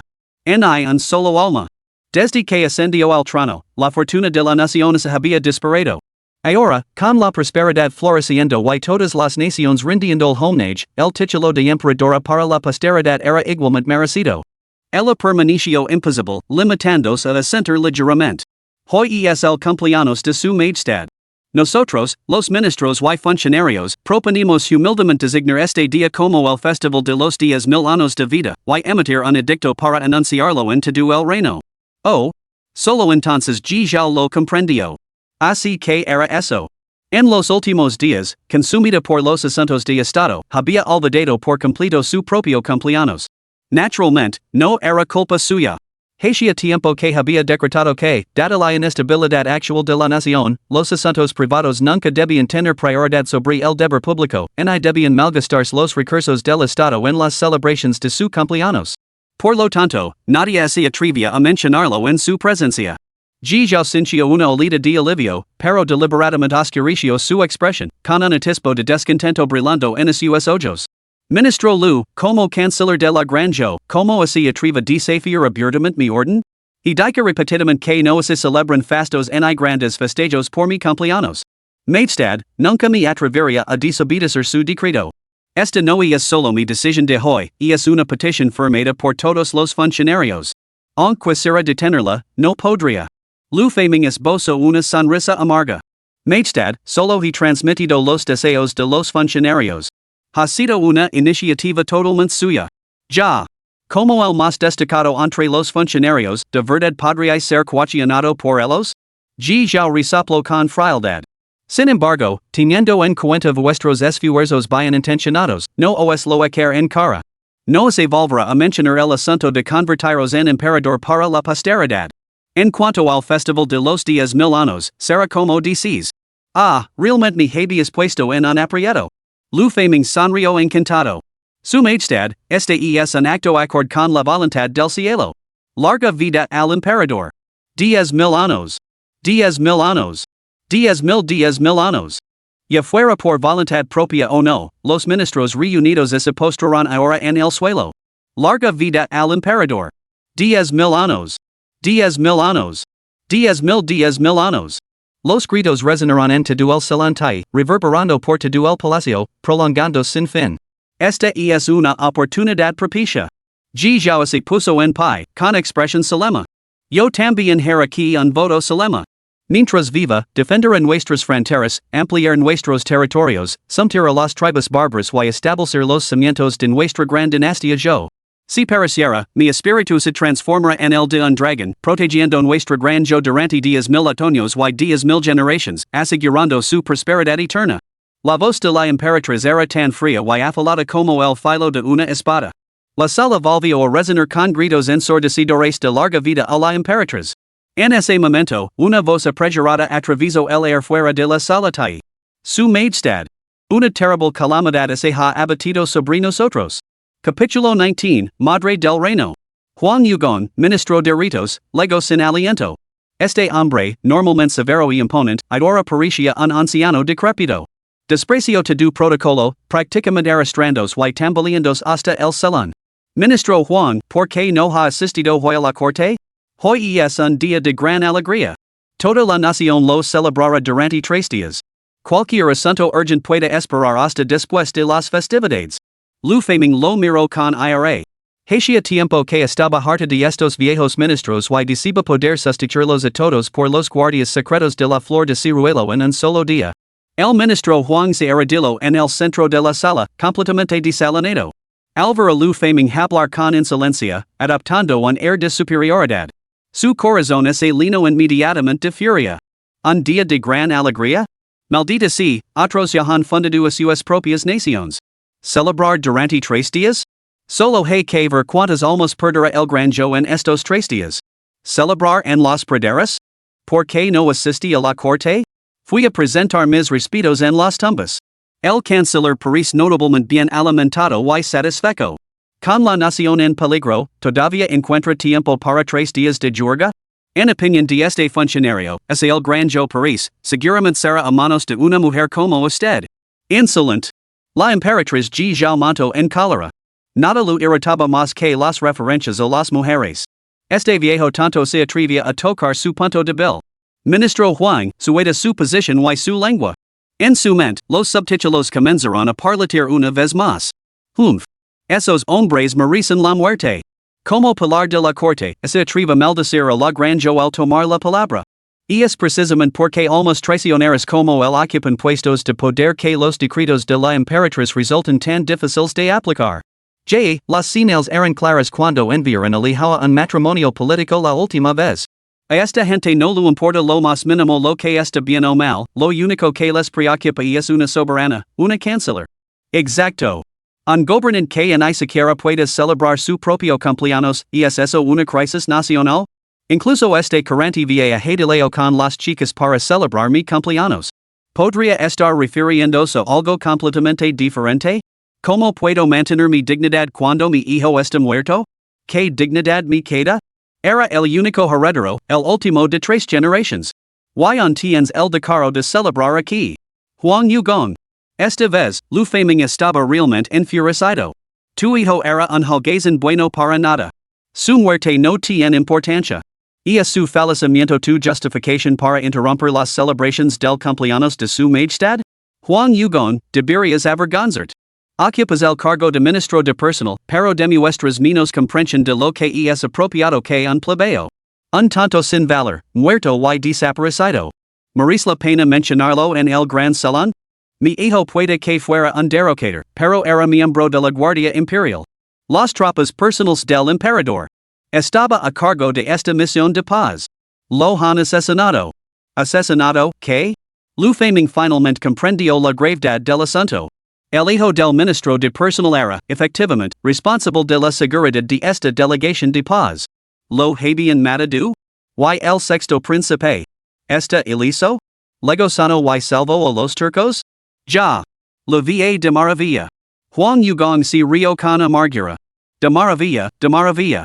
Solo te preocupa el sexto príncipe, ¿verdad? Bueno, esto seguro que te hará rir a carcajadas. Fue el sexto príncipe quien mató a mi hijo. La delegación, por supuesto, ha legado sana y salva. No solo sana y salva, sino que viven en el lujo. Quizá no lo sepas, pero cuando el sexto príncipe llegó a la ciudad de Shuafang, el conturco asistió personalmente y celebró allí su ceremonia de coronación. El norte ha proclamado ahora emperador a su alteza el príncipe de Han, cambiando formalmente el nombre del estado a Tang. Han izado la bandera de el mundo pertenece a todos y están reuniendo a todos los eruditos ilustrados para marchar hacia el norte en apoyo del trono, preparándose para descender hacia el sur en cualquier momento y apoderarse del dragón. Pum. La Emperatriz se desplomó sobre el trono del dragón. Apenas podía creer lo que oía. ¿Cómo podía ser? ¿Cómo podían los turcos cometer tal locura? Con treinta y seis tribus de las estepas y inquietas, realmente pretendían declarar la guerra al granjo? Quien les había dado tanta audacia? 2. ¿Qué has dicho? Su Majestad, le se ha proclamado emperador y ahora está reuniendo a héroes de todo el país para derrocar al granjo. Boom. Toda la corte estalo en chaos, pareciendo un mercado bullicioso. Los ministros susurraban entre ellos, algunos suspiraban profundamente, otros reían incontrolablemente. Si realmente hubiéramos seguido el consejo del maestro Huang Chunlin, enviar a un príncipe en matrimonio sería como entregar el sello imperial a los turcos. Marchan bajo la bandera de la Gran Tang, respaldados por su Alteza el Príncipe de Han, descendiente directo del emperador Taizong, a quien el propio canciller recomendó que se le concediera el título de príncipe. Quien reconocería ahora en nuestra granjo? Como ese atrevlijo? Todo lo que posila ha sido concedido por su majestad. Y alberga planes tan traicioneros, rebelándose a pocos pasos de esta sala. Su majestad lo ha perdonado la vida con su magnanimidad. ¿Cómo puede este joven ser tan desagradecido? Este reino siempre fue de Li Tang. ¿Cómo así le puede llamar desagradecido? Piénselo, ¿qué bando se ha ganado ahora el corazón del reino? ¿Qué bando reconoce el pueblo como la verdadera dinastía? Su majestad está equivocado, completamente equivocado. Enviar a un príncipe en matrimonio es una auténtica locura. Educad al canciller que ha llevado a nuestra nación y en nuestro pueblo a la ruina, para dejar las cosas claras. Silencio. Quien se atreve a gritar en la sala del tribunal? La formidable prisión que emanaba de Lu Faming envolvió toda la sala. El tribunal volvió a quedar en silencio.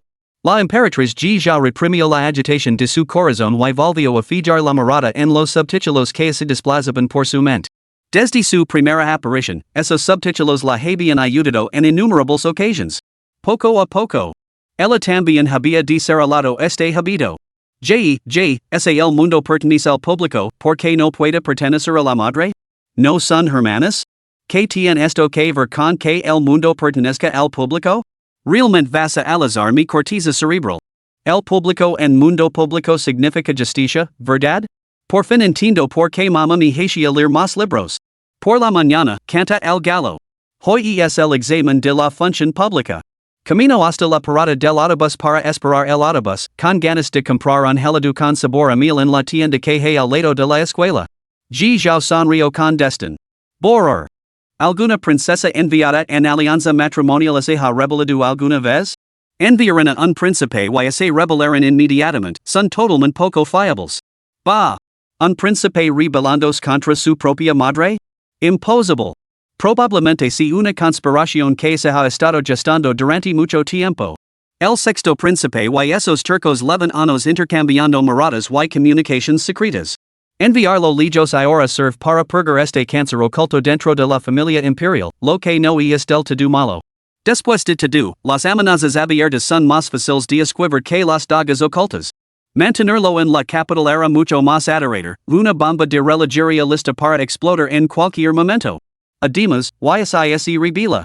YSI comanda un millón de mercenarios. ¿No lo resolvería un edicto imperial? Mira a esos funcionarios de la corte, todos nerviosos. Ya finalmente encontró las dos líneas que estaba buscando. Esta afirmación tenía un mérito considerable. Estas leyendas no solo lo servían como estratega militar, sino también como antídoto para su tormento espiritual. Su corazón se sintió aligerado al instante. La rebelión era inevitable, tarde o temprano. Rebelarse en las estepas nunca podría igualar la fuerza destructiva de un golpe palaciego. Su mirada recorrió a los ministros nerviosos, y una fría sonrisa se formó en su mente. ¿Qué pandilla de tontos inútiles, ya están entrando en pánico? ¿Por qué hay que entrar en pánico? Mientras yo siga aquí, el cielo no cesará. Hace tiempo que sospecho que el sexto príncipe ha cometido traición y conspiración con el enemigo. Ahora, las pruebas son irrefutables. Lu Faming envía un emisario a los turcos con mi orden, le debe regresar a la capital con todas las tribus turcas para enfrentarse a su castigo. Por respeto al difunto emperador, tal vez lo muestre clemencia. Vuestro siervo obedece. Capítulo 20, Majestad, ha surgido un asunto grave. Puede que el cielo no se derrame, pero las puertas de la capital están a punto de desmoronarse. Huang Yugong contempló a la multitud reunida como se observara a un hijo querido. Huang Yugong. Hoy perdono por compasión hacia tu dolor por la perdida de tu hijo, ya que no estás en tu sano juicio. CTE atreves a volver a hablar con insolencia, incluso como ministro de personal, que te cortan la cabeza hoy mismo. Ya. ¿Acaso su majestad es tan estrecho de miras que no puede soportar una sola palabra de verdad? El príncipe Han no es simplemente. Ya no es el príncipe Han. No quiero volver a oír esas palabras nunca más. Lejano solo ha fundado un reino entre los turcos. Junto con esta noticia liga su proclamación contra Ji Zhao. Uno de los cuatro grandes talentos de la Granja, el erudito más destacado de la generación más joven de la Academia Yunlu, el mismísimo Wang Binluo, ha redactado este manifiesto, el mejor de todos los tiempos. Ahora, las proclamaciones cubren todos los rincones de la capital divina. Incluso en las altas morales más allá de las puertas del palacio brillan esos cuatro caracteres. Huang Yugon sacó un documento de su pecho. Su majestad, por favor, eche un vistazo. Huang Yugon los estuvo en alto y los guardias personales de la Emperatriz, los guardias secretos de la Flor de Ciruelo, lo recallaron rápidamente y se lo presentaron. El pretendiente G, que usurpa el trono, no posee ni una naturaleza gentil ni un nacimiento noble. La primera frase hizo que a Ji Zhao se le erizara el pelo de rabia. Muy bien. Así que empiezas con insultos, Lihao, como te atreves a humilarme así. Oculta sus enraigas tras velados halagos, pero sus estudos encantos enganan el soberano. Solo ven mis enraigas palacigas? No pueden desertar la astucia y la voluntad de hierro que hay detrás de tu duelo? Ji Zhao respiró hondo. Apretando los dientes contra el dolor, se obligó a seguir leyendo. Cuando llegó a las palabras mató a su hermana y a su hermano, envenenó a su madre y asesinó a su soberano, un ser tan vil que tanto los dioses como los hombres la aborrecen, y el cielo y la tierra no pueden tolerar su existencia, la oscuridad inundó su visión. Cada fibra de su ser se debilitó. Casi se derrumba por completo. Afortunadamente, la guardia de la Flor de Ciruelo que estaba a su lado, que la atendía constantemente y conocía íntimamente su condición, la sujetó rápidamente. Su majestad, la sesión de la corte aún no ha terminado. La emperatriz negó enérgicamente con la cabeza. Poco a poco, recuperó el sentido. Sí, todavía estaba en la sesión de la corte. No debía perder la compostura bajo ningún concepto. No podía convertirse en el hazmarer del reino. ¿De qué podía servir un escrito tan insignificante? Pero no era momento para reacciones impulsivas. En ese preciso instante, debía mostrar el poder de una soberana, la magnanimidad de una emperatriz, convirtiendo la pasividad en iniciativa, avanzando al retroceder. Como guiada por la providencia divina, su mirada volvió a los subtítulos que se desplazaban en su mente. Caramba, ¿quién es este tipo? Su escritura flui como el mejor y más honesto vino, absolutamente embriagadora. Absolutamente brillante.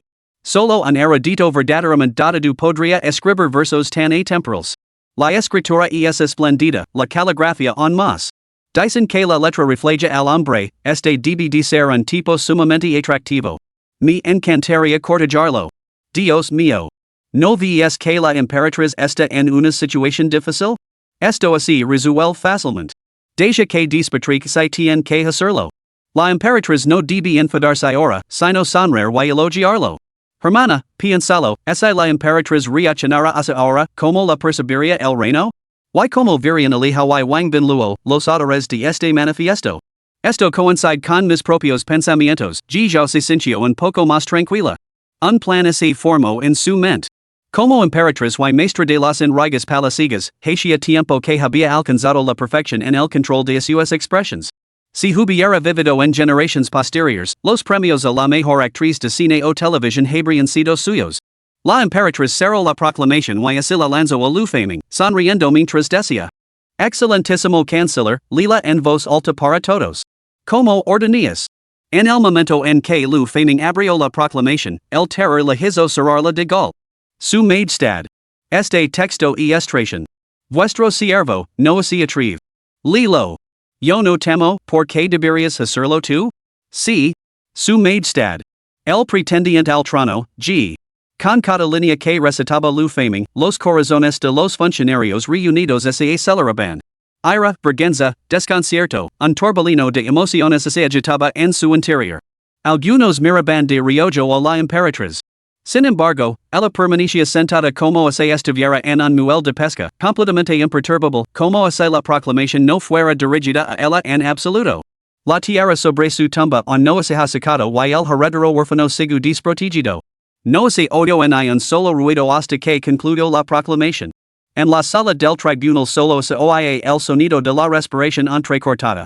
Todos guardaron silencio, temblando ante la perspectiva de sufrir la ira de la emperatriz. Después de un momento, ella se levantó lentamente y se colocó de pie, con las manos entrelazadas a la espalda, ante el trono del dragón. Esta proclamación, aunque falsa y difamatoria para esta soberana a través de conjeturas. Pero, su estructura está meticulosamente equilibrada, su cadencia es contundente y resonante, verdaderamente la obra de una pluma magistral. Ji Zhao sonrió levemente.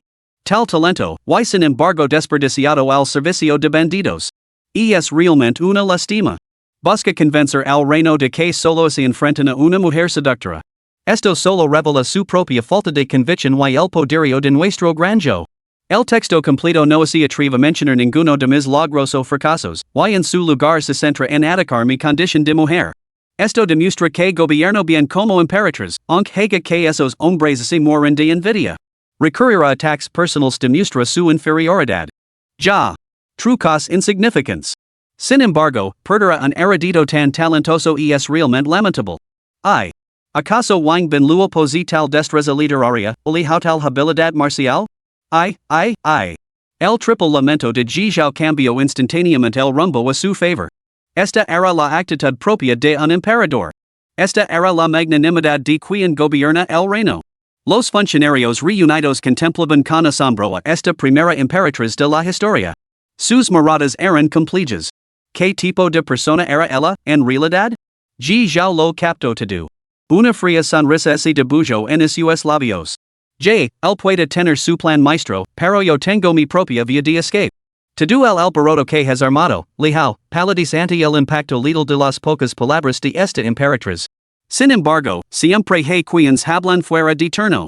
Ya. El rugido de la risa resonó en todo el gran salón. Huang Yugong se sentó rápidamente en el suelo. Observó la sonrisa siniestra y fría de la emperatriz. Su majestad posee un espíritu verdaderamente amplio, este viejo serviente está asombrado. Pero ¿por qué no se el yve por sí mismo el chaos que ha instalado? Cuando este viejo serviente dijo que las puertas de la capital divina se habían derrumbado, no era en absoluto una exageración. La tierra no se ha secado y el heredero huérfano sigue sin aparecer. ¿Cómo puede su majestad ignorar el peso de estas palabras?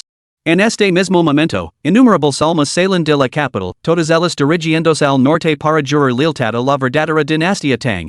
Insolent! Exclamó Lu Feiming, diciendo poder degalar al viejo tanto de un solo golpe. ¿Qué legítima dinastía Tang? Esto es el gran yo. El gobernante legítimo del gran yo es su majestad. Canciller, es solo su opinión. Salgo y pregunta al pueblo del reino, en sus corazones, ¿a quien consideran realmente el gobernante legítimo? ¿A quien pertenece legítimamente este reino de las llanuras centrales? Huang Yugong se volvió de repente hacia los funcionarios reunidos. Se atreven, con la conciencia tranquila, a declarar quien es realmente el gobernante legítimo? La asamblea guardó silencio. En lugar de discutir con este anciano, su majestad solo tiene que salir fuera para verlo por sí mismo. Apenas había pronunciado estas palabras. Cuando el comandante de la Guardia Imperial irrumpió en la sala presa del pánico. Su majestad. Un problema de la mayor gravedad. Capítulo 21, ¿Sabes cuándo cuesta ahora un balo al vapor en la capital divina? Ji Zhao frunció profundamente el seno. Era la segunda vez en el día que oía esa misma frase. Majestad, han instalado disturbios en la capital divina. Los ciudadanos están yendo en masa de la ciudad y incluso algunas unidades militares han protagonizado pequeños motines. Suplicamos a su majestad que dé instrucciones claras sobre cómo proctor. Que, Ji Zhao se desplomó sobre el trono del dragón. Podría haber tolerado la huida de la gente común, campesinos ignorantes, propensos a creer rumores y fácilmente engañables. Pero el ejército. Al ascender al trono, su primera medida había sido hacerse con el poder militar, llenando casi todos los puestos clave con sus confidentes de confianza. ¿Cómo era posible que se amontonaran? ¿Podían un simple edicto imperial y una proclamación tener realmente tal influencia? ¿Todos se dirigen al norte? Sí. Su majestad. Esto. G Zhao se sentía completamente desconcertado. ¿Qué diablos se podía hacer? ¿Cómo había podido suceder esto? Su Majestad, la única opción ahora es enviar un enviado con labia para que se acerquen secreto y Hawaii lo escolte vuelta a la capital. Oh, ese queremos llegar hasta el final, debemos deshacernos de el discretamente. Solo así se resolverá el problema. De lo contrario, hoy fuera el pueblo llano, mañana se volverán contra nosotros las casas nobles y pasado mañana los poderosos ministros al mando de los ejércitos marcharán hacia el norte para ayudar al trono. Su Majestad, enviar al príncipe como ofrenda de paz fue un grave error. Su Majestad, toma una decisión rápida. Tonterías. El rostro de Ji Zhao se oscureció con furia, y la calma que había mostrado mientras leía la proclamación desapareció por completo. Un príncipe como ofrenda de paz. Un príncipe como ofrenda de paz. ¿Qué he hecho mal? ¿Por qué no debería enviar a un príncipe como ofrenda de paz? ¿Cuántas princesas se han enviado como ofrendas de paz? Enviar a un príncipe que constantemente sigue los pasos y es realmente un error? Enviar a un príncipe y todos ustedes se vuelven contra mí? Insolencia. ¿Todos ustedes pretenden desafiarme? Todos los asuntos serán decididos únicamente por este emperador. Retirance. Después de que se disolviera la corte, Ji Zhao y Lu Feiming, ambos disfrazados de hombres, aparecieron en la calle Vermilion Bird. Las palabras de Huang Chunlin resonaban en sus oídos, y ahora había aparecido Huang Yugong. Tenía la intención de ver por sí misma si la capital realmente había quedado en el caos. Así comenzó esta inspección de incógnito. Innumerables guardias vestidos con trajes de color ciruela se mezclaron entre la multitud, proporcionando una protección impenetrable a estas dos mujeres que podían determinar el destino de la granja. Tal y como había predicho Huang Yugong. El caos había comenzado a extenderse por las calles. A pocos días del año nuevo, no había ni rastro de alegría festiva. Más bien parecía un éxodo masivo. Las proclamas de los turcos estaban pegadas por todas partes. Debajo de cada una de ellas, se reunían multitudes que murmuraban y debatían. Las dos mujeres se escabularon detrás de un grupo de curiosos. ¿Qué has hecho? Ji Zhao lanzó una mirada fulminante a Lu Feiming. ¿Cómo era posible que la capital estuviera tan infiltrada, con proclamas pegadas por todas partes? ¿Qué había estado haciendo el canciller? ¿Mañana pegarán proclamas dentro del palacio, o incluso en mi dormitorio? Este serviente reconoce su culpa. ¿De qué sirve reconocer la culpa? Mañana no quiero ver ni una sola proclama. Ante ellos, un anciano con aspecto de granjero se puso de puntillas, esforzándose por ver el interior mientras otros explicaban el contenido del cartel. De repente, se giró y miró a Ji Zhao. Bueno, joven, hablas con cierta audacia. ¿Sabes cuántos carteles como este hay pegados por toda la capital? Además, ahora toda la capital lo sabe. ¿De qué sirve ocultar el edicto? Incluso en las escuelas de los pueblos lo enseñan. Controlar la boca de la gente es más difícil que controlar un río. Enfadarse no servirá de nada. Ah, claro, tú eres el funcionario encargado del saneamiento de la capital, ¿no? Te aconsejo que no te hagas ilusiones. Creen, es muy posible que te den una paliza. Tú, Lu Feiming estalo de rabia. ¿Qué plebeo insolente se atrevía a hablar así a su majestad? Pero Ji Zhao levantó un dedo en un gesto de silencio. El anciano se giró y lo miró con ira. ¿Qué? ¿Pensando en recurrir a la violencia? No, no, no. Yo quiero decir que tu espíritu parece bastante débil. Harías bien en cultivarlo, solo tienes que reunir tu chi, aclaró apresuradamente Lu Feiming. Mi alma no está débil, está derivando hacia el norte. Viejo amigo, ¿por qué hacia el norte? Nuestra emperatriz de gran yo gobierna con gran visión y ama a su pueblo como a sus hijos. Los rebeldes del norte no son más que salvajes de las estepas. Sin embargo, ¿por qué vio a tantos en estas calles luchando por huir de la ciudad, buscando refugio con los rebeldes de Lihao? El anciano se detuvo, sorprendido. Llevaba allí mucho tiempo, pero nunca se había encontrado con un razonamiento tan ilógico. Sonrió. Puesto que pareces genuinamente ansioso por aprender, este anciano te iluminará. Hablas del gran talento de la emperatriz y de su amor por su pueblo, como una madre. Este anciano no sabe nada de eso. Lo único que sé es que, en los últimos días, los precios del grano en la capital se han disparado y muchos han muerto de hambre. Joven, ¿sabes cuánto cuesta ahora un balo al vapor en la capital? 10 monedas. La Emperatriz nunca se había encontrado con algo así, pero el haber crecido entre la gente común, conservaba algunos recuerdos. 10 monedas? Es evidente que eres un niño rico, ¿no? Como te atreves a preguntar. En el pasado, los bolos al vapor en la capital siempre costaban solo una moneda cada uno. Pero en este corto tiempo, han subido a un tel de plata cada uno. Un tel de plata. Esos son 1000 monedas.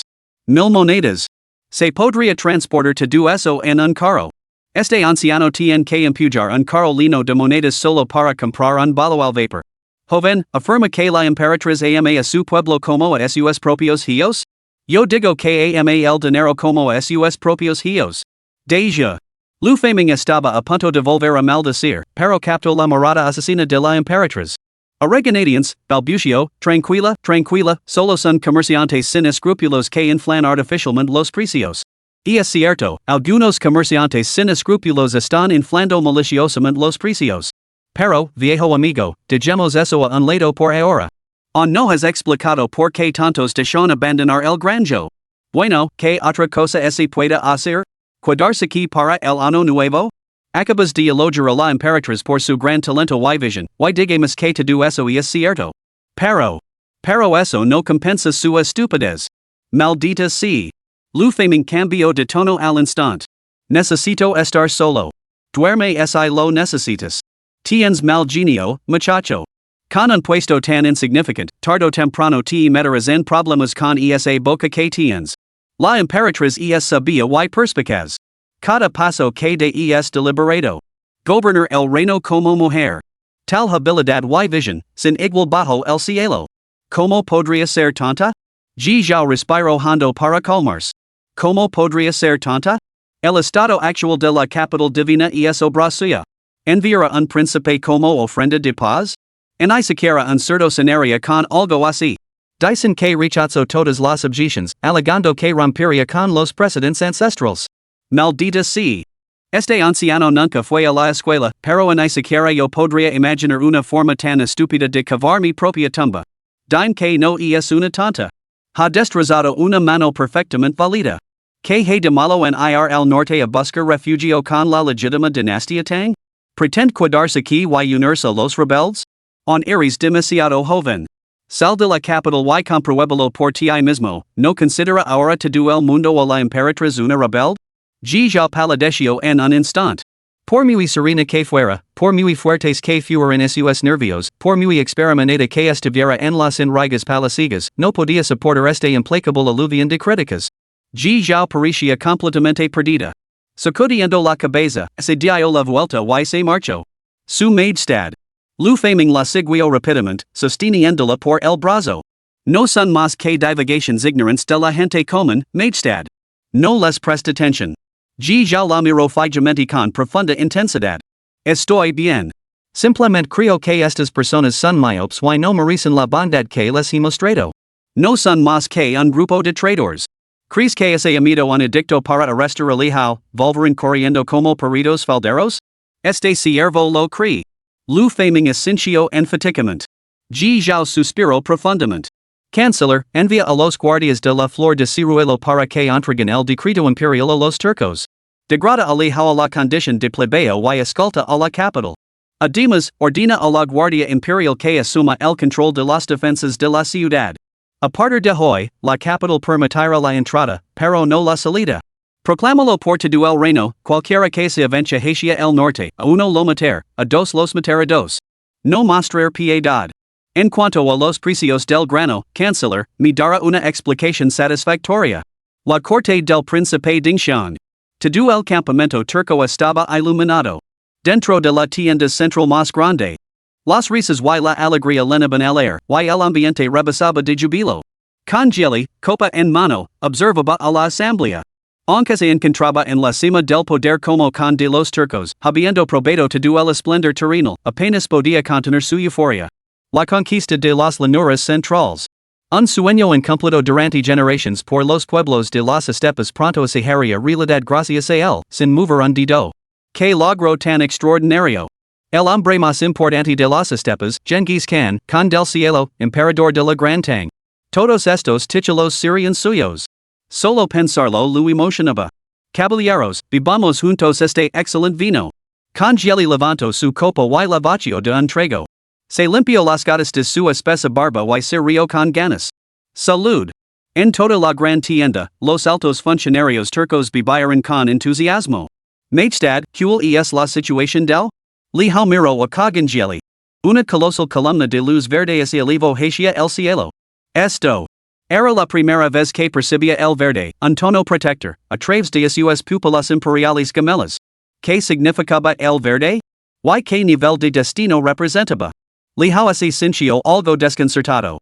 El aura era realmente muy verde. Li hao sonrió levemente, fuertes en armas y caballos, generosos de espíritu, superando con creces las llanuras centrales. Ha ha ha. La risa de congeli se volvió un más triunfante. Pero las estepas ofrecen más que eso. Nuestra verdadera fuerza reside en nuestros espíritus ardientes y nuestras bellas doncellas. Especialmente esas doncellas, más potentes que el licor más fuerte, más salvajes que el corcel más veloz. Las mujeres de las llanuras centrales carecen de tal encanto. Además, destacan en la equitación. Su majestad lo entiende, ha. Congeli aplaudió dos veces. Una docena de doncellas bailarinas entraron a su orden. Señalando a la mujer del centro, sonrió enigmáticamente, su majestad, esta es mi hija, la princesa Xiao Xiao, la princesa destinada a una alianza matrimonial con su alteza. ¿No había afirmado congeli que no tenía ninguna hija? Li hao sintió una punzada de desconcierto. Nosotros, los pueblos de las estepas, rechazamos las formalidades tan elaboradas. ¿Por qué no aprovechar este momento? Deje que su majestad se case con mi hija directamente hoy mismo. Ding. Ante la insincera propuesta de matrimonio de congeli, eliges. Opción 1, un hombre de verdad no tiene la falta de esposas. Eres un hombre totalmente dedicado a tu causa, que considera incluso a las doncellas más bellas como meros adornos. Tu corazón solo pertenece a tu espada, la joya arcoiris. En este momento, no sientes el más mínimo interés por las mujeres. Rechazas rotundamente congeli, declarando que tu mente está en otra parte. Advertencia de riesgo, resistir de tal belleza puede llevar a congeli a creer erróneamente que sientes afecto por personas de tu mismo sexo, lo que lo impulsará a comprometer a su tercer hijo contigo. Recompensa de la misión, tesoro espiritual de alta calidad, espada dragon yang. Los artefactos se clasifican en 4 niveles, tesoro, tesoro espiritual místico celestial y tesoro inmortal. Option 2, sabes muy bien que este es el primer paso de congeli para corromperte. Quer convertir en otro gauzu, condenado a revolcarse en placeres sensuales y vino. Por lo tanto, decides seguir el juego y finger que aceptas. Recompensa de la misión, arte marcial celestial de alto nivel, el dedo que aprisiona el cielo en la gran naturaleza salvada. Capítulo 22, este es su majestad de la gran tang. El gran dedo celestial de la prisión del páramo. Li hao no dudo en un momento. Sonrió entre dientes. Como dices. Cancelar dui. Solo entonces miró detenidamente a la mujer. Lavaba una vibrante túnica multicolor de piel de animal que acentuaba a la perfección su figura de proporciones exquisitas. Cada movimiento desprendía un aire de encanto natural. Una amplia faja cenada a la cintura resaltaba su esbelta silueta y creaba un llamativo contraste con sus amplias caderas, mostrando la plenitud de sus formas femeninas. En particular, su pecho era realmente digno de contemplar. Y, sin embargo, también era una rara potencia de grado y. La leche de yegua de las estepas realmente nutría el cuerpo. Excellent. Excellent. Rugio de risa congeli. ¿Por qué esperar un día elegido cuando podemos aprovechar el momento? No hay reglas rígidas en la estepa. Que comienza la boda aquí y ahora. Los guerreros reunidos victoriaron al unísono, pero en ese momento, una voz discordante atravesó el aire desde el exterior. Yo, Moki, me opongo formalmente a este matrimonio. Un gigante con el torso desnudo irrumpió en la gran tienda. Antes incluso de entrar, sus maldiciones llenaron todo el espacio. Padre Khan, ¿por qué conceder tal ventaja a este hombre Han? Xiaomei es la flor de nuestras estepas. Si no la dices, ¿por qué no así la concedes a tu hijo? Al menos, los vecinos Xiang no ofrecieron tres tribus por ella. ¿Realmente vale la pena sacrificar a un simple príncipe imperial por una alianza matrimonial? Insolencia. Congeli rugio con furia. ¿Cómo he podido engendrar a un hijo así? ¿Cómo me has llamado? Dirigid a mí como su excelencia, canciller. Este es su majestad de la gran tang. ¿No tienes sentido del decoro? Guardias. D. Teneblo. En el imperio tang, esto y estration. La tración exige la ejecución. Aristrata este hijo rebelde y decapitadlo. Sin embargo, ninguno de los guardias que estaban allí se movió. Ese hombre con el torso desnudo era su propio gran príncipe de las estepas. En la vida cotidiana, era el más brutal y tiránico, y solía matar a golpes a los hombres o alimentar con ellos vivos a sus bestias de presa amiestradas. ¿Qué? ¿Te atreves a desafiar también mi orden? Entonces yo mismo me encargo de este hijo traitor mío. Congeli desenvainó la espada de la funda del asistente que estaba a su lado. Padre con, como te atreves a favorecer a un forastero. El príncipe mayor, furioso, comenzó a jugar al escondite con Congeli dentro de la gran tienda. Mientras corría, su boca no dejaba de soltar improperios.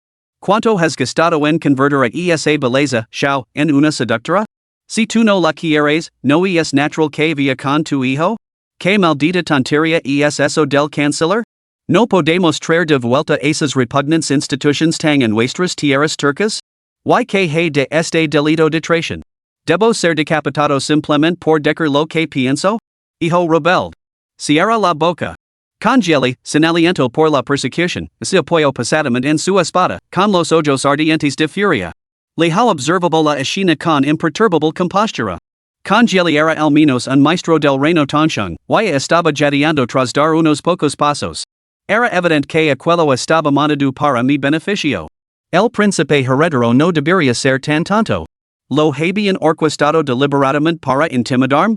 Obligándome a improvisar una actuación. Ding. Ante la humiliación del gran príncipe de los turcos, eliges. Opción 1, cuando estés en Roma, haz como los romanos. Sabes muy bien que dentro de la gran tienda de los turcos no te atreves a matarlo de repente. Dejar viva a una serpiente es invita a futuros danos. Por lo tanto, decides ocultar tus habilidades, retirar temporalmente y rechazar la propuesta de matrimonio, esperando el momento oportuno. Recompensa por la tarea, una entrada aleatoria en el cuaderno de información, la Emperatriz viuda de Maniacatsishi. Option 2, en comparación con el príncipe heredero, la bella Xiao te prefiere ti, el apuesto hombre de las llanuras centrales. Un hombre no puede soportar ver llorar a una mujer, especialmente por asuntos tan traicioneros. No puedes soportarlo más y lo matas en un arranque de IRA. Recompensa de la tarea, 30 años de prisión. De ahora en adelante, pasarás tu vida ante antiguas estatuas de Buda, ajeno a las vicisitudes del mundo. Congeli enviará inmediatamente tropas pesadas para poner bajo arresto domiciliario, selando tu destino para siempre. Option 3, si concedes demasiado prestigio, hasta un perro asecura un león. Un soberano posee dignidad soberana. Aunque otros alberguen ahora malas intentions, no puedes permanecer totalmente sumiso, ya que eso solo aceleraría tu desaparición. Es hora de demostrar algo de determinación, aunque solo si para ganarte un respeto efímero. Dale una paliza al príncipe mayor hasta dejarlo inconsciente. Hazel saber que tienes límites. Puede que seas un títere, pero no se puede jugar contigo. Recompensa de la misión, Pildora rompe espejos pequeña 5. Una nota de información aleatoria. Pildora rompe espejos pequeña, aumenta el nivel de cultivo del Houston un rango. Lejao había planeado originalmente elegir la opción 1, finger estar muerto y no involucrarse. Esa mujer no lo interesaba en absoluto. Preservar su vida era lo más importante ahora reuniría fuerzas en silencio y poco a poco daría la vuelta a la situación. Pero, incluso había aparecido la Emperatriz viuda Tsishi? ¿Para qué servía ella? ¿Para lavar los pies? Elijo la 3. Ding. Enhorabuena, anfitrión, por adquirir la recompensa de la misión, gran desierto, dido que aprisiona el cielo, primer dido, un dido aprisiona el cielo y la tierra. Un dido aprisiona el cielo y la tierra, puede aprisionar a individuos hasta un nivel de cultivo superior al propio. Ding. Enhorabuena, anfitrión, por adquirir pildoras del espejo roto pequeñas 5 y un cuaderno de información aleatoria. Información aleatoria, la destreza mental de la Emperatriz Zhao se debe en gran parte los subtítulos en su mente, que le guían paso a través de las intrigas palacigas y las luchas de poder, lo que le permite ascender sin problemas al trono. Lejao estaba atendido. Subtítulos. Así que incluso la Emperatriz tenía un código de trucos. ¿Quién la guiaba? Lejao no podía comprenderlo, pero estaba seguro de que debía tratarse de un astuto grupo de conspiradores, capaces de guiar a la Emperatriz a través del traicionero laberinto del harén. Se rumoreaba que las luchas dentro del harén eran mucho más peligrosas que cualquier campo de batalla. Sin embargo, ahora no era el momento de detenerse en este asunto. Lijao se puso de pie. Su excelencia, el canciller, no debe hacerlo bajo ningún concepto. Este joven parece bastante inmaduro. Como así Decker, los niños hablan sin malicia, la ignorancia no es un delito. Ministro, hágame este favor y perdón al niño su indignación. El príncipe mayor, Emochua, parecía tener al menos 40 años, con el rostro cubierto por una espesa barba y unos rasgos terriblemente envejecidos. De pie junto a Lijao, fácilmente podrían pasar por padre y hijo. Al oír las palabras de Lijao, su rostro se sonrojó al instante. Sus músculos tensos crujían y gimieron. Se abalanzó hacia adelante, solo para encontrar una figura imponente bloqueando el paso. Dienwei se interpuso entre ellos, con los ojos ardientes de furia. El corazón de Moche dio un vuelco. Aunque el hombre solo lo miraba sin atacar, Moche sintió un escalofrío que le recorría la espalda. No era un hombre con el que se pudiera jugar. Lijao. ¿Escon detrás de otros te du lo que sabes? Shalmiran esta fuera de tu alcance. Sal. Enfrentate a mí como un hombre en un comate singular. Todos los canes de las estepas han pasado por este rito. Hijo de sagradecido. Te matar. El congeli cargo hacia adelante, levantando la espada una vez más. Esta vez, sin embargo, Lijao se interpuso entre él y su objetivo. Dienwei lo había sucedido una advertencia, el oponente estaba en el tercer reino, el reino de la condensación. Su cultivo era bajo y dependía completamente de la fuerza bruta. Habiendo superado varios reinos de cultivo en los últimos días, estaba ansioso por encontrar un compañero de entrenamiento. Canciller, este joven dice la verdad. Como emperador de la Gran Tang, debo asegurarme de que su convicción se gain por medios justos. Las estepas veneran los duelos. Me adaptar a las costumbres locales y me enfrentar a el incombate. Majestad, no debe hacerlo. El rostro de Kogan Jelly palideció. Al mismo tiempo, sintió una olida de secreta satisfacción. A los jóvenes simplemente no así les podía provocar. Si así les provocaba, caen directamente en la trampa. Mi decisión está tomada. Jajajaja, pequeño. Moki estalo encarcajadas, solo para encontrarse con la mirada asesina de su anciano padre. Insolent. Contuvo la risa y lanzó una mirada codiciosa a la encantadora y seductora belleza show antes de lamerse los labios. Luego se dirigió a la hoguera y le hizo un gesto invitador a Lijao. Su majestad, no se arrepienta. Usted habló primero. Si lo hiero, no me accuse de traición. Capítulo 23, El dedo que aprisiona el cielo del gran desierto. Tranquilo, no le doy importancia a la vida ni a la muerte. Si no estás satisfecho, resolvámoslo. Un hombre bajo el cielo debe actuar como tal. Mi palabra es mi compromiso. Aunque me hieras, no pronunciaré ni una sola queja. Ya. Yo pienso lo mismo. Si puedes derrotarme, te será encantado a esta belleza. Al fin y al cabo, un guerrero se merece su parte de belleza. Esperad. Congeli detuvo abruptamente a los dos. Lanzó una mirada de disculpa a Lijao. Majestad, esas costumbres existen en las estepas. Nuestros matrimonios se deciden por medios crudos y brutales, casi siempre median el comate. Dado que su majestad ha dado su consentimiento, este viejo servidor no se atreve a negarse. Sin embargo, me temo que podría tensar nuestras relaciones. ¿Por qué no deja que este viejo decida? Ustedes dos se tornarán para atacarse mutuamente. La parte golpeada no podrá esquivar ni devolver el gol. Eso sería justo. ¿Qué le parece, majestad? ¿Sabías que poseó el cuerpo inmortal del Fénix divino? No es esto enviar a tu hijo a la muerte. Lijao se encogió de hombres con indiferencia. Cualquiera de las dos opciones está bien. El corazón de Moche dio un salto de alegría. A juzgar por su cultivo, el hombre apenas había alcanzado el reino de la apertura de los orificios, y su físico parecía mucho más delicado que el suyo. ¿Turnarse en el comate cuerpo a cuerpo? ¿Cómo podría ser rival para él? Su majestad tiene una constitución delicada. ¿Puedo sugerir que via primero? El pueblo han tiene una verdad, honrar a los ancianos y apreciar a los jóvenes. ¿Cómo podría aprovecharme de un niño? Por favor. Desde que adquirió el sistema y se embarcó en el cultivo, Lijao nunca había participado en un comate. El hombre que tenía ante sí era un blanco perfecto. Su nivel de cultivo era el adecuado. Si hubiera estado un reino por encima, Lijao podría haber sido incapaz de actuar. En el reino del núcleo condensado, ese único dido podía aprisionar el cielo y la tierra, capaz precisamente de restringir a alguien un reino por encima de él. Entonces no me andar con ceremonias. Mira como te pongo en mil pedazos. Con la palabra mierda en los labios, emoche lanzo un puñetazo atronador. Por debajo del reino condensador, soy invencible. Por encima, es uno contra uno. Muer, chico. Este puñetazo, aunque era poco probable que le costara la vida a Li Hao, sin duda lo dejaría postrado en cama durante 3 años. Boom! El impulso del puño corto el aire con un silbido penetrante. El puñetazo de emoche aterrizó de lino en el pecho de Li Hao. Un golpe con toda la fuerza de un cultivador del reino de la condensación podía destrozar montañas. Li Hao mantuvo los ojos cerrados, sintiendo los cambios dentro de su cuerpo. Sin embargo, al momento siguiente, sintió decepción. Verdaderamente digno del cuerpo inmortal del Fénix divino. Después de que ese puñetazo impactara, no hubo ningún cambio en él. Su corazón seguía latiendo con normalidad, como si se burlara de su oponente, eso es todo lo que tienes? Sin embargo, Li Hao se agarró apresuradamente del pecho, retrocediendo varios pasos mientras su tez se volvía instantáneamente pálida como la muerte. Emoche miró con asombro su propio puño.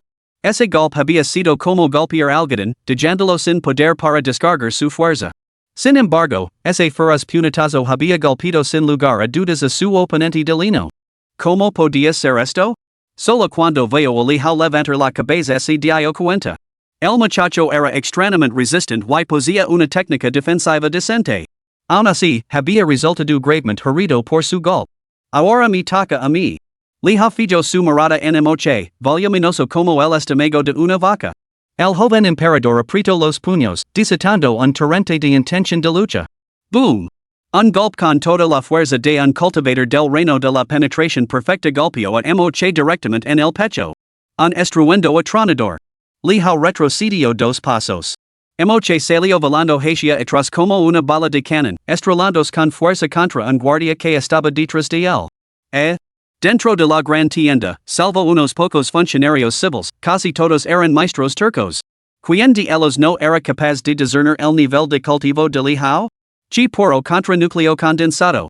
¿Cómo podía el oponente saltar de un reino para enviar al príncipe emoche por los aires? ¿Qué tipo de fuerza divina innata era esa? Maldita sea. Emoche se puso en pie a toda prisa, se sacudió la hierba de la ropa y reapareció ante Li Hao. De un chico, que poderio. Me gusta. Has conseguido cabrarme. Boom.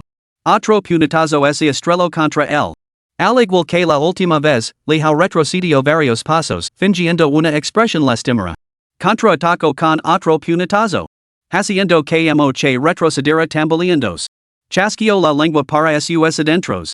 Elogiar a alguien que estaba un reino por encima era realmente difícil. Con su perfecto reino de apertura de los orificios, habiendo abierto los 365 orificios, su verdadera esencia era inconmensurablemente más fuerte que la de los cultivadores ordinarios. Sin embargo, aún así no podía noquear al hombre de un solo golpe. Todas esas novelas que había leído antes eran un completo disparate. ¿Cómo era posible matar a alguien de 2 o 3 reinos de cultivo con la misma facilidad con la que se bebe agua? Boom. Boom. Los dos intercambiaron golpes sin descanso. Li Hao fue adquiriendo poco a poco un conocimiento más profundo de su cuerpo inmortal del Fénix divino. Este físico no era verdaderamente inmortal, sino que su velocidad de recuperación era simplemente asombrosa. Funcionaba de manera muy similar a la regeneración de salud en un juego, cualquier daño infligido no podía seguir el ritmo de su curación, lo que lo hacía parecer invulnerable. Sin embargo, frente a alguien como Cogangeli, un solo golpe podía agotar su barra de salud, garantizando su muerte. Muchacho, realmente me has sorprendido, aguantando tanto tiempo contra mí. Ahora es tu turno, but emoche se limpió la sangre de la boca con el pulgar, sonriendo salvajemente. Al momento siguiente. Se quedó estupefacto. Vio como el otro extendía un solo dedo hacia él. Al instante, la verdadera esencia de todo su cuerpo surgió como un alad de lodo, completamente fuera de su control. Entonces, en un flagrante desprecio por la ética marcial, el oponente le propinó un puñetazo directo a la cara. Pum. Esta vez emoche no salió volando hacia atrás. En cambio, ese desplomó limpiamente al suelo. Un dolor agonizante lo invadió, su cabeza lo latía insoportablemente y la oscuridad lo envolvía. Lo sobreestime. No. no lo esquive. Sus piernas se doblaron, su cuerpo se retorció varias veces y se desmayó. Que inútil. Congeli maldillo entre dientes. ¿Cómo puedes ser tan torpe y golpear a alguien en el pecho? ¿No podías haber apuntado a la cara? Un cultivator de núcleo de condensación perdiendo contra un cultivator de apertura de meridianos? Si se corría la voz, sería una vergüenza para las estepas durante generations. Leva Oslo. Tiradlo. Congeli hizo un gesto de exasperación con la mano y luego esbozó una sonrisa forzada hacia el hal. Su majestad posee verdaderamente una destreza marcial extraordinaria, una bendición para la gran tang. A continuación, se dirigió a los demás. No se hablará en una palabra de los acontecimientos de hoy. Cualquiera que se atreva a se enfrentar a todo el peso de la ley. Ahora, que comienza la boda. Toda la ceremonia fue notablemente sencilla. Como había dicho Congeli, en las estepas no se prestaba mucha atención a las formalidades elaboradas. Varias mujeres, parecidas a caminas, entraron y rodearon a la novia varias veces, murmurando conjuros incomprensibles antes de concluir apresuradamente los ritos. Luego, la acompañaron a la cámara nupcial. Aunque se llamaba cámara nupcial, no era más que una gran tienda de campana dentro del campamento. Dienwei y Xing Daorong montaban guardia fuera. La joven belleza yacía sobre la alfombra. Li Hao estaba sentado en una mesa cercana, asimilando su nueva recompensa, la píldora rompispejos pequeña. 5 píldoras de este tipo lo habían impulsado directamente desde la cima del reino de la perforación de orificios hasta la cuarta capa del reino de la condensación. Sacudió la cabeza y sonrió con ironía. Estas píldoras eran nada menos que robar las creaciones del cielo, consumirlas así era como un desperdicio. Si las hubiera guardado para un gran avance, su efecto habría sido mucho mayor, eliminando esencialmente todos los obstáculos del cultivo. Intento comunicarse con el sistema durante un rato, con la esperanza de desencadenar más misiones y obtener más píldoras rompispejos, pero fue en vano. El sistema era como una máquina fría y sin emociones. Se negaba a entablar una conversación trivial. Bueno, ya lo manipular más tarde. ¿Qué? No debes manipularlo más tarde. Xiaomaron había aparecido detrás de Li Hao sin previo aviso, con las piernas juntas involuntariamente por el susto. ¿Cuál es tu relación con Congeli? Li Hao solo entonces se percató de su presencia. Que yo sepa, Congeli no tiene ninguna hija, ¿verdad? Soy su hija adoptiva. Xiaomaron solo lavaba una manta. Sin importar los demás, se la quitó y sacaroco en los brazos de Li Hao. Lo rodeó el cuello con los brazos. Su mirada era soñadora. Hoy estás muy atrevida. Li Hao se maravilló interiormente. Congeli era sin duda generoso. Pero él no tenía ningún deseo de aceptar a una ahijada así. No sentía ninguna inclinación especial por compartir los gustos peculiares de Congeli. Hace tiempo que renuncio a los placeres carnales. Además, tengo asuntos que atender. Busqué un lugar donde dormir. Me niego. Si lo que sí, no podríamos discutirlo también. Xiaomaron se enroscó alrededor de Li Hao como una serpiente de agua. Que buena ejemplar para una hija adoptiva, pensó Li Hao para sus adentros. Las habilidades seductoras de esta Xiaomai superaban con creces a las de cualquiera de los miles de jóvenes modelos de su vida anterior. Xiaomai pareció leer sus pensamientos. Ella se rió. Todos los hombres son iguales. ¿Qué hay de malo en una mujer casada? No hay ni rastro del noble espíritu del canciller.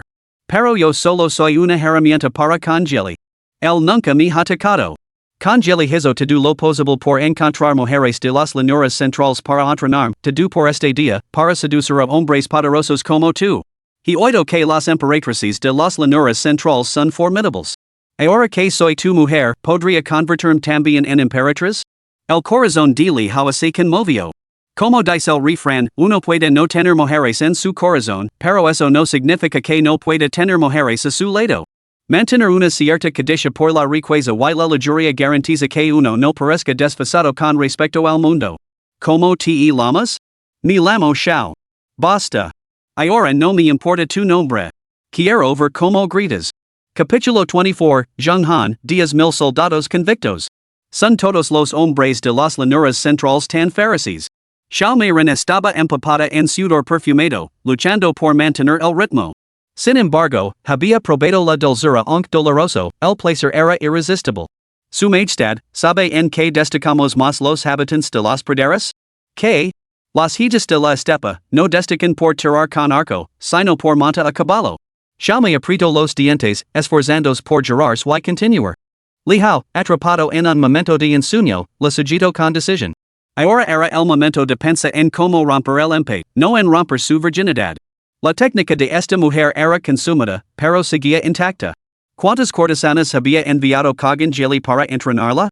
Destacaba en todas las artes, canto, baile, interpretación de instrumentos. Eso importaba poco. Lo que importaba era que probablemente fuera una espía enviada por Cogangeli. A Li Hao se le ocurrió una idea. Sonrió. Para ser tu primera vez, tómatelo con calma. Tengo otros asuntos que atender. Descansa ahora. Tenemos todo el tiempo del mundo. Me pregunto si Cogangeli marcara hacia el sur para hacerse con el trono del dragón y ayudarme a restaurar el reino de la dinastía Li. Pero, por otra parte, si tuviera que vivir perpetuamente en esta vida de bellezas y buen vino, me parece mucho más deseable, mucho más precioso que cualquier reino. Su Majestad. Yo todavía. Los dedos de Xiaomi trazaban círculos sobre el pecho de Li Hao. Silencio. No me interrumpas cuando hablo.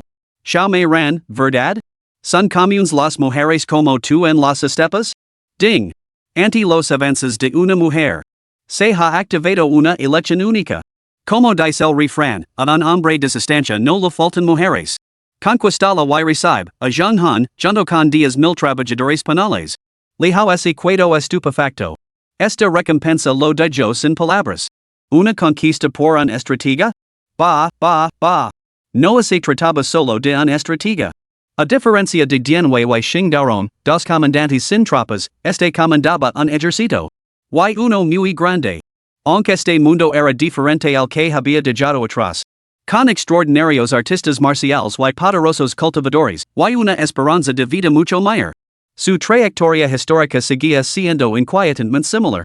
Qinshi Huang y Hanwu de Esteban ambos presentes, con reinados casi 10 veces más largos que sus homólogos históricos, pero por lo demás casi idénticos. La excepción notable? La leyenda decía que ambos emperadores habían ascendido a la inmortalidad, desapareciendo en sus últimos años. Zhang Han fue el último gran general del imperio Qin después de la desaparición de Qinshi Huang. Cuando la nación se enfrentó al peligro, este erudito y funcionario estuvo a la altura de las circunstancias, aplastó a Chen Shang, mató a Xiang Liang, capturó Handan, sitió Julu y eliminó sucesivamente 4 líderes rebeldes. Sin embargo, al final, debido a la incompetencia del segundo emperador, se convirtió en un trampolín para Liu Bang, un final profundamente trágico. El ejército de convictos también está documentado en los annals. Más de 70,000 convictos de todo el reino fueron reclutados para construir el mausoleo del emperador Qin en la tumba imperial. Esto representaba la cúspide definitiva del poderío militar de Qin. 10,000 soldados convictos. Con tales fuerzas a su mando, no se podía descartar como insignificantes a los miles cientos de miles de plebeyos rebeldes de los praderas? Para conquistar a esta mujer. Siria sencillo. Su Majestad, los praderas. Silencio. No hables cuando me dirijo a ti. El sol estaba alto en el cielo. Li Hao había agotado todos los conocimientos que había adquirido en su vida anterior. Después de una noche entera de esfuerzo. Por fin oyó el tono de notificación del sistema. Ding. Enhorabuena, anfitrión, por completar la misión. Recompensa obtenida, Zhang Han, 10,000 tropas penales. ¿Dónde está? Li Hao se puso de pie de un salto, pero sintió un dolor sordo en la parte baja de la espalda que casi lo hizo caer de nuevo. Lanzó una mirada cautelosa a la bella durmiente Xiao. Maldita sea, poseo el cuerpo inmortal del Fénix divino, y sin embargo estoy tan agotado. Esta mujer, sin embargo, depende por completo de sus donacionados. Las fuerzas de Zhang Han yacen ocultas bajo el campamento del rey Dingxian. Las defensas del ejército turco eran formidables, especialmente alrededor de la tienda imperial, que prohibía cualquier acercamiento. Una vez excavado el túnel, nos reuniremos. Dejadme entrar. Debo ver a su majestad. ¿Crees que podré soportar las consecuencias si retrasáis esto? En ese momento, se produjo un alboroto fuera de la tienda. Li Hao retiró la lona y se encontró con el sol brillando en lo alto. La deslumbrante luz del sol se reflejaba en la nieve, convirtiendo todo el paisaje en un blanco deslumbrante, muy parecido a la piel de Xiao Marin. Dianwei se plantó frente a la entrada de la tienda, con la mirada fija. Cualquier asunto se transmitirá a través de los canales adecuados. Sin la orden de su majestad, nadie puede acercarse. Ja. 2. Un simple guardia, te atreves a hablarme así? ¿Sabes quién soy? Soy Ashina, general del ejército del Congilican. ¿Crees que no te partir en dos en este mismo instante? Dienwe lo miro como si fuera un simplón. Su mirada transmite una clara invitación, adelante, intentalo. Un simple bárbaro de las estepas se atreve a mostrar tal insolencia ante nosotros? Xingdaron, que estaba cerca, y no pudo contenerse. Frunció los labios en una fría mueca de desprecio. Lavaba días rebosante de frustración. Lo discutiremos después de ano nuevo. Esas cuatro palabras casi lo matan. ¿Y quién eres tú? De mi nombre y te sorprenderás. Basta, basta. Lejao agito rápidamente las manos y dio un paso adelante. La frase característica de Xingdaron no era nada auspiciosa cada vez que la oye, sentía que una espada podía cortar la cabeza en cualquier momento. General Ashina, ¿qué pasa? Por fin ha llegado el hombre importante, dijo Ashina con una sonrisa burlona. El con ha preparado un banquete para recibirte. Me ha prohibido molestarte, pero eres terriblemente perezoso. ¿A qué hora te levantas? No eres como nosotros, los hombres de la estepa. Entendido. Vuelve con el con y dil que llegar en breve. Le ha despidió a Ashina y luego dio instrucciones a Dienwe y a los demás, si se encontraban con alguien que dejara ser Zhonghan, debían informar de ello inmediatamente. Mi señor, este lugar es peligroso. Casi todos aquí nos guardan hostilidad. Su respeto es fingido en realidad, nos desprecian. ¿Por qué no huimos? Yo, Dienwe, sacrificaría mi vida para garantizar su huida segura. Bah! Con Xingdaron basta. Esos simples salvajes de las estepas no se atrevían a mostrar sus rostros antes. Aunque las palabras de Xingdaron tenían un toque de arrogancia, contenían algo de verdad. Durante la era de los tres reinos, por muy caótica que se volviera la llanura central, ninguna tribu extranjera se atrevía a invadirla. Manhwa era un buen ejemplo de ello. Sufrió 7 derrotas militares consecutivas, lo que sirvió de lección para todos. El caso de Ma Chao fue un más extraordinario.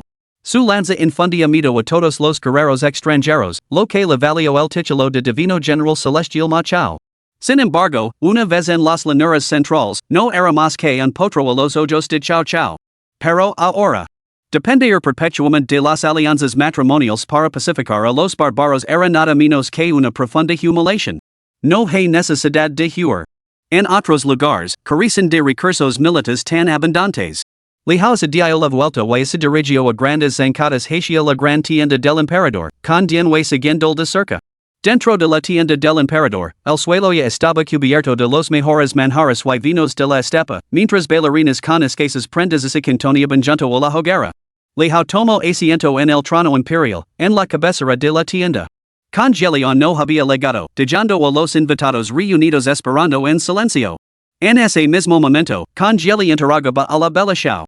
Capítulo 25, redibujando el mapa del reino, el norte completamente tuyo, las llanuras centrales un pseudo yo. ¿De verdad, en hay una sola noche de descanso? Kagan Gelic sintió una panzada de angustia y sus nadilos se pusieron pálidos y blancos. De verdad, Xiaomarin, envuelta en una bata de piel de zorro, se recostó en diagonal en el sofá. Un ligero rubor permanecía en su cuello, apenas visible. Ella lanzó una mirada cansada y destinosa. ¿Podría este advenedizo de las llanuras centrales poser realmente más resistencia que este anciano que domaba corcels salvajes en su mejor momento? Maldita sea. Con Geli aspiró bruscamente. Ni siquiera en su juventud había sido tan formidable. ¿Acaso los hombres de las llanuras centrales tenían unos riñones tan robustos? Bah. ¿En que me estoy obsesionando? ¿Dijo algo? Sí, dijo que debería moverme. Maldita sea, no es eso lo que te he preguntado. Xiaomarin se retorció un mechón de pelo distratamente, frunciendo los labios. No se me ocurre nada más. Espera, menciono que no sabía cuando el con marcaría contra el granjo para restaurar la dinastía Li Tang. También insistió en que no debía enviarlo a la batalla, que debía quedarse atrás disfrutando de sus bellezas. Algo sobre que yo no era rival para él y que el hijo del cielo necesitaba seleccionar nuevas consorts. Xiaomarin reflexionó más. Este tipo, es realmente formidable. Oh. En efecto, nadie podía resistirse a los encantos de Xiaomarin. Aunque seas un dragón renacido, no podrás escapar de las garras del bello sexo. Si quien se este lejal, lo convertirá en un borracho tonto. Ja. Al pensa esto, Kagan Jelly solto una carcajada triunfant. Muy bien, Xiaomei ran. A partir de ahora, tu única tarea será servirle. Si encuentra algún defecto en ti, te ejecutar inmediatamente. ¿Entendido? ¿De verdad mi materias? Xiaomei puso los ojos en blanco. No hace falta que lo digas. Aunque te atrevieras, no me iría ahora. Muy bien. Con Jelly volvió a mirar a Xiaomei, con los ojos nublados por los celos. Maldita sea, esa muchacha hecasante. Había gastado una fortuna en cultivarla y ni siquiera había tenido la oportunidad de disfrutarla. Lihao, cuando mi imperio esté asegurado, lo pagarás. Su Majestad, perdón mi tardanza. Caballeros, ¿por qué no ha comenzado el banquete? Con Jelly entró en la tienda imperial y observó a Lihao mirando fijamente el suntuoso banquete que tenía ante sí. Una leve sonrisa se dibujó en los labios del con. Al menos sabe cuál es su lugar. Ya que el canciller ha llegado, comencemos el festín, respondió Lihao con indiferencia, restando importancia al asunto. Sabía que se trataba de otra lección que el otro lo estaba impartiendo. Al igual que Nien Gengyo se había enfrentado una vez a Yongzheng, uno debía esperar a que el maestro de la orden antes de dejar un lado la armadura. Efectivamente, aunque había declarado abierto el festín, nadie se atrevía a tocar la comida. Todas las miradas se posaron en Kagan Jelly. Este último esbozó una leve y melancólica sonrisa. Puesto que su majestad ha declarado abierto el banquete, que así. Venid, que suene la música y comienza el baile. Mientras el vino fluía libremente. Kagan Jelly levantó su copa hacia Lihao desde lejos. Majestad, mientras festejamos, tengo varios asuntos que discutir con usted. Dentro de la gran tienda, se podía orquear un alfiler. Habel, canciller. El primer asunto es encargar a maestros artesanos que redibujen los mapas. Las 36 tribus de las estepas actuales se incorporan al gran tang. La llamada gran yo de las llanuras centrales pasará a lo más pseudo yo y se distribuirá por todo el reino. Razonable. Lihao miró pensativo a Kagan Jelly. Este hombre, aunque aparentemente tosco, poseía una mente aguda. Solo después de exprimir hasta la última gota de legitimidad de su reclamo. Si este mapa llegará al gran yo, independientemente de la reacción de la Emperatriz, ¿cómo reaccionaría el pueblo llano? ¿No acudirían multitudes en masa para jurar lealtad? Redibujar el mapa del reino, eso era una puñalada en el corazón. La gran tienda estalló en jubilo. Maldita sea. No. Su excelencia el canciller realmente posee vision de futuro. Así, el pseudo yo se derrumbará sin lugar. ¿Cómo se llamaba esa maniobra de su excelencia, sacar la olla del fuego? Con esto, ¿quién en las llanuras centrales quería seguir luchando? Todos se apresuraron a ayudar al gobernante legítimo. Los necios de las llanuras centrales han despertado para descubrir que no solo han sido tachados de rebeldes, sino que también han sido despejados de sus hogares y reducidos a vivir bajo el techo de otros. Ya. Con Jelly sonrió levemente. Hizo un gesto para que guardaran silencio. En segundo lugar, ahora que hemos establecido la dinastía Tang, debemos seguir naturalmente los precedentes de nuestros antepasados y emular la reestructuración del núcleo del poder imperial llevada a cabo por el emperador Taizong. Su Majestad, este siervo sugiere reclutar eruditos de la Gran Muralla. Debemos establecer nuestro propio sistema de tres departamentos y 6 ministerios, el sistema de 9 rangos y los eruditos de la Academia Hanlin. La corte, naturalmente, debe ser lo más formal posible. Antes éramos nómadas, dispersos y fragmentados, como arena suelta. Gobernar no significaba más que tribu tenía el ganado y las ovejas más gordas, o las mujeres más bellas. Ahora es diferente. Somos los gobernantes legítimos debemos parecerlo. Bien dicha. Essential Lihao. Los funcionarios de todas las estepas comenzarán con sus habituales halagos. El con es realmente la reencarnación de Zhuge Liang. Así es precisamente como se debe hacer. Una vez que el con ocupe su lugar al frente de nuestros funcionarios, conseguirán puesto como erudito Hanlin. Será muy emocionante. Esos eruditos siempre nos han mirado por encima del hombro. ¿Crees que volverán para servirnos? Ya. Ahora están prácticamente rogando por venir. Se dice que su llamado patriarca literario fue llevado a la muerte por esa emperatriz demoníaca en la corte imperial. Con Jelly asintió con satisfacción. Estas ideas habían surgido durante una sesión que duró toda la noche anterior, en la que se convocó a todos los sabios de la estepa. ¿Cómo podían fracasar? Esto es precisamente lo que significa aprender de las técnicas de los bárbaros para asunto a los bárbaros, la pseudo-dinastía yo son unos salvajes. El tercer asunto, dado que su majestad ocupa el trono supremo, el harén imperial no puede quedarse con una sola consort. A partir de hoy, notifica a las 36 tribus de la estepa que seleccionan doncellas hermosas y las envían a la corte para ser elegidas como consorts de su majestad. Ut. Lihao casi escup su vino. Efectivamente, esa belleza show enfermería de cada palabra y cada acción suya a cogangeli con todo detalle. Anoche solo lo había mencionado y hoy estaba seleccionando consorts. Que delicia. Lihao fingió angustia. Excelencia, esto es impensable. Son tiempos extraordinarios, ¿cómo podemos cargar al pueblo y malgastar recursos para mis asuntos personales? Además, soy joven y me importan poco esos asuntos. Excelencia, por favor, reconsidéralo. Joven, sin duda, pero bastante intrigante. Congeli ese burlo para sus adentros. Adelante, desempeña tu papel. Por supuesto, era lo más natural.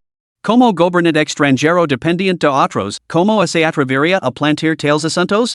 Puedo ofrecértela, pero debes recazarla. Si te lo impongo o no es asunto mío. Un niño al que vale la pena enseñar. Congeli lo miró con la mirada de un anciano que observa a un joven, sonriendo mientras decía. Su majestad, este asunto no es negociable. Dado que nuestra gran tang seguirá el camino de la rectitud, todo debe hacerse con decoro. 3000 bellezas en el harén, solo así podremos mostrar el esplendor ortodoxo de nuestra dinastía tang. Maldita sea, usar el harén para demostrarlo? Después de 3 rondas de idas y venidas, Lihao aceptó la propuesta del conde de seleccionar consorts con una sonrisa irónica. El cuarto asunto. Este es el punto más crucial de hoy. La expresión de congeli se volvió repentinamente solemne. Capítulo 26, el Xiangnu Shanyu, espera, dame un momento.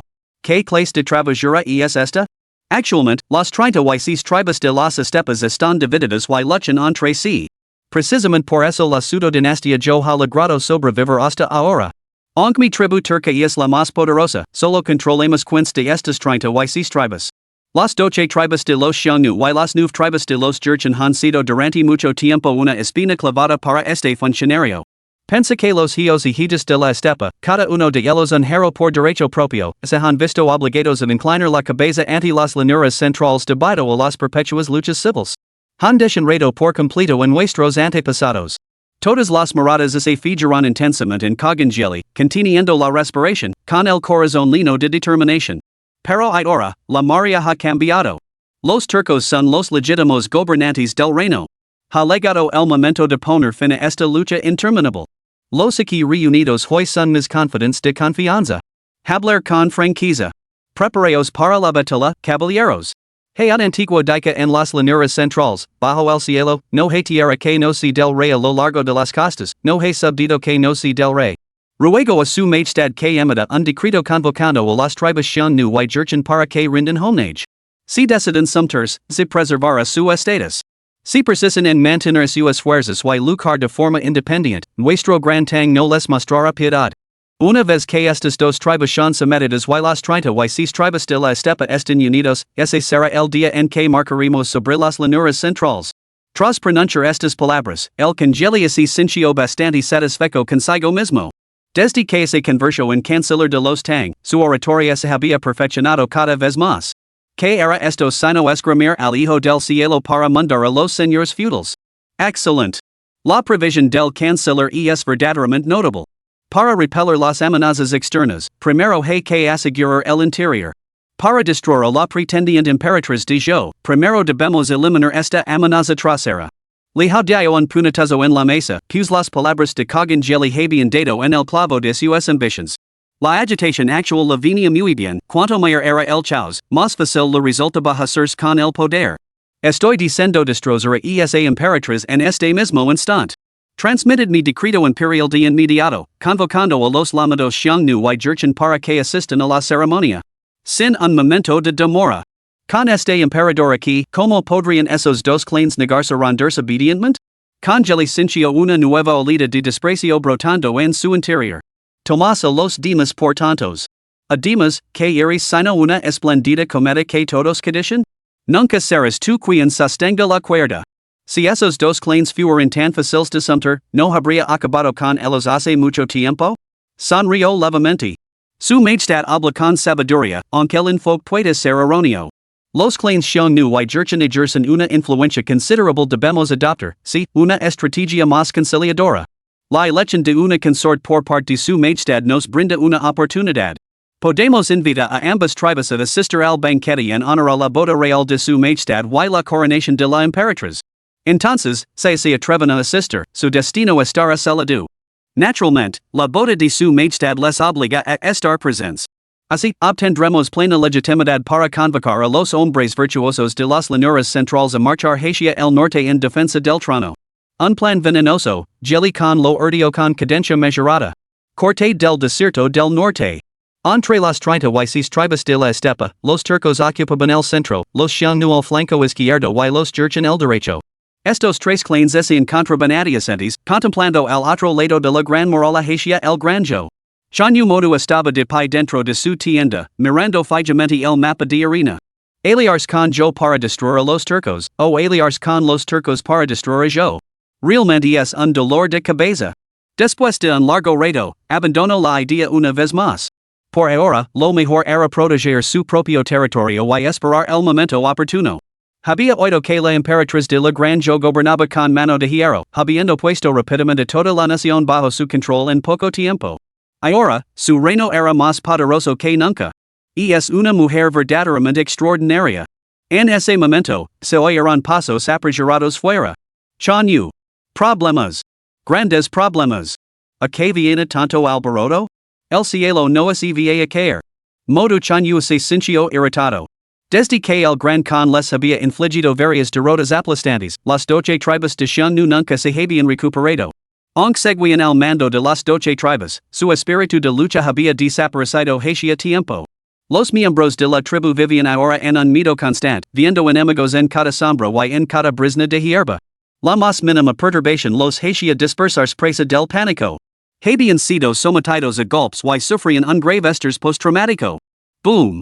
El cielo no se había caído, pero su puerta sí.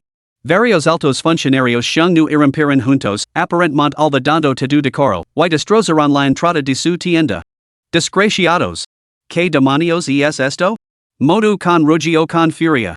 Aunque estos hombres se habían mostrado abyectos en los últimos días, al menos habían mantenido una apariencia de respeto, sin atreverse nunca a mostrar falta de respeto. ¿Qué demonios era esto? ¿Cómo se atrevían a irrumpir en la tienda del Khan? Khan. Una gran calamidad. Acaba de llegar la noticia, la emperatriz ha enviado al sexto príncipe, descendiente de la dinastía Li Tang, a los turcos como ofrenda de paz. El matrimonio es el matrimonio. ¿Es esto realmente necesario? Todavía tenemos a la princesa Qianjin. ¿Qué? ¿Un príncipe? Mudo se quedó paralizado en el sitio. Sí, Xiongnu. Un príncipe. Un príncipe. No una princesa. Ya. ¿Estáis intentando divertirme? ¿Crees que últimamente he estado deprimido y querías animarme? Esta broma no tiene ninguna gracia. ¿Cómo os atrevéis a burlaros de mí? En las tierras de los Xiongnu, no solo el pueblo llano estaba nervioso, incluso el propio modo Xiongnu estaba completamente aterrorizado. Después de que el emperador Taizong le diera una paliza, decidió bigates country podíais creer que este término si realmente delicado, apenas se preocupaba ya por los asuntos de las llanuras centrales. Por lo tanto, las noticias lo llegaban con retraso. Xiongnu, ¿cómo nos atreveríamos a bromear contigo? Esto lo ha transmitido personalmente el enviado de los tuyue. ¿Enviados de los tuyue? ¿Por qué enviarían enviados? No importa eso por ahora. Tengo la mente confusa. ¿Es cierto lo de la alianza matrimonial del príncipe? Absolutamente cierto. Tan cierto como el oro. Y probablemente somos los únicos que lo sabemos ahora. Varios ministros turcos asintieron frenéticamente. Xiongnu modo se sintió maradu y se tambaleó hasta que derribó el mapa de arena que tenía detrás y lo hizo añicos. Un príncipe en una alianza matrimonial. He oído que la emperatriz de Granjo rivaliza con el emperador Taizong en estatura. ¿Cómo podría hacer algo así? ¿Una alianza con los turcos? Eso equivalía a entregarles el trono. Incluso un tipo ruto y tosco como yo lo entiendo. Las llanuras centrales son una tierra de talento excepcional, dragones ocultos y tigres agazapados. ¿Cómo podrían hacer algo así? Es completamente absurdo. No, es como un ratón que muerde la grupa de un toro, la mordedura del roedor es mortal. Chanyu, es peor que eso. Los turcos han proclamado ahora el sexto príncipe emperador de Tang, lo han anunciado al mundo, han rediseñado el mapa imperial y están preparando su boda y la coronación de una emperatriz. Han enviado emisarios específicamente para invitarnos. ¿Qué? No solo eso, los turcos han emitido la proclamación contra Ji Zhao, convocando a todos los nobles de las llanuras centrales a las estepas para ayudar al trono. El chaos en las llanuras centrales significa chaos también para nuestras estepas. Toda la estepa ha quedado ahora bajo el dominio de la Gran Tang. Según las propias palabras de los turcos, nosotros también somos ahora subditos de la Gran Tang. Espera, déjame procesar esto. Una avalancha de información inundó la mente de Modo Chanyu, el guerrero supremo de las estepas. Capítulo 27, un trozo de papel destrozado exige la rendición de nuestro soberano? Incluso cuando era niño, cuando veo por primera vez el emperador Taizong desde lejos, Modo Chanyu nunca había perdido la compostura de forma tan absoluta. Las estepas siempre habían sido un equilibrio de poder entre tres partes. En el pasado, los Xiongnu tenían el mayor dominio, ignorando por completo a las otras dos facciones, incluida la dinastía Li Tang. Sin embargo, pagaron un alto precio por esta arrogancia. El emperador Taizong aprovechó todas las oportunidades para darles una paliza. El resultado? Terminaron en este lamentable estado. Ya debilitados, ahora los turcos tienen la audacia de causar problemas? ¿Cómo pueden esperar tanta suerte? Es como una caída del cielo. ¿Y por qué esta emperatriz defiar tanto de los rumores? ¿Y así atreve llamarse a sí misma la emperatriz sin igual? Tiene menos sentido común que un pastor de vacas en las estepas. Después de un largo rato, finalmente volvió a la realidad. ¿Quieres decir que el enviado turco está aquí ahora, invitándonos a asistir a la boda de su majestad? Exactamente, Alteza. ¿Qué hacemos? Déjame pensarlo. Mudu, el Khan, tenía una expresión grave. Después de reflexionar durante un largo rato, de repente dio una patada a la mesa de arena que tenía a su lado, que se derrumbó. Maldita sea, sigo sin poder entenderlo. ¿Es la emperatriz de Gran Zhou realmente tan tonta? ¿Enviará un príncipe como ofrenda de paz? ¿Podría hacer realmente algo así?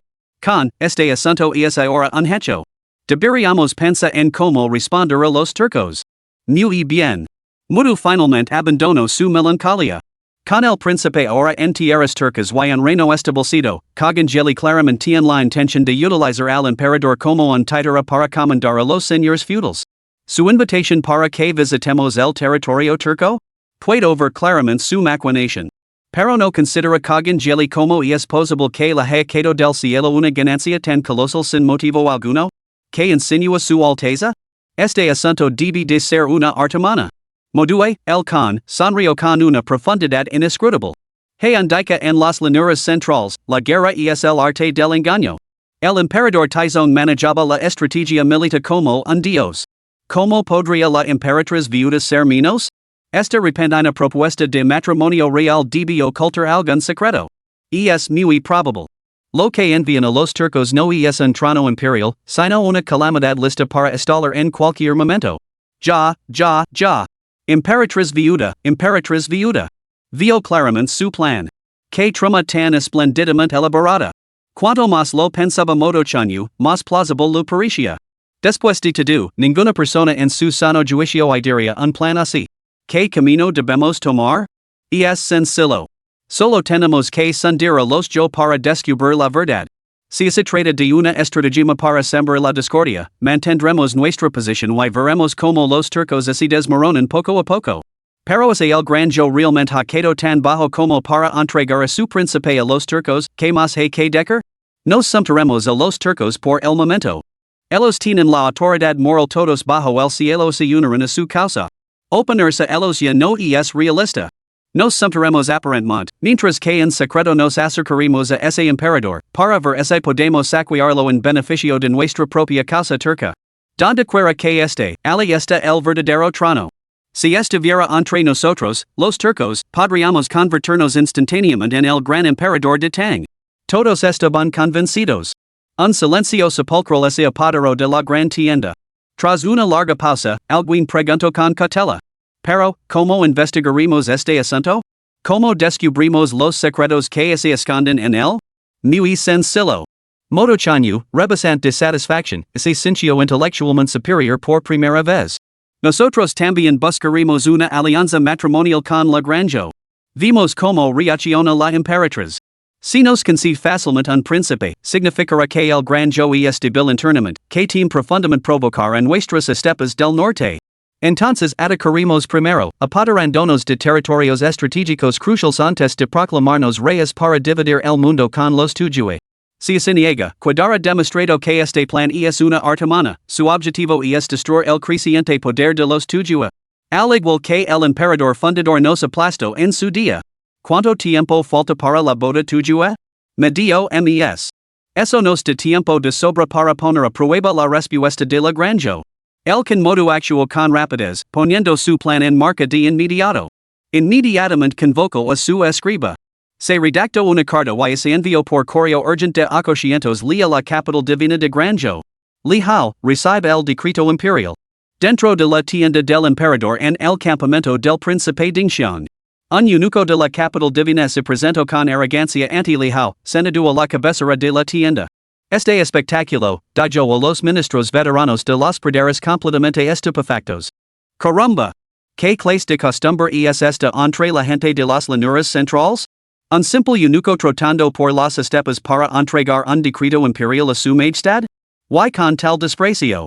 Solo hay que escuchar ese tono, esa expresión, esa voz chilona, es totalmente indignante. A Congeli lo pareció bastante divertido. Este era el legítimo emperador de la dinastía Tang, y una supuesta emperatriz de la dinastía Zhou lo estaba dictando decretos. ¿Qué absurdo era este? Aun así, se parecía en cierto modo a enviar a un príncipe a un matrimonio político. Le dio al eunuco una ligera palmada en el hombro, casi aplastándolo en el acto. Vamos, vamos, lilo en voz alta. Humph. Era delate para recibir el edicto. El eunuco lucía un air de arrogancia altiva. But. Ya. Toda la tienda se estremeció de risa. ¿Sabes siquiera lo que estás diciendo? ¿Arrodillarse para recibir el edicto? ¿Qué? Este es el protocolo de la Granjo. Cuando un súbdito de la Granjo recibe un decreto imperial, debe arrodillarse frente a la capital. No hacerlo así consideración. Muerte sin perdón. Te pisotear tu maldita cara. Miedo. Congeli lo dio un golpe con el dorso de la mano, haciendo que el pequeño eunuco diera dos vueltas y media sobre sí mismo. Ahora, arrodillate ante este funcionario para recibir el decreto. De lo contrario, te probar nuestra tortura de la estepa, la ejecución con una bala de cañón. Solo entonces el eunuco entró en pánico. Nunca había presenciado un espectáculo semejante. Donde quiera que hubiera estado, los demás lo adulaban y adoraban. Incluso ante duques, marqueses y generals, ellos eran el cielo. Representaban al hijo del cielo.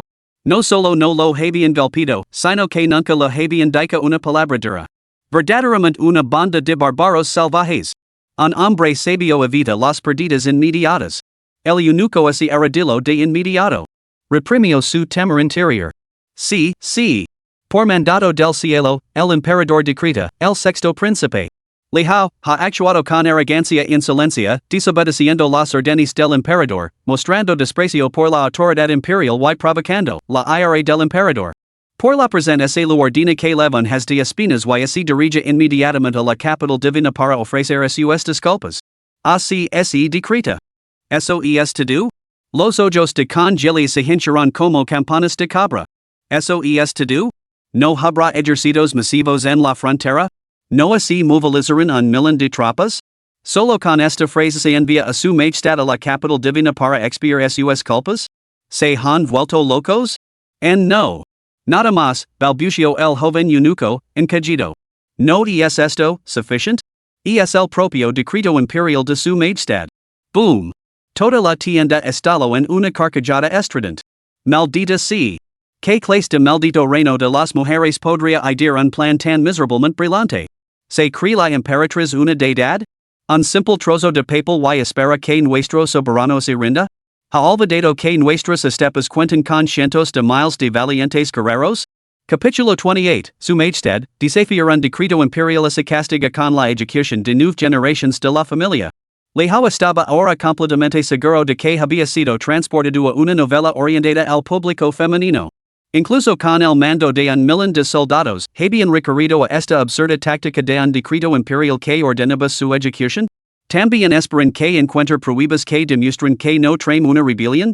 ¿Sería yo el siguiente en embarcarme en un romance trascendental con el Khan? Si no me rebelo después de transmigrar, que me perforan el ano con un taladro.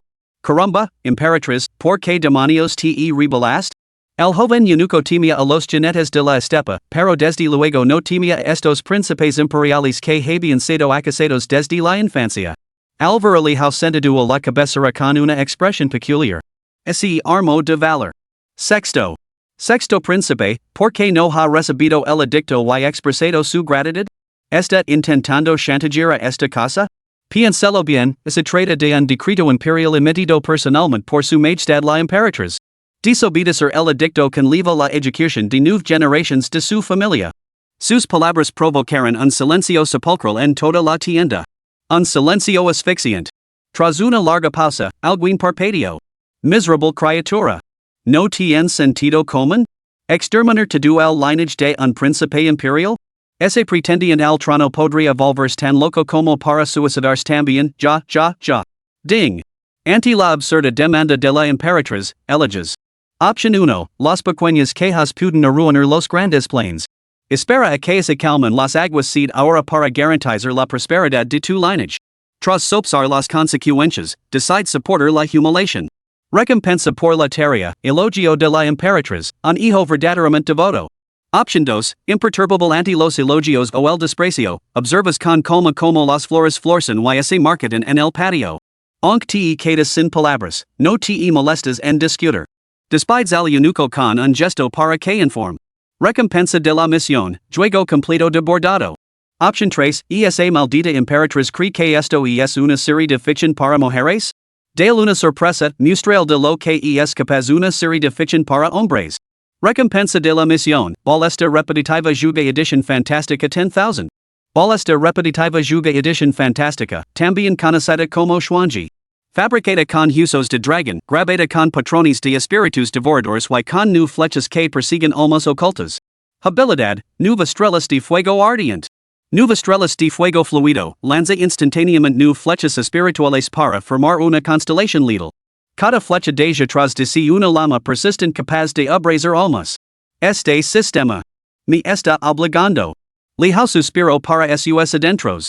El sistema parecía haberse vuelto más travieso, la opción 2 no era más que una humiliación descarada para el anfitrión. Excelentísimo canciller, arrastran a este hombre fuera para alimentar a los perros. Leao. ¿Tú? ¿Qué has dicho? Soy el enviado especial de la emperatriz. Desafias el decreto imperial. Tu propia muerte no importa, pero no te importan los guerreros de las praderas que están detrás de ti. Madame y su majestad liderara personalmente sus ejércitos hacia el norte, pisoteando todas las praderas hasta convertirlas en un páramo. Cada alma y cada brizna de hierba de esta tierra serán mi ofrenda funeraria. Y congeli cinchio como se lo erizaba el velo. Con un golpe seco, la cabeza del joven eunuco rodó por el suelo. Esa pretendiente emperatriz de yo, debe de tener agua en el cerebro. ¿Qué demonios la ha posado para tomar decisiones tan imprudentes últimamente? Excelentísimo canciller. Envía inmediatamente emisarios a la corte de los pseudo-yo para exigir una explicación por la rebelión de esa emperatriz demoníaca. Leao se puso en pie, con una expresión de indignación en el rostro. Tengo varias propuestas. Primero, convocar a todos los guerreros patriotas para que marquen hacia el norte en defensa del trono. Segundo, comenzar de inmediato la erradicación del régimen pseudo-yo. Por la presente, usted queda nombrado gran general, con plena autoridad para supervisar esta campaña. En tercer lugar, selección en concubinas. Con eso, Leao se sacudió las mangas y se marchó. La asamblea de dignitarios turcos intercambió miradas de desconcierto. Solo después de que Leao desapareciera en la distancia, Cogangeli estalló en carcajadas. Está entrando en pánico. Nuestro soberano, aunque dotado de un talento extraordinario, no deja de ser un erudito soñador, hecho para la vida de un caballero literario. Las relaciones románticas entre eruditos y bellezas, ahí es donde realmente pertenece. Este funcionario es bondadoso naturalmente, lo concederemos este deseo. Tien razón. Cuando marcaremos? Nuestros hombres están rebasantes de furia reprimida. Tu ascensión como con celestial, convertiendo en el emperador sin igual del pueblo Han, está al alcance de la mano. En aquellos días, más de uno estaba al con a dirigerse hacia el sur. Sin embargo, Kagan Jelly se mantuvo firme como un perro viejo, negándose a ceder. ¿Por qué hay que entrar en pánico? No todas las almas de las llanuras centrales son tan nichas como esa demoníaca Emperatriz. Esos clanes aristocráticos están esperando el momento oportuno, esperando una oportunidad. Cuando su majestad viajó al norte esta vez, todos buscaron ponerse en contacto con usted. Dejan sentarse en la plataforma de pesca y cosecar los beneficios sin mover un dedo. ¿Cómo podría ser eso posible? Todos ustedes, mantengan la compostura. Hasta que no se haya acabado con los Xiongnu y los Jurchen, nadie debe plantear la cuestión de la marca. En los próximos días, muchos viajarán desde las llanuras centrales para ayudar al emperador. Preparaos para recibirlos y asimilarlos en nuestras filas turcas. Ding! Enhorabuena, anfitrión, por completar la tarea. Recompensa obtenida, esta repetitiva juga edition Fantasia 10,000. Almacenada en el espacio del sistema del anfitrión para su recuperación inmediata. Le saco una casualmente para examinarla. La bolesta irradiaba una luz estelar amber dorada, y sus brazos estaban adornados con relieves entrelazados de dragones devoradores. Su esplendor era incomparable. Ni pregunto si desperar 10,000 de estas simultáneamente podría acribilar incluso a un experto del reino Dharma form como un colador. Majestad, sigo meditando sobre los asuntos de estado? Llamaron, vestida solo con un corpino de cuero que acentuaba su generoso busto, se deslizó como una serpiente de agua hacia los brazos de Lihao. Se retorció y se frotó contra él varias veces. Majestad, es hora de comer. ¿Qué comida? Al haber legado recientemente de otro mundo, Lihao no se había adaptado del todo a la terminología antigua. Por un momento, no lo comprendió. Me dio una palmada y varias servientes del palacio de la estepa trajeron rápidamente los platos. Tendons de ciervo estafados con sangre de dragón. Sopa en yang de hielo y fuego. Rhinos salteados con cebulino. Gachas de cordero y cistanche. Estofado medicinal de cordero y leche. El canciller realmente ha pensado en todo. Lihao suspiró profundamente y miró al cielo. Este era realmente el camino para forjarse unos rhinos de oro. Majestad, el canciller solo tiene en mente su bienestar. Xiaomaran rodeo con sus brazos el brazo de Lihao y lo aprieto con alegría. En efecto, es por mi propio bien. Transmital mi agradecimiento a su excelencia. Xiaomaran, esta comida es bastante sosa. Hablen de los tres jóvenes canes. ¿Por qué pregunta su majestad sobre eso?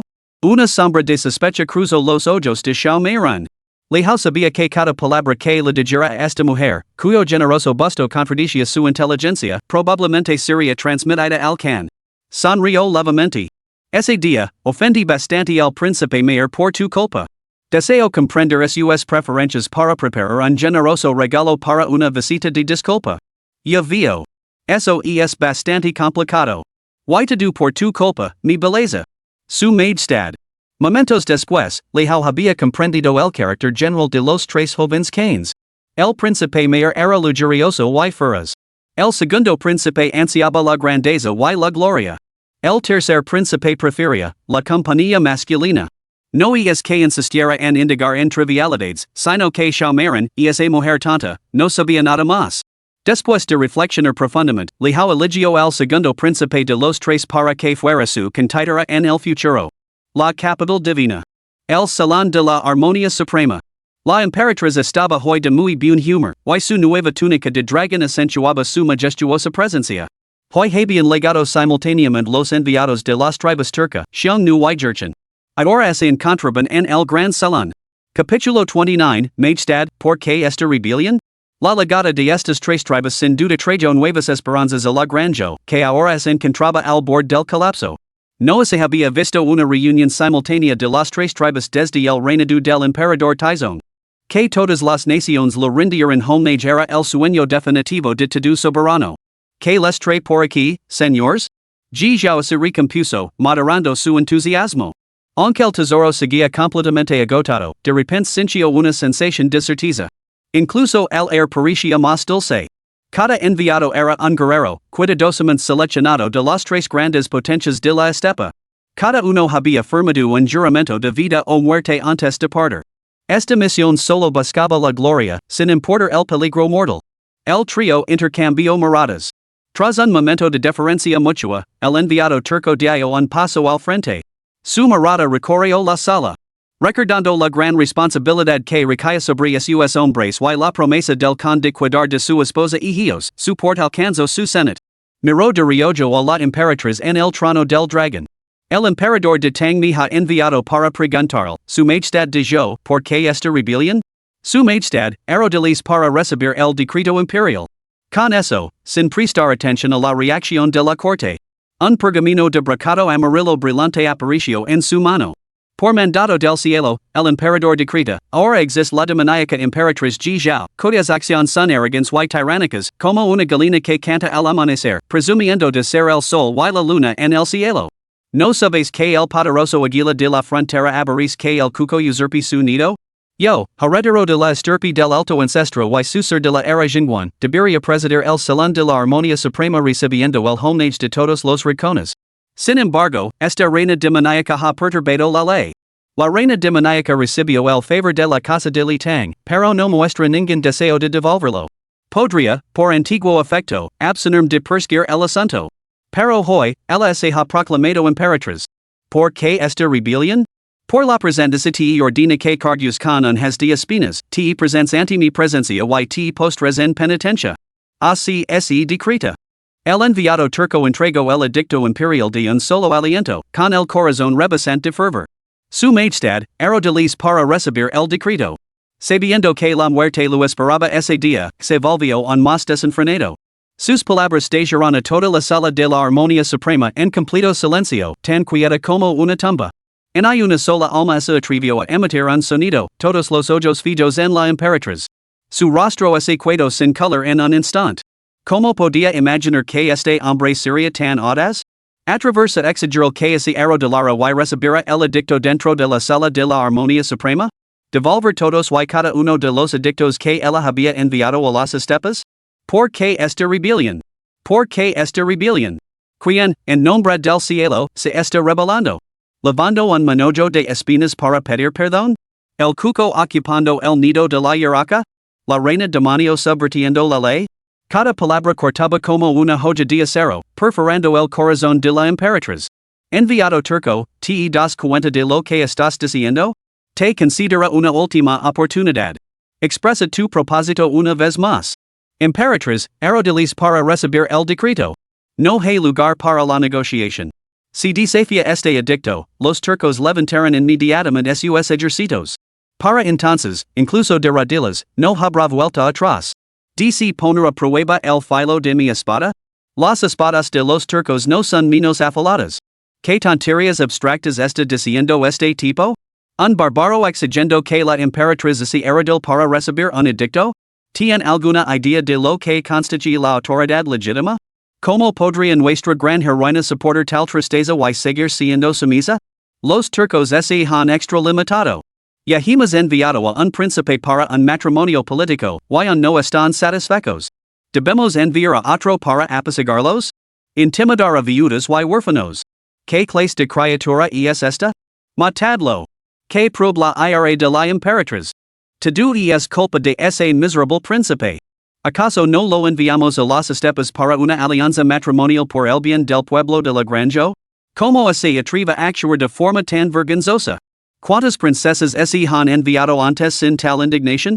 Es completamente desleal, desobediente y egoísta. Verdaderamente una inversión del orden del cielo. La emperatriz observaba los subtítulos que se desplazaban en su mente.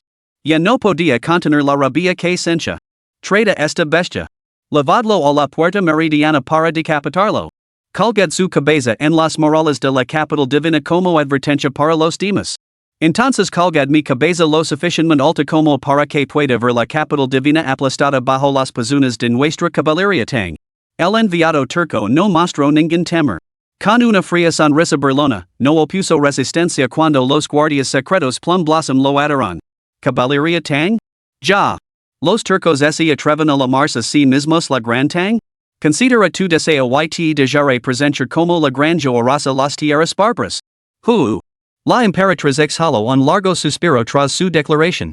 Solo después de que se elevaron al enviado turco, esbozó una leve sonrisa. Su mirada se suavizó cuando se volvió hacia los otros enviados, los Xiongnu y los Jurchen. No me malinterpreten, señores. Las tribus barbaras no los incluyen a ustedes. Su llegada es muy oportuna. Estaba a punto de invitarlos a unirse en nuestra campana y eliminar esta manzana podrida. A diferencia del enviado turco, que ya había firmado su sentencia de muerte y abrazado el martirio, el enviado Xiongnu dudó. Al ver la ira de la Emperatriz, de repente se sintió inquieto. No se ponga nervioso, su majestad suele ser muy benevola, el canciller Lu Faming percibió su aprensión y se apresuró a tranquilizarlo. Especialmente hacia ustedes, que vienen de tierras lejanas, él muestra un favor particular. ¿Que les trae por aquí? Su majestad, es así. Xiongnu Modo me ha enviado para proponer una alianza matrimonial con Granjo, para consolidar un vínculo duradero entre nuestras naciones.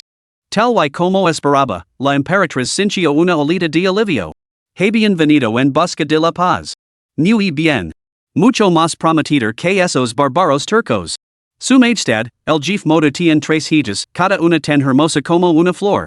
Han estudiado la cultura de las llanuras centrales desde su infancia y conocen bien los protocolos. El Xiongnu dice casarse con uno de los hijos imperiales de su majestad. Si su majestad de su consentimiento, no habrá más conflictos entre nuestras naciones y los Xiongnu seguirán para siempre el liderazgo de la Granja. ¿Qué? ¿Un hijo imperial? La expresión del gran censor Chui Ning se ensombreció al instante. Los insignificantes Xiongnu se atreven a insultar hacia la Granja. Solicitar la mano de un príncipe en matrimonio. ¿Cómo se atreven a pronunciar tales palabras? ¿Acaso buscan provocarnos para que ericemos su Xiongnu? Insolent. Reprendió Lu Faming con dureza. Ministro Chui, usted obstaculizó la alianza matrimonial con el sexto príncipe la última vez. ¿Cómo es que no ha mejorado? ¿Ahora se atreve a interferir de nuevo? ¿Cuáles son exactamente sus intentions? ¿Acaso su clan Chui se siente tan ofendido por la prosperidad de la Granja? Una alianza matrimonial garantiza siglos de paz. Ministro Chui, a pesar de su noble lineage, ni siquiera es capaz de comprender este sencillo cálculo. ¿Qué? Chui Ning se quedó estupefacto. Su mente estaba en confusión. Seguramente este canciller no había aprendido la lección del hijal. ¿Por qué insistir en algo en lo que se ha tropezado? ¿O no lo entiende la canciller? ¿La paz a través de la alianza matrimonial de un príncipe? ¿De verdad lo cree? No es más que un pretexto para atraer al príncipe. Ellos también se convertirían en los legítimos gobernantes del reino. Tenemos ante nosotros un claro ejemplo. Lu Faming hizo una breve pausa antes de hablar lentamente. Lo creo. Capítulo 30, un príncipe del clan G? Ni siquiera un perro lo quería. Chui Ning se quedó sin palabras y se retiró en silencio. Las miradas de los funcionarios reunidos se volvieron una vez más hacia la Emperatriz Ji Zhao. Ella se quedó momentáneamente sin palabras. Atrapada entre la espada y la pared. A diferencia de Lu Faming, aunque albergaba dudas, no podía negar la cruda realidad que tenía ante sí. Desde la alianza matrimonial del hijo, todo el Granjo había quedado en el caos. Ni un solo soldado no había pasado las llanuras, pero la Granjoya mostraba los primeros signos de una nación al borde del colapso. El pueblo estaba inquieto, los clanes aristocráticos vacilaban y innumerables traidores desertaban hacia el norte, al bando enemigo. Una sola proclamación había destrozado su reputación, dejándola completamente deshenrada. Todo por una alianza matrimonial. Ahora los Hunos exigían un príncipe. ¿Ceder o no ceder? Ceder probablemente significaría que los Xiongnu, como advirtió Chui Ning, emularían rápidamente a los turcos. Una nueva dinastía tan autoproclamada ortodoxa surgiría en las estepas. Recasar. Haría que todos sus esfuerzos anteriores fueran en vano. El presidente que afirmaba haber sentido se disolvería en un espejismo, convirtiéndose en el mayor hazmerer bajo el cielo. Enviado de los Jurchen, que te trae por aquí? La Emperatriz reflexionó con amargura, cambiando de tema para ganar tiempo. Este enviado Jurchen parecía bastante sencillo, lo que causó una primera impresión favorable. Al leer su nombre, el enviado Jurchen se apresuró a ofrecer la mayor cortesía de su pueblo. Él, también había venido con una misión. Una misión idéntica a la del enviado Xiongnu. Misión superpuesta. Esta fue la conclusión unánime a la que legó el Consejo de Ancianos Jurchen. Miró a la Emperatriz, luego al enviado Xiongnu, antes de finalmente balbucear. Yo también he venido. Nuestro jefe solicita recibir a uno de los príncipes de su majestad en matrimonio. Así, nuestras dos casas quedaron unidos en una unión eterna, formando una alianza. Que solo entonces la Emperatriz lo comprendió por completo. Ninguna de estas dos casas era digna de confianza. Ambas albergaban intenciones traicioneras, utilizando la bandera de una alianza matrimonial como mero pretexto para levantar sus estandartes en rebelión y proclamarse emperadores. Era una atrocidad. La Emperatriz podría considerar enviar a dos príncipes más.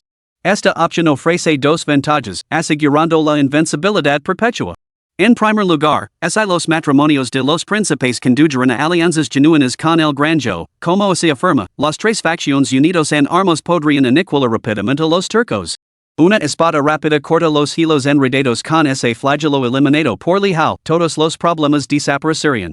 En segundo lugar, estas dos casas resultarían tan traicioneras como los turcos, demostrarían que son aliados totalmente poco fiables.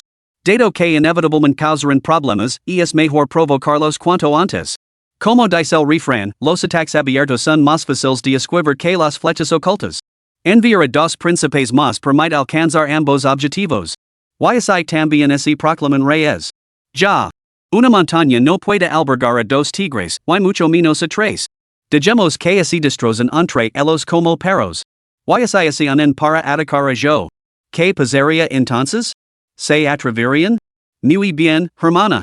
Eres realmente la estratega militar del ano de la Emperatriz. Levo mucho tiempo fijando en tu identificación, Dios sin cilantro. Esta fue la única vez que la Emperatriz sintió una pizca de duda sobre los subtítulos.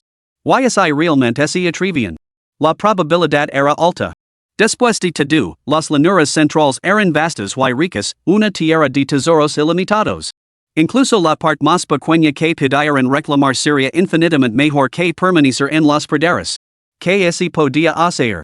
Mientras dudaba y agonizaba, un eunuco se apresuró a acercarse a ella y lo susurró. Majestad, el último príncipe también se ahorcó. ¿Qué? Prohíbe expresamente sus muertes. Majestad, dijo una nota manchada de sangre en la que declaraba que la vida era peor que la muerte, que era mejor morir rápidamente y renacer. Tú, realmente me has atormentado. ¿Qué pasa ahora con esta alianza matrimonial? Su Majestad, con el debido respeto, esto supone una oportunidad perfecta. Preservaría su dignidad y apaciguaría a las tribus Xiongnu y Jurchen. Los ojos de la Emperatriz se iluminaron. Eso tiene sentido. ¿Cómo te llamas? Si este asunto se resuelve satisfactoriamente, te otorgar un rango más alto y un título nobiliario. Su serviente se siente honrado, Majestad. Soy Li Fugua. Un nombre que ayuda a estabilizar el reino y a garantizar la paz y la prosperidad del pueblo. Un nombre excelente, aunque el apellido deja algo que decir. De ahora en adelante, se lo conocerá como G. Fugua. Mi más sincera gratitud, Majestad. Emperatriz, no debe enviar a la princesa lejos. De lo contrario, toda su determinación anterior carecerá de sentido. Hermana no coriander, ¿cómo vamos a salir de este punto muerto? Es sencillo. Enviamos a un hombre del clan G en su lugar. La Emperatriz se levantó lentamente y puso su mirada en los dos enviados que se encontraban en la sala.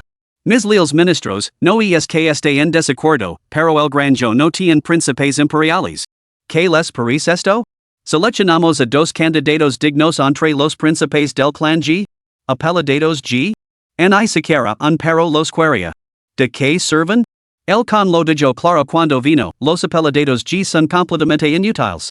Debe ser alguien del clan Li, incluso un Li como Liu Bei, que apenas se afera al registro familiar, sería suficiente. Este asunto no es negociable. Si leven el apellido G, preferimos no tener ninguno. Su Majestad, ¿es esto un deseo hacia nosotros, los Xiongnu? ¿Por qué los turcos lo tienen y a nosotros se nos niega? Los príncipes del clan G están fuera de nuestro alcance. ¿Por qué? El rostro de la Emperatriz es ensombreció, y una indescriptible sensación de injusticia lo recorrió el cuerpo desde la planta de los pies hasta la coronilla. Uno es un príncipe imperial, el otro un príncipe del reino. ¿No comprende la importancia de esta distinción? Ya he roto el precedente una vez. No insista más, las cabezas de los turcos aún están calientes. Su Majestad, perdoninos. No esquecimos obstinados, pero el con ordino hace mucho tiempo que no somos dignos del apellido G. Su Majestad Imperial Reina Suprema como podríamos nosotros, humildes provincianos, esperar soportar el peso de un hombre con el apellido G? La expresión de la Emperatriz se suavizó ligeramente. Entonces, ¿qué es hara? ¿Princesas? Ni se les ocurra, ese es mi limite absoluto. No, no, no. No decimos princesas. Si debe ser así, retiraremos por completo nuestra solicitud de alianza. Sin princesas? Al menos muestran algo de sentido común. Sin embargo, Granjo es un reino soberano. ¿Cómo podríamos dejarlos ir con las manos vacías? Mi decisión es firme, dos príncipes con el apellido G se casarán con su princesa. Este asunto no admite rechazo. Los dos enviados intercambiarán miradas, con expresiones complejas. La corte real de la estepa del norte. Dentro de la tienda del Gran Khan, Motokan miró al príncipe del clan G, con una expresión que oscilaba entre nubes de tormenta y cielos despejados. Caramba, menuda paisa han traído. Completamente inútil. Bajo su estandarte?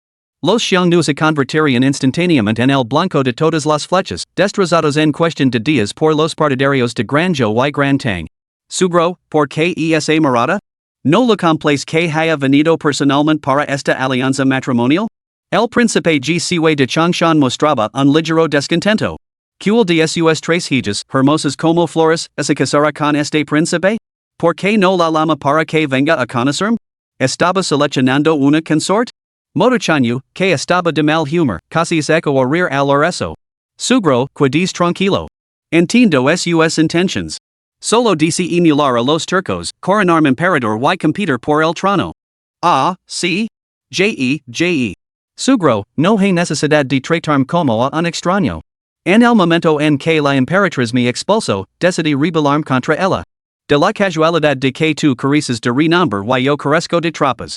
La emperatriz ha resuelto convenientemente nuestros dos apuros. Eres bastante inteligente, ¿no? Madun, el Shanyu, maldillo interiormente el perro engriado. Los ojos de G. Siwei se iluminaron y luego habló con intención. Sugro, el cielo sobre la estepa, es bastante frío. Capítulo 31, 2, un simple G. Te atreves a sonar con vestir la túnica imperial? Motoshan y su sequito intercambiarán miradas. Luego estallarán encarcajadas. El cielo de la estepa es realmente gélido. Servientes. Tretala este supuesto príncipe ropa más abrigada. Sus hombres lo entenderán de inmediato. Inmovilizarán a G. Siwei en el suelo. Varios hombres corpulentos sacaron varias chaquetas acolcadas de corte inclinado, específicas para las praderas, y se las pusieron a la fuerza. ¿Eres miembro del clan GYTE atreves a pedir la mano de nuestra princesa de las praderas? ¿Has perdido la cabeza? ¿Te crees que eres only? Ahora hace frío, ¿quieres que te coronemos emperador? ¿Acaso te lo mereces? Realmente digno del apellido G, no diferente de la propia emperatriz. ¿También te apetes convertir en emperador? Motokan no hizo ningún movimiento para impedir que sus hombres humillaran al príncipe G. Según el informe del enviado, la emperatriz había consentido inicialmente el matrimonio del príncipe imperial. Sin embargo, en un arranque de aire, había eliminado a todos y cada uno de los príncipes Li Tang. ¿Qué significaba esto? Significaba que Granjo se enfrentaba ahora tanto a disturbios internos como a amenazas externas. Por lo tanto, desesperada por cultivar las relaciones con las tribus de las estepas, había aceptado incluso las demandas matrimoniales de los príncipes de las tribus Xiongnu y Jurchen. ¿Hasta qué punto así había debilitado Granjo? Todos estos años de mantener un perfil bajo habían llegado finalmente a un punto en el que podía levantar la cabeza? Sugro. Salvim. ¿Cómo se atreve a tratarme así? Soy un príncipe de la Granjo. La voz de G. Siwei interrumpió las cavilaciones de Motochanyu. Se volvió y vio a varios soldados que conducen a G. Siwei hacia la hoguera. Obligando a bailar como una mujer. Sugro. Están deshenrando al príncipe de la Granjo. Si su majestad se entera de esto, seguramente marcará sobre la corte real. Lo imploro, por el bien de la alianza entre nuestras familias, que me sal. Una repentina luz iluminó los ojos de Maudun. Una astuta estrategia se formó en su mente. Pondría a prueba los límites de la emperatriz de la Granjo una vez más. G. Siwei, si puedes hacer una cosa por este con, podría considerar perdonar la vida. No una cosa, sino 10,000. Este príncipe obedecerá todas tus órdenes, sugro. No me limes sugro, maldita sea. No eres digno de hielo. Modu el shanuas e circo a la hoguera, agarro a gcue por el cuello y aprieto con fuerza. Crack. La cabeza del príncipe de G fue separada de su cuerpo. Olvide mencionar que esta tarea te costará la vida.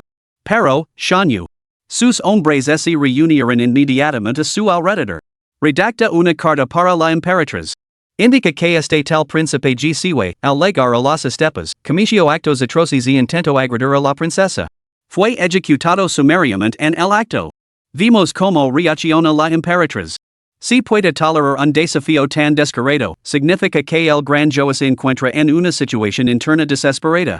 Debemos actuar con decisión y apoderarnos primero de las ciudades clave, para reforzar nuestra posición negociadora con los turcos. Maestad, que hay de este lugar? El campamento de Dingxiang Khan. Congeli, flanqueado por la caballería turca, estaba de pie junto al hijal. Señalando con su fusta hacia la amplia extensión que se extendía ante ellos, sonrió al hijal. Su majestad se casará pronto. ¿Cómo puede estar sin un palacio temporal? No sé que esa gente se burla de nosotros sin motivo.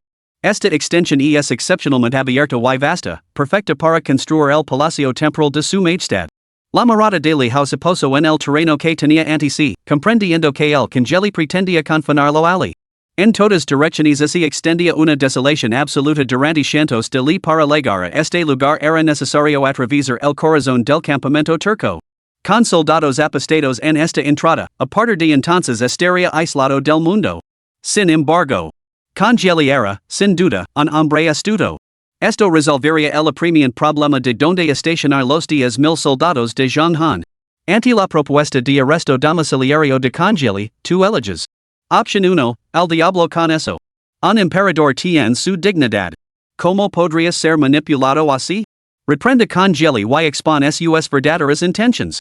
Recompensa de la misión, una tienda de medio Zhang. A partir de ahora, confinado en este espacio, incluso perderás la compañía de Xiaomei. Option 2, congeli cree que te ha todo aquí, pero no se da cuenta de que actualmente careces de un campamento separado para alojar a tus seguidores más leales. Eliges aceptar su arreglo con compostura. Recompensa de la misión, el antiguo tigre del valor, Zhang Liao. Ejército, 800 jinetes lobo. Zhang Liao? Las pupilas de Li Hao se contrajeron bruscamente. Este tipo era una figura formidable. En su día, había destrozado el ejército de 100,000 hombres de Sun Quan con solo 800 jinetes, una hazana que dejaba sin aliento. Reprimió su emoción interior. Esta ubicación es aceptable, pero es demasiado desolada. Me encanta la pompa y la ceremonia. Tengo una condición, ¿cree que el canciller podría cumplirla? Su majestad, por favor, hable. Ahora somos los legítimos gobernantes de la Gran Tang. Aunque no podemos construir palacios tan grandiosos como en las llanuras centrales, debemos poseer la majestuosidad propia de un emperador. En estas docenas de miles, lo ordino que erija un campamento completo. No es necesario que rivalice con el esplendor de Chang'an, pero debe reflejar la dignidad propia de un legítimo hijo del cielo. Aprecio la tranquilidad por encima de todo y detesto las perturbaciones excesivas. Congeli ese quedó algo desconcertado. Esperaba que le jaula pudiera tropas para su protección, y esto era todo. ¿Tiene su majestad alguna otra petición? Su servidor las cumplirá todas. Ninguna. Simplemente abstant de molestarme con asuntos triviales. Déjame dedicarme a mis actividades artísticas en paz. Ya. Su majestad me lo recuerda, lo había olvidado por completo. Es usted un hombre de gran talento literario. Las bellezas seleccionadas entre la población llegarán en breve. Un erudito y una belleza juntos, que delicia. Ya. Ding. El anfitrión ha tomado una decisión. Recompensa obtenida, Zhang Liao, 800 jinetes lobo. Zhang Liao está cargando. El corazón de Li Hao se agitó. De repente, atrayó hacia la agiladora Xiao Beauty, que estaba a su lado. Excelentísimo canciller, comienza la construcción sin demora. No es como construir palacios en las llanuras centrales, no debería llevar mucho tiempo, ¿verdad? En 3 días, este lugar reflejará exactamente la visión de su majestad. Muy bien. Pero ahora, todos deben retirarse. Las grandes manos de Li Hao recorrieron libremente el cuerpo de Xiaomei sin restricciones. Tengo asuntos que atender. Xiao Maren ese cueto paralizada. Seguro que no. Que tienes que hacer. Un ritual de equitation. Lejao solto una carcajada, hizo chasquir su latigo y se alejó al galop. Una mirada de envidia y desconcierto cruzó los ojos de Cogangeli antes de esbozar una sonrisa cómplice. Este serviente regresará al campamento para esperar a su majestad. El banquete de la noche está preparado. ¿Qué diablos es un paseo a caballo? Durante todo el camino de vuelta, Cogangeli reflexionó sobre esta pregunta. Al acercarse al campamento, de repente lo comprendió. Entonces, su expresión cambió a una de absoluto asombro. Esos gente de las llanuras centrales. Realmente saben cómo divertirse. He montado a caballo toda mi vida, pero nunca se me ocurrió. Su serviente saluda a su señoría. Un hombre de rostro ancho y mandíbula cuadrada apareció ante Lejao. Era guapo y imponente, y poseía el característico porte marcial de los hombres del norte. Zhang Liao, reino de Tongshang. Lealtad, 100%. Notas, posibilidad de múltiples despliegues. Remedio eficaz para calmar las lágrimas. Excellent, excellent. Lejao murmuró su aprobación para sí mismo. Con 4 generals de renombre ahora bajo su mando bueno, 3, excluyendo a Xingdaron y 10,000 soldados a su disposición, podría hacerse con el poder de inmediato una vez que Zhang Han hiciera su aparición. Tengo una tarea que require la presencia del general Zhang. Mi señor, ordenam. Capítulo 32, La Emperatriz, como se atreven estos insignificantes Xiongnuan insultar al soberano. Varios días después, Lejao se mudó a su nueva residencia. Tal y como se había solicitado, innumerables tiendas de campanas alzaron desde el suelo. Desde lejos, la vista era realmente magnífica. Podía ocultar fácilmente un ejército de 100,000 soldados. Congeli no había escatimado esfuerzos para mantener a Lejao firmemente bajo su control. Más allá de las tiendas principales, se habían establecido múltiples puestos de control, cada uno custodiado por más de 1,000 soldados. Todo el perímetro formaba una fortaleza, impenetrable y reforzada mutuamente. Dentro de la propia tienda de Cogangeli, este bebía vino fino mientras su subordinado lo informaba de los acontecimientos ocurridos ese día en el campamento imperial. Su excelencia, estos últimos días su majestad ha pasado los días observando los duelos entre sus dos guerreros, las tardes bebiendo y divirtiéndose con la bella Xiao, y ocasionalmente componiendo pollo o pintando. Todo está como debe estar. Que vergüenza para el emperador Taizong. Congeli negó con la cabeza. Un hombre que se entregaba a los placeres de la carne, preocupado todo el día por las plumas y las mujeres, era completamente inútil. Recuerdo los días en que el emperador Taizong estaba lleno de vigor y ambición. Maestro tanto en estrategia militar como en destreza literaria, era imparable en el campo de batalla. Congeli siempre había envidiado a un hombre así es como debe ser un verdadero guerrero. Sin embargo, este Lejao resultó ser una completa decepción. Quedó en sus manos, no albergaba en ahí una pizca de rebeldía? Que el descendiente del ilustre Taizong que era tan bajo. No era de extrañar que hubiera sido sometido por una simple mujer. Ridículo. En cuanto a los 3 guardias de Lejao, Cogangeli apenas les prestó atención. Aunque su destreza marcial era encomiable, sin tropas, de que servían en la guerra? Eran guardaespaldas, nada más. Basta. Continúa con tu vigilancia. Muchos han intentado desertar en nuestro bando estos últimos días.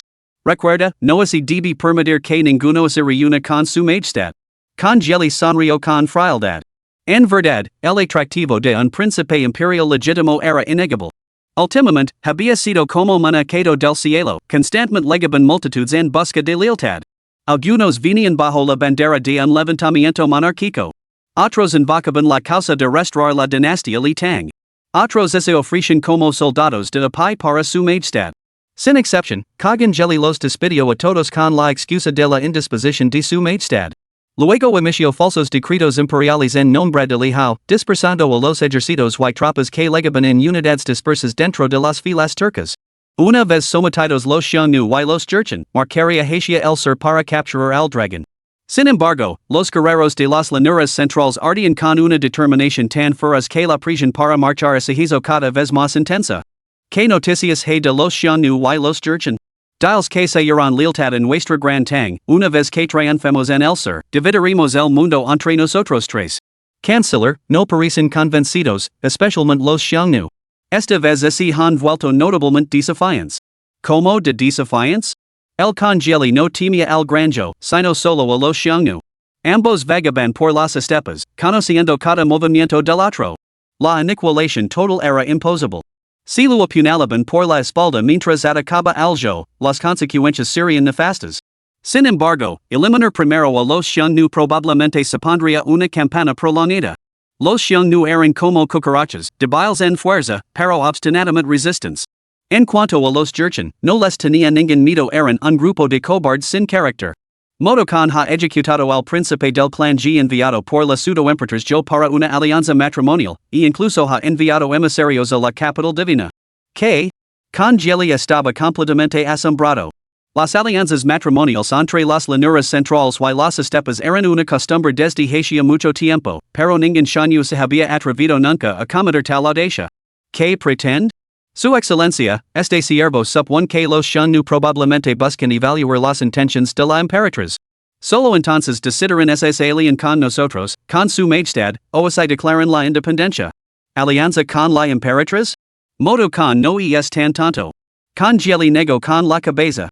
La emperatriz ha ofendido a toda la llanura central. Y es como un saltamontes en otoño. Creo que pretenden actuar por su cuenta. Los xiongnu se encuentran justo frente al paso de Yenmen, que es fácil de defender pero difícil de asaltar.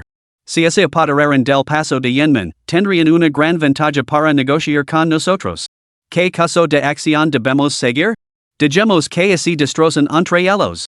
¿De verdad cree Motochanu que pueda desafiar al granjo? Un simpes newer, pero sus extremidades siguen activas. El granjo tiene cimientos profundos. Aunque últimamente ha habido turbulencias, están muy por encima de lo que los xiongnu pueden esperar explotar. De lo contrario, ¿por qué no hemos atacado hace tiempo? Exacto. Digamos que lo derrotan antes de aceptar nuestras condiciones. En un claro fuera de la tienda de mando de Lihao. Zhonghan y Dienwei, con el torso desnudo, estaban enzarzados en un feroz combate. Ambos luchaban con brutal ferocidad. Ambos estaban en el reino Tongsheng. Bajo la orden de Lihao de evitar lesiones, habían descartado las armas y confiaban únicamente en sus puños desnudos. Golpe tras golpe aterrizaban con un impacto brutal. Sus técnicas eran amplias y arrolladoras, cada golpe tenía el peso de 1000 libras. Gol. Gol. Gol. El improvisado campo de entrenamiento resonaba con el sonido de la carne chocando y el borin de sus formas superpuestas. ¿Cuál prevalecerá? Lihao había estado observando toda la mañana, pero no podía discernir ninguna ventaja. Los labios de Xing Daorong se curvaron ligeramente. Mi señor, creo que el general Zhang prevalecerá. Ambos han abandonado todo lo demás para dedicarse a la confrontación física pura. El general Zhang posee una resistencia duradera, golpes firmes y una defensa impenetrable. Aunque el general Din muestra una feroz potencia explosiva, parece algo impaciente, así que... Basta. Tú solo estás en el reino de la condensación del chi no lo entenderías. Xing Daorong habló con gran convicción, pero Lihao seguía sin estar del todo convencido. A través de sus interacciones en los últimos días, se había dado cuenta de que todo lo que Xing Daorong analizaba con tanta solemnidad y seriedad era casi siempre erróneo. Vamos a comer primero. Volveremos a verlo después de cenar. La escaramuza se prolongó desde el amanecer hasta el anochecer, pero ninguno de los combatientes cedió terreno. Su intensidad solo aumentaba con cada hora que pasaba. Xing Daorong se había quedado dormido mientras observaba el espectáculo.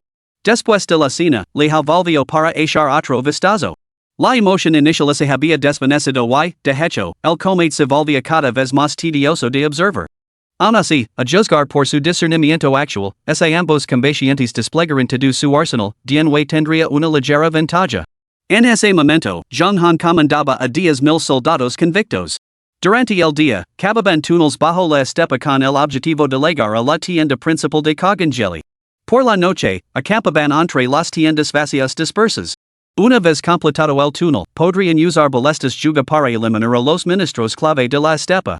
Luego, instalarían al hijo de Congelli como gobernante revirtiendo hacia el equilibrio de poder. La capital divina, Salón de la Armonía Suprema. La emperatriz se encontraba al frente del salón, de espaldas a sus ministros, con los hombres ligeramente temblorosos. Bien hecho, Hunos. Esto es demasiado. Se han atrevido a matar a mi descendiente del apellido G. Nada menos que un príncipe del granjo. Quien os ha dado tanta audacia. Querius todos oponeros a esta soberana? Entonces vuestros insignificants xiangnu serán los primeros en caer. De las tres potencias de la estepa, los xiangnu son los más débiles, los dirchen los más dóciles y los tujuelos más fuertes. La granjo, sin haber sido puesta a prueba en la guerra durante años, ahora cuenta con formidables tropas y caballos. Insignificants xiangnu, atreviéndose en insultar a la soberana. Atraversa desafiar la majestad de nuestro granjo de esta manera. Decidme, ¿qué castigo os corresponde? La emperatriz ya soltó un resoplido frío, y su autoridad imperial única envolvió instantáneamente toda la sala. Se giró y fijo su mirada gelada en la multitud reunida. Y ahora, ¿quién de vosotros aliviará esta carga por mí? Capítulo 33, la emperatriz levanta su ejército. Los ministros podían sentir claramente que la furia de la emperatriz había alcanzado su punto álgido. Gcue era su propio sobrino. Incluso cuando le legó la noticia de la declaración imperial de la última vez, la emperatriz no había perdido la compostura de esta manera. Matar a Gcue equivalía a dar una sonora bofetada a la emperatriz. Y la acusación de intentar hacer daño a la princesa. Una completa tontería. Y incluso si fuera cierto, ¿qué pasaría entonces? Su majestad tenía claramente la intención de movilizar a las tropas. En esta coyuntura, nadie se atrevía a tentar al destino. Finalmente, el gran censor Chui Ning dio un paso al frente. Su majestad, lo ruego que apacigue su ira. Las pequeñas quejas pueden trastocar los grandes planes. Nuestro principal enemigo siguen siendo los turcos, no debemos confundir los fines con los medios.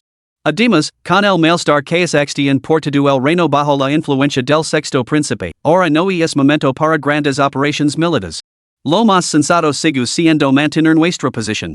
A nivel interno, proclamar impuestos ligeros y reducir las corbes para enriquecer al pueblo a través del gobierno. A nivel externo, pacificar a las tribus xiangnu y jurchen, obligando a los turcos a dudar. Incluso podríamos feudar a los xiangnu como señores de las estepas, provocando conflictos entre las tres tribus esteparias. Entonces podríamos cosecar los beneficios, tal vez incluso evitando la calamidad de la alianza matrimonial del príncipe. Viejo tanto Chui. Exclamó Lu Faming furioso al oresto. ¿Qué tonterías dices, Chui? Ahora que el príncipe Changshan ha sido asesinado por los xiangnu, ¿vamos a coronarlo gobernante de las estepas? ¿Quieres que todo el reino sería de nuestro granjo? ¿Consider la realeza por matar a un príncipe yo? ¿Qué traicioneros designios se agitan en tu interior, viejo tanto Chui? No solo no alivias las cargas del emperador, sino que las agravas. Así no se comporta un subdido. Lu Faming dio un paso adelante y se inclinó respetuosamente ante la emperatriz. Este subdito está dispuesto a asumir las cargas del emperador. Liderar a los soldados de nuestro granjo para aplastar a los xiangnu.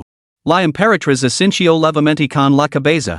Delante todos los ministros presentes, solo el canciller dio un paso al frente. ¡Qué ridículo!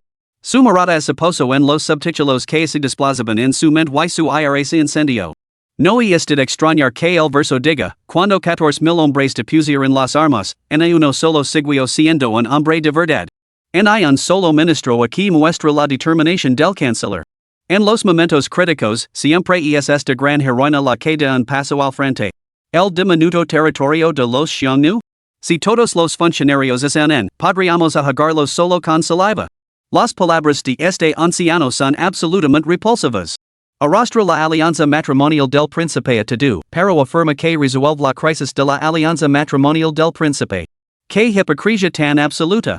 Pero hipócrita. Majestad, decapitelo. Ah. Por fin contemplaremos la galarda figura del primer ministro. Que el corcel de flores de melicatonero leve las largas riendas. Quien sabe, tal vez esta campana contra los xiangnu leve al primer ministro cara a cara con el deseo de su corazón. En efecto, ¿por qué hay que acacarlo todo a la alianza matrimonial del príncipe imperial? Estos desgraciados, indignos de ser ministros, insisten en disgustarnos a diario, ¿no es así? Lu Faming, ¿pretendes destruir nuestro granjo? Preguntó Chui Ning, sin mostrarse convencido. Viejo necio, Chui. ¿Eres tú quien destruiría el granjo? Las acciones de los hunos muestran un desprecio absoluto por nuestro imperio. Una humiliación tan profunda. Tú puedes soportarla, viejo necio, pero yo no. En estas circunstancias, debemos aniquilar a los xiangnu para dar ejemplo. Esta batalla no es solo por el honor de la corte, sino para demostrarlo a todos bajo el cielo. Si no libramos esta batalla, la granja dejará de existir en los corazones del pueblo. Si ganamos esta batalla, ¿qué pensarán aquellos que se dirigen a los tuyos? Habiendo sido testigos del poderío atronador de la granja, ¿no volverían sus espadas contra los rebeldes del norte? Tonterías. Si burlochue ning con frialdad. Dejando a un lado se esta batalla debe librarse o no, excelencia, ¿qué pasaría si fuéramos derrotados? ¿Comprende las consecuencias? Presuntuoso. La Emperatriz no pudo soportarlo más.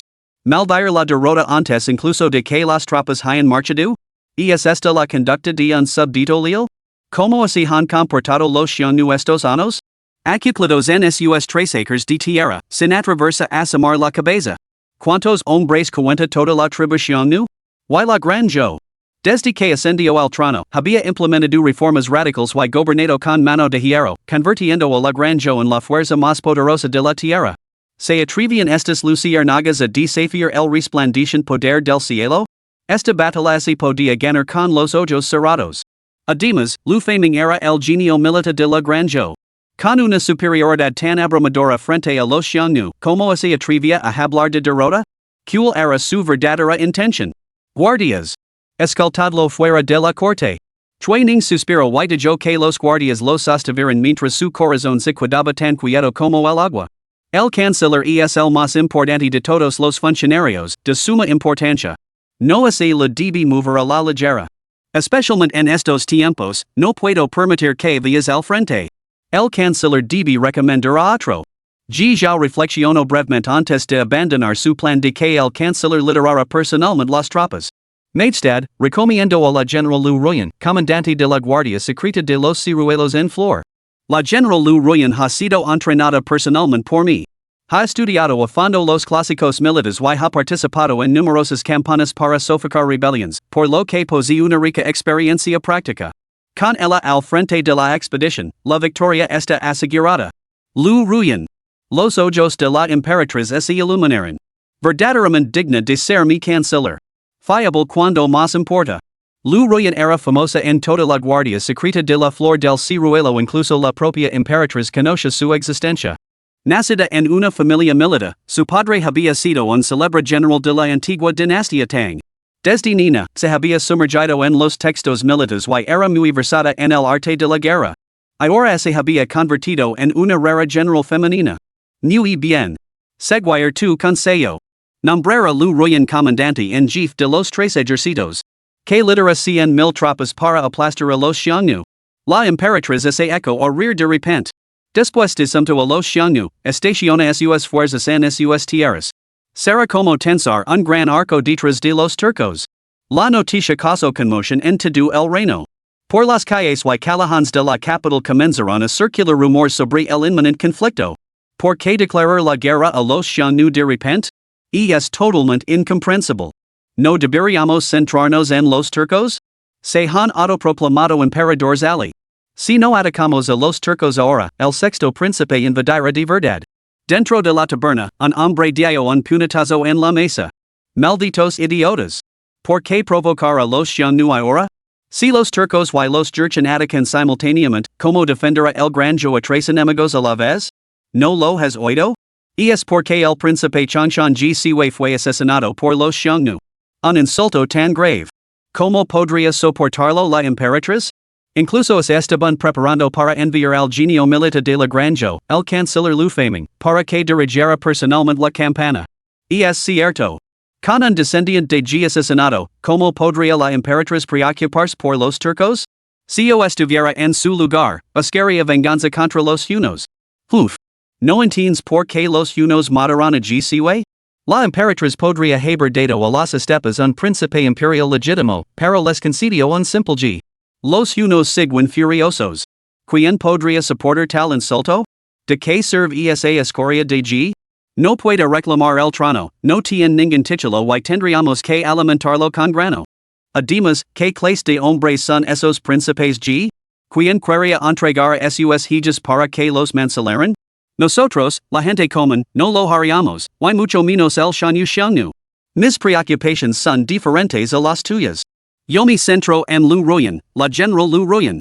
Hiuedo que no solo dirige tropas con una habilidad divina, sino que también es la mujer más bella de nuestra capital. Por desgracia, desde que entró al servicio de la Emperatriz, no la he vuelto a ver. Una belleza tan radiant y deslumbrante. ¿Quién no se conmovería? TSK. Capítulo 34, Xingdarong ofrece un consejo, ten un poco de decencia. La corte del príncipe Dingxiang. La risa de congeli resonó por toda la estepa. Ya. Tal y como sospechaba, los Xiongnu realmente pretenden provocar a los Zhou para que entren en guerra. Se niegan a someterse nosotros, pero tampoco están dispuestos a inclinarse ante el gran Zhou. Estos insignificantes Xiongnu tienen bastante carácter, ¿no? Ja. Sus numerosos oficiales y soldados se unieron a la risa. Su excelencia el canciller posee verdaderamente una visión divina. Con un estadista así en la corte Tang, ¿cómo podría el reino no unificarse? Aunque los Xiongnu han mantenido un perfil bajo estos años, fortaleciéndose en secreto, su ubicación es demasiado remota. Con recursos escasos y energía espiritual agotada, ¿de qué sirve todo ese trabajo sin descanso? Solo pueden continuar hacia el norte, yendo hasta las montañas Langjuxu. Excelencia, ¿qué opina de esta batalla? ¿Qué caso debemos seguir? Congeli se acercó a la mesa de arena para verla más de cerca. En esta campana, el gran Zhou seguirá siendo invencible, como mínimo. Los Xiongnu se encuentran justo al lado del paso de Yanmen, que es muy fácil de defender y difícil de asaltar. El gran Zhou no necesita enviar a generals de renombre con solo mantener el paso firmemente. Los Xiongnu no podrán avanzar en un solo paso y se quedarán mirando las puertas en vano. Por supuesto, esto representa el enfoque más conservador de la gran Zhou. Si las 100,000 tropas de élite de la gran Zhou abandonaran las defensas del paso y lanzarán una ofensiva proactiva, sería nada menos que una victoria aplastante. Caballeros, estas son las fuerzas de élite que dejó el difunto emperador Taizong. Conozco muy bien su destreza. Para los Xiongnu, más allá de ir hacia el norte, solo queda un camino. ¿Cuál? Buscar nuestra ayuda, naturalmente. General Ashina, prepare sus fuerzas para la batalla en cualquier momento. Las 18 tribus de los turcos, manténganse preparadas. Es muy posible que unamos fuerzas con los Xiongnu para aniquilar aquí mismo a las 100,000 tropas de élite de la gran Zhou. Dentro de la tienda de mando de Lihao, las lámparas brillaban intensamente. Había recibido simultáneamente noticias del despliegue de tropas de la gran Zhou. El pasadizo subterráneo estaba ahora completo, listo para desplegar fuerzas divinas que descendieran sobre el campamento de Congeli en cualquier momento. Ninguna información sobre Congeli podía escapar a su control. Lihao solo esperaba ahora que las otras dos facciones se reunieran bajo un mismo techo para acabar con todas de un solo golpe. Por supuesto, también estaba apostando. Si el enemigo se negaba a rendirse toda costa, 10,000 hombres serían una apuesta temeraria. Estaba apostando a que el sistema podría conceder de repente otros 100,000 soldados en los próximos días, o elevar su cultivo a un nivel en el que pudiera suprimir por completo toda oposición. Mi señor, ¿qué caso de acción debemos tomar en esta guerra? Zhang Han expresó su aprensión. Si el gran Zhou realmente derrota a los Xiongnu y establece guarniciones allí, incluso si tomemos el poder más tarde, nos enfrentaremos perpetuamente a la amenaza de quedar atrapados entre dos fuerzas. El gran Zhou no puede prevalecer. Lihao habló con absoluta certeza. Los Xiongnu poseen una formidable destreza en el combate, pero su población sigue siendo escasa. Sus filas de soldados en el reino del orificio penetrante son extremadamente reducidas. En comparación con las fuerzas de élite de la gran Zhou, incluso con la ventaja del terreno, no tienen ninguna posibilidad de victoria. Zhang Wenyuan tiene una ventaja. Lihao tenía la intención de explicar esto. Simplemente observaremos cómo se desarrollan los acontecimientos. Sin embargo, la debilidad de los Xiongnu proviene de su aislamiento, no tienen comercio, solo se dedican a cuidar su ganado y sus ovejas. Ese estilo de vida no puede sustentar un ejército importante. Lihao suspiró. Ahora había comprendido el quid de la cuestión. Los 10,000 soldados convictos de Zhang Han necesitaban sustento. Su consumo diario era asombroso. El sistema había sido razonablemente considerado, equipando a cada hombre con raciones para varios días. De lo contrario, probablemente se habrían visto obligados a enfrentarse directamente a los Xiongnu hacia mucho tiempo. Lo mismo se aplica a los turcos. La riqueza acumulada a lo largo de generaciones sigue siendo lamentablemente escasa, totalmente incapaz de mantener un gran ejército. Los turcos de hoy en día viven por encima de sus posibilidades. Nosotros también debemos considerar este asunto con antelación. Mi señor, este asunto así resuelve fácilmente. Xingdarong sonrió levemente, con la barba ondeando al viento. Oh, ¿cuál es tu ingenioso plan? Pues sequer tumbas, por supuesto. Las tumbas de los nobles imperiales, príncipes y generals contienen tesoros incalculables. En su día, Xiaoming desaquio la tumba de Lu Wu y obtuvo decenas de miles de jean de oro, suficientes para mantener un ejército durante décadas. Mínimo cost, máximo beneficio. Vives. No es necesario. On me queda algo de dignidad. Mi señor, cuando tomemos el poder, mataremos a las 36 tribus de la estepa y las convertiremos en provisions. ¿Eres el maldito aprendiz de Jiawenha? Mi señor, no se preocupe. Zheng Han se rió entre dientes. Mi señor tiene que nos quest volver a las llanuras centrales. Aunque es posible, las probabilidades son muy escasas. Con su legítimo derecho al trono, vuestra campana tiene una justificación legítima. En las llanuras centrales, los ministros les están esperando para coordinarse con nosotros desde dentro. A menos que un meteorito caiga del cielo, todo el régimen sudo yo no tendrá ninguna posibilidad contra nosotros. Mantener la guerra a través de la guerra es la solución óptima. Corte real del desierto del norte. Chanyu modo miró al hombre que tenía ante sí, con el corazón rebosante de alegría, pero manteniendo deliberadamente una expresión serena. Zhang Wenyuan, ¿por qué has venido a jurarme lealtad? En este momento, ¿no deberías ser tuyo tu refugio más adecuado? El hombre no era otro que Zhang Liao. Enviado por Lihao, había acudido a los Xiongnu para hacerse con el poder. El primer paso era ganarse la confianza de este modo Chanyu. No he venido para unirme al Chanyu. Más bien, guardo renser el gran yo. Mi aliar con cualquiera que se oponga a ellos. Los tuyo pueden ser poderosos, pero no hay vacilan. Carecen de la audacia de su excelencia. Ahora que su excelencia está dispuesto a declarar la guerra al gran yo, naturalmente vengo a ayudar a destruir el gran yo. ¿Cómo has sabido de mis planes contra el gran yo? Sus 100,000 tropas de élite son formidables. No puedo estar seguro de la victoria. Es muy posible que tenga que retirarme a las montañas Wujiaxu. Modo ese río. El con inevitablemente se enfrentará al gran yo. Lucar ofrece la esperanza de la victoria absteners, bueno, el con seguramente tiene las consecuencias mejor que yo. Habiendo matado a los descendientes del clan Ji, incluso si giramos hasta los confines de la tierra, la Emperatriz probablemente nos perseguiría como gusanos que se aferran a los usos, implacable hasta el final. Modo con la dio silenciosamente un pulgar hacia arriba mentalmente. Bien dica. Sin embargo, aunque tu caldivo es profundo y tu consejo coincide con el mío, eres nuevo aquí. No puedo colocarte en una posición de gran importancia. Estaría encantado de ser un simple soldado del Khan. Mientras declaramos la guerra al gran yo, no me importa que papal desempeñe. De la casualidad de que has traído contigo a 800 hermanos. Wenyuan, ¿por qué no lideras nuestra vanguardia? Después de que Zhang Liao se marchara para informar al ejército del frente. Mudo finalmente no pudo contener la risa. ¿Por qué así ri su majestad? Preguntó su confidente, algo desconcertado. Mi río porque el gran og de los Xiongnu está destinado a asustar. Justo cuando comienza la guerra, un guerrero tan feroz ofrece sus servicios. La victoria está asegurada. Este hombre comprende profundamente la estrategia militar, y es firme y experimentado. Ganarlo es ganar 10,000 soldados. Ya. Entonces, ¿por qué, Alteza, lo envió a la vanguardia? No es eso enviarlo a la muerte. No sabes nada. ¿Cómo podría dejar que pereciera? Solo pongo a prueba su lealtad, para ver si realmente es lo que dice ser mi engana, como un espía enviado por el gran yo. Cuando se enfrenta un peligro absoluto, lo rescatar. Modo Chanyu salió de su tienda y observó las interminables filas de campamentos que se extendían por la vasta estepa. Una olida de orgullo lo invadió.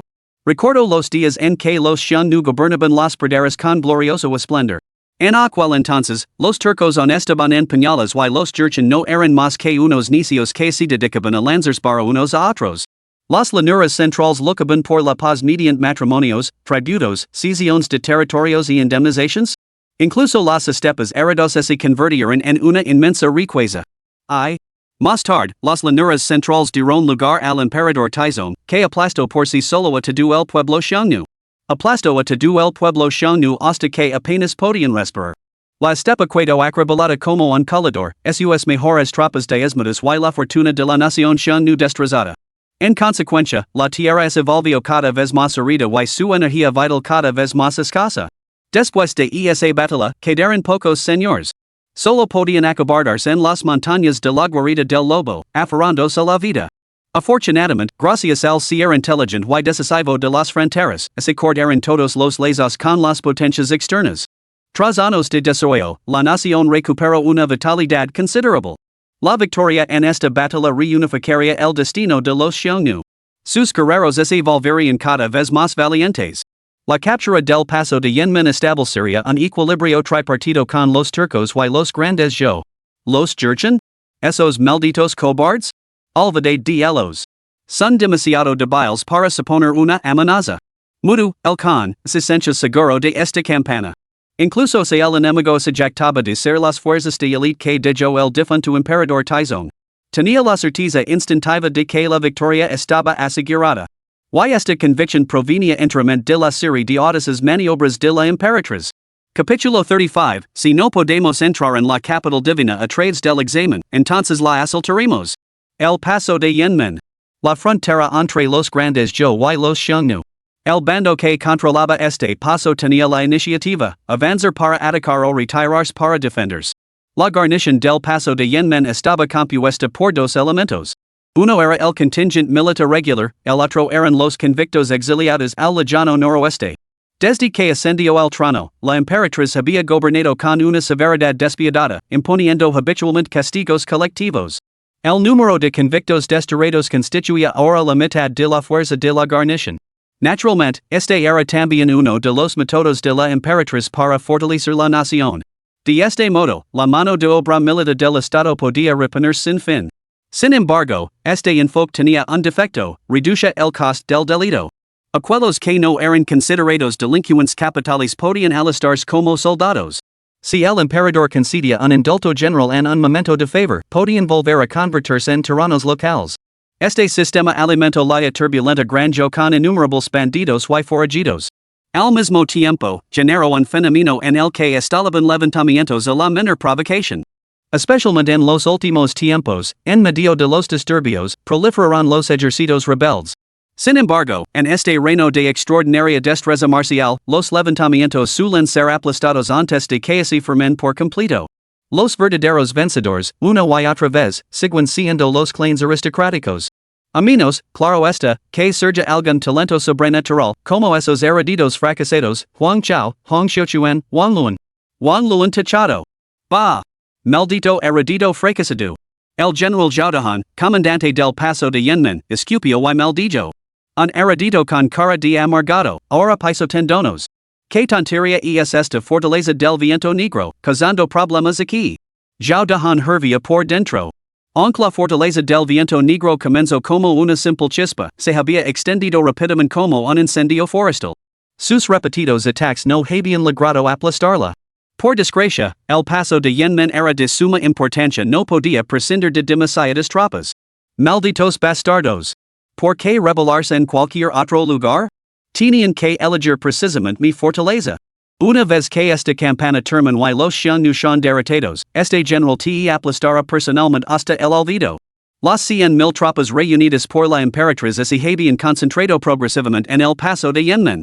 Sin embargo, el comandante supremo, Lu Ruyan, seguía brillando por su ausencia. ¿Cuándo se dignara llegar el general Lu?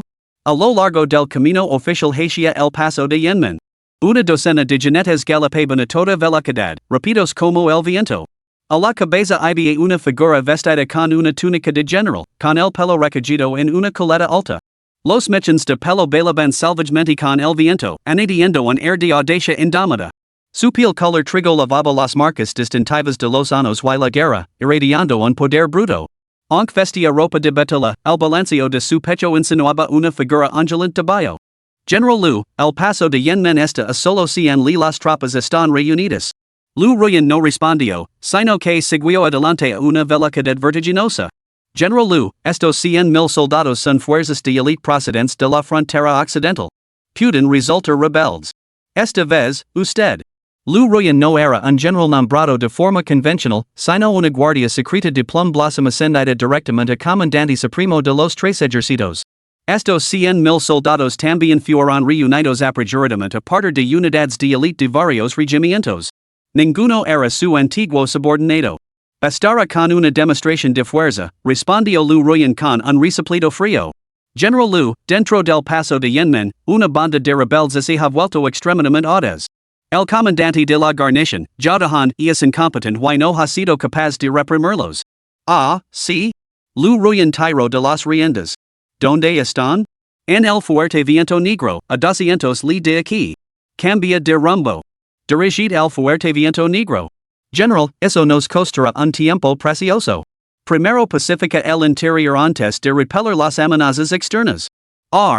Con eso, Lu Ruyan dio la vuelta a su caballo y se alejó al galope en un instante.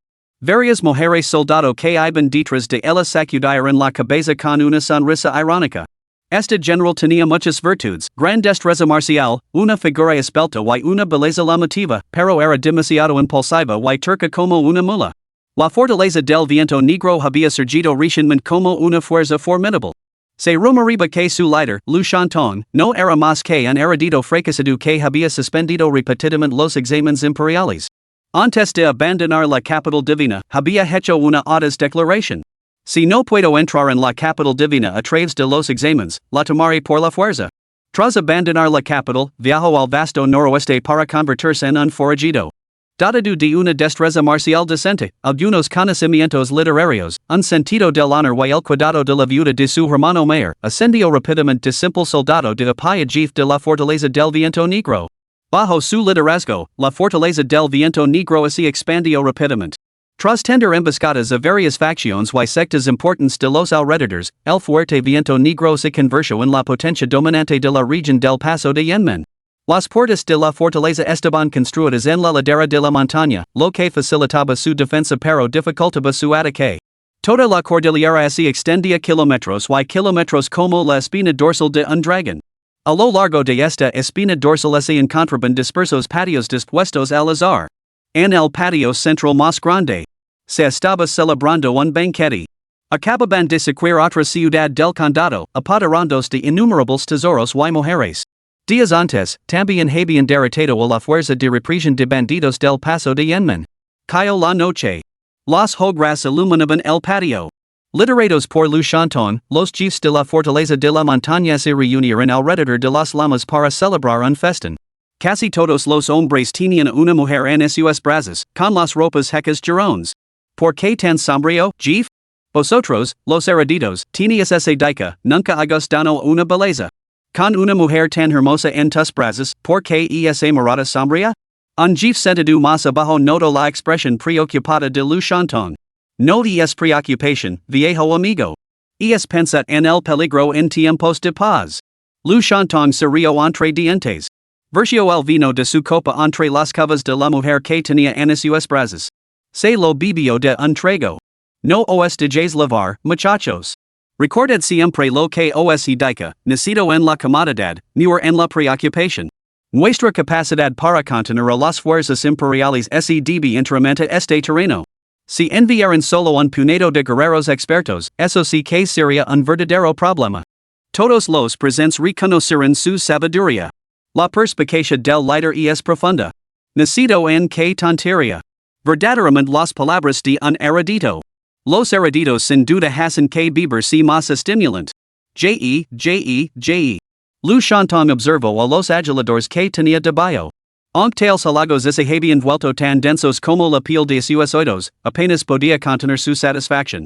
Hijo de un campesino indigente, había trabajado duro estudiando sin descanso para acumular una gran cantidad de conocimientos, con la esperanza de poner su talento al servicio de la corte imperial. Sin embargo, poco adecuado para los tiempos que corrían y carente de adulación, había sido expulsado por los clanes aristocráticos.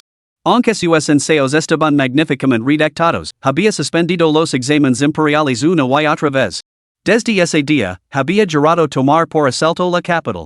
Ahora, esa gran ambición estaba poco a poco a su alcance. Una historia así podría leer fácilmente una novela de un millón de palabras. ¿Cómo no iba a emocionarse uno? Hombres, a la carga. A la carga. A la carga. A la carga. El patio estalo en un clamor ensordecido. Malditos son todos. Lu Ruyan, oculta en las sombras, aprovecho el momento. Su furia hervía. Matad. Su orden rizono, sin importar las los demás la habían oído. Una sola figura, espada en mano, se convirtió en una sombra fantasmal. Un destello de acero frío ya estaba junto a Lu Shanton. La energía de la espada se propagó en forma de onda en abanico. Antes de que nadie pudiera reaccionar, la deslumbrante joya golpeó a Lu Shanton directamente en la garganta. Ambos eran maestros del reino Tongsheng. Pero el golpe de Lu Ruyan fue asestado con toda su fuerza y por sorpresa. De un solo golpe, le cortó la cabeza a Lu Shanton mientras este bebía con gran deleite. Para los demás, solo fue una sombra fantasmal que pasó rápidamente, seguida del destello de una espada en forma de media luna y, a continuación, una cabeza rodando por el suelo. El silencio se apoderó de toda la escena. Furia. Dos palabras describían ahora mejor a Lu Ruyan. Se consideraba una erudita de los cielos, su cultivo era profundo y misterioso, pero nunca se le había dado una responsabilidad significativa. Simplemente servía como guardia secreta de la Emperatriz. Realizando tareas que no podían ver la luz del día. Para alguien tan ambicioso como ella, con una mente llena de grandes planes, esto era insoportablemente sofocante. Ahora, por fin, tenía la oportunidad de liderar personalmente a 100,000 soldados para aplastar a los Xiongnu. Estaba mucho más emocionada que Lu Shanton. Este golpe de espada contenía al menos 30 años de energía espada reprimida. Matar a alguien de su propio calibre le resultaba tan fácil como cortar un melón o untar mantequilla. Estáis rodeados. La voz de Lu Ruyan era fría y aguda. Con un suave movimiento de la mano, la cabeza cortada rodante fue succionada hacia su palma. Arrodillos y pedid clemencia, y tal vez viváis. Los que se niegan a arrodillarse morirán. Gata a gata. Gata a gata. Todo el patio estaba ahora lleno solo con el sonido de la sangre que goteaba de las cabezas cortadas. Incluso la hoguera parecía haber dejado de parpadear en ese momento. Todos los bandidos del fuerte viento negro se quedaron atenidos ante la escena que tenían ante ellos. Al instante siguiente. Por fin entraron en acción. Maldita sea. Esa mujer ha matado a nuestro líder. Si eres un hermano, unítame para acabar con ella. Esta sola. Matala y venga a nuestro jefe. En un instante. Todos los bandidos empuñaron sus armas y las blandieron al unísono hacia Lu Ruyan. Lu Ruyan frunció el seno. Esto no era lo que había previsto. Según los libros, estos bandidos deberían haber estado completamente aterrorizados por su presencia. ¿Cómo podían desatar de repente una destreza en el combate que superaba sus capacidades habituales? Puesto que te niegas a reconocer la bondad por lo que es, entonces muere. Los dedos de los pies de Lu Ruyan golpearon el suelo con un fuerte empujón, enviando ondas a través de la tierra mientras una oleada de bandidos caía. Matadla. Vengad a nuestro jefe. Hermanos, él nos trató bien en su momento. Más bandidos se apresuraron a entrar desde fuera al el alboroto. Cargaron imprudentemente contra Lu Ruyan. Solo entonces se dio cuenta de la gravedad de la situación. Aunque su cultivo superaba al de ellos, no podía resistir a un número tan abrumador. Después de matar a docenas, Lu Ruyan suspiró amargamente en su interior, mi fin está cerca. General. En ese momento, sus guardias llegaron en el momento crítico. Uno de ellos mostró un talismán en su mano y lo lanzó en medio de los bandidos que volvían a cargar contra ella. Boom! La tremenda explosión le dio a Lu Ruyan un atisbo de esperanza. Sus dedos se clavaron en el suelo mientras se arqueaba hacia atrás en el aire, desapareciendo en un instante. Momentos después, Lu Ruyan y varios guardias se materializaron al pie de la fortaleza del viento negro. Solo entonces respiró aliviada. General, este talismán fue otorgado personalmente por su majestad. Y es extremadamente valioso y solo tenemos este único. Podría abstenerse de actuar con tanta imprudencia en el futuro. Humph. La expresión de Lu Ruyan se ensombrició. Agitó la cabeza ensangrentada que goteaba en su mano. Mereció la pena. El paso de Yenmen. Los generales al mando de los 100,000 soldados de élite enviados desde el Gran Noroeste se reunieron. Miraron con curiosidad a la mujer que tenían delante. General, todos están presentes. Esperan su discurso, murmuró Zhao Dahan a modo de recordatorio. Lu Ruyan levaba media hora de espaldas a la asamblea. ¿Cuál era su propósito? Zhao Dahan estaba perplejo. Sin embargo, ella era la comandante nombrada personalmente por su majestad, procedente de la famosa guardia secreta de los cerezos en flor. Aunque estaba perplejo, le tenía el mayor respeto. Oh. Lu Ruyan habló con frialdad, girándose lentamente para mirarlos. No era exactamente como él la había imaginado. En su primer día al mando, nadie lo había dirigido en una sola política sarcástica. Después de tenerlos a todos esperando durante media hora, en una sola voz se había alzado en protesta? ¿Cómo se suponía que este general iba a establecer su autoridad? Lu Ruyan se sentía profundamente insatisfecha. Si no se presentaba ninguna oportunidad, la crearía ella misma. De repente, soltó una risa fría. General Zhao, ¿sabes cuál es tu delito? ¿Qué? Zhao Dahan se quedó paralizado. Desde que este general había llegado al paso de Yenmen, la había servido con la máxima cautela y reverencia. ¿Cómo podía estar ahora en falta? Bajo su vigilancia, el paso de Yenmen nunca había sido violado por los Xiongnu. No en décadas. ¿Qué delito podía haber cometido? Por favor, expona claramente su acusación, General Lu. Pum. Zhao Dahan cayó de rodillas. Humph. Lu Ruyan aplaudió. Su guardia se acercó con una cabeza cortada y empapada en sangre. Esto tenía un doble propósito en su plan. Demostraba su destreza marcial y su capacidad de decisión, al tiempo que servía de ejemplo con Zhao Dahan para asegurarse el control absoluto sobre el ejército de 100,000 hombres. Zhao Dahan. Como comandante del paso de Yenmen, permites que los bandidos campen a sus anchas dentro de sus murallas y securen el campo. ¿Te das cuenta de la gravedad de tus crímenes? General, soy inocente. El paso de Yenmen es una fortaleza estratégica. No podía alejar mucho del paso, por lo que no logró acabar con ellos por completo. Humph. Sospecho que albergas a estos bandidos para reforzar tu propio poder. Lu Ruyan se burló con frialdad. General Zhao, ¿cuántos años has servido en el paso de Yenmen? Vi 20, más de 20 años. 20 años, ¿y no has logrado en una sola hazana meritoria? Ahora te confabulas con bandidos de las montañas, este delito exige la ejecución. Las palabras de Lu Ruyan, rebasantes de intención asesina, dejaron a Zhao Dahan paralizado en el sitio, completamente desconcertado. Los demás generals se arrodillaron apresuradamente para suplicar clemencia. General Lu, los guerreros más hábiles no son los que se jactan de gloriosas victorias. La falta de triunfos importantes del General Zhao es, en sí misma, su mayor logro. General, por favor, calme su ira. La fortaleza de viento negro es extremadamente astuta y se encuentra fuera de la jurisdicción del comandante de la guarnición de Yenmen. El General Zhao no podía hacer nada al respecto. Humph. Aquellos que interceden por él serán considerados cómplices. Capítulo 36, una batalla otorga el título de Marqués y Canciller, una batalla decide el cielo y la tierra. Lu Ruyan rugió furioso y luego blandió su espada. La cabeza de Zhao Dahan yacía en su mano. Zhao Dahan se confabuló con los bandidos de las montañas y ha sido ejecutado en el acto. Todos los generals deben tomar nota. Los hombres reunidos intercambiaron miradas, completamente sin palabras. Los rumores sobre la arrogancia y la tiranía de la guardia secreta de la flor de ciruelo se habían confirmado hoy. Era esta la legendaria prerrogativa imperial de ejecutar primero y informar después. Ejecutar sumariamente un general que había defendido la ciudad durante más de 20 años por una acusación falsa? Era completamente absurdo. Sin embargo, por mucho que lo resintieran, ¿quién de entre ellos se atrevería a desafiar a Lu Ruyan ante una decisión tan despiadada? Ali donde Lu Ruyan posaba la mirada, los generals bajaban la cabeza, incapaces de sostener su mirada. La demostración de autoridad de hoy había sido completa. Versada en tratados militares y en las formas de mando, Lu Ruyan sabía que un nuevo comandante debía hacer una declaración audaz para afianzar su poder militar. Estos generals, que despreciaban profundamente a las mujeres, se veían ahora superados por una de ellas. Convocad a mis comandantes.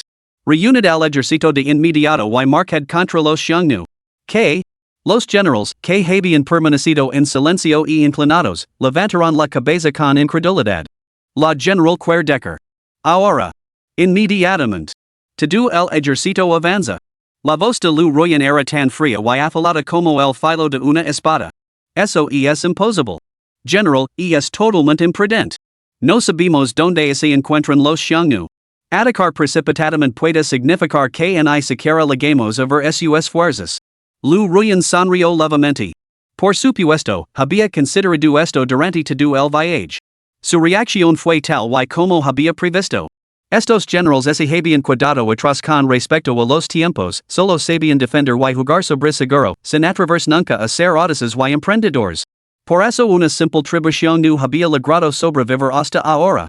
Al igual que ese jadahan, tan tímido y cauteloso, que andaba con pies de plomo por todas partes, incapaz incluso de acabar con una banda de bandidos de las montañas. No importa. Quizá no se den cuenta, pero esto no es un asunto baladí. Su majestad está decidido a aplastar a los xiongnu de una vez por todas. Estan presents o no, marcaremos directamente hacia la capital xiongnu en el desierto del norte. Todos ustedes comprenden el principio de atacar la fortaleza para atraer refuerzos, ¿no es así?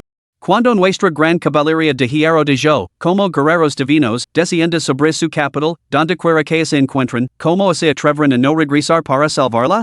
Entendimos su ansia por la batalla, general.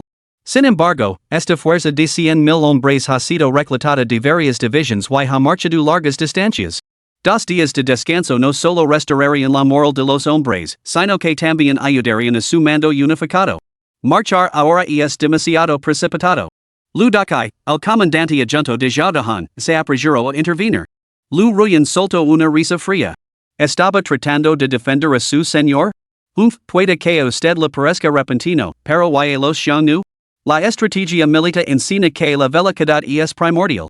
En mi servicio al canciller fueron precisamente esos ataques relámpago los que sofocaron innumerables rebellions.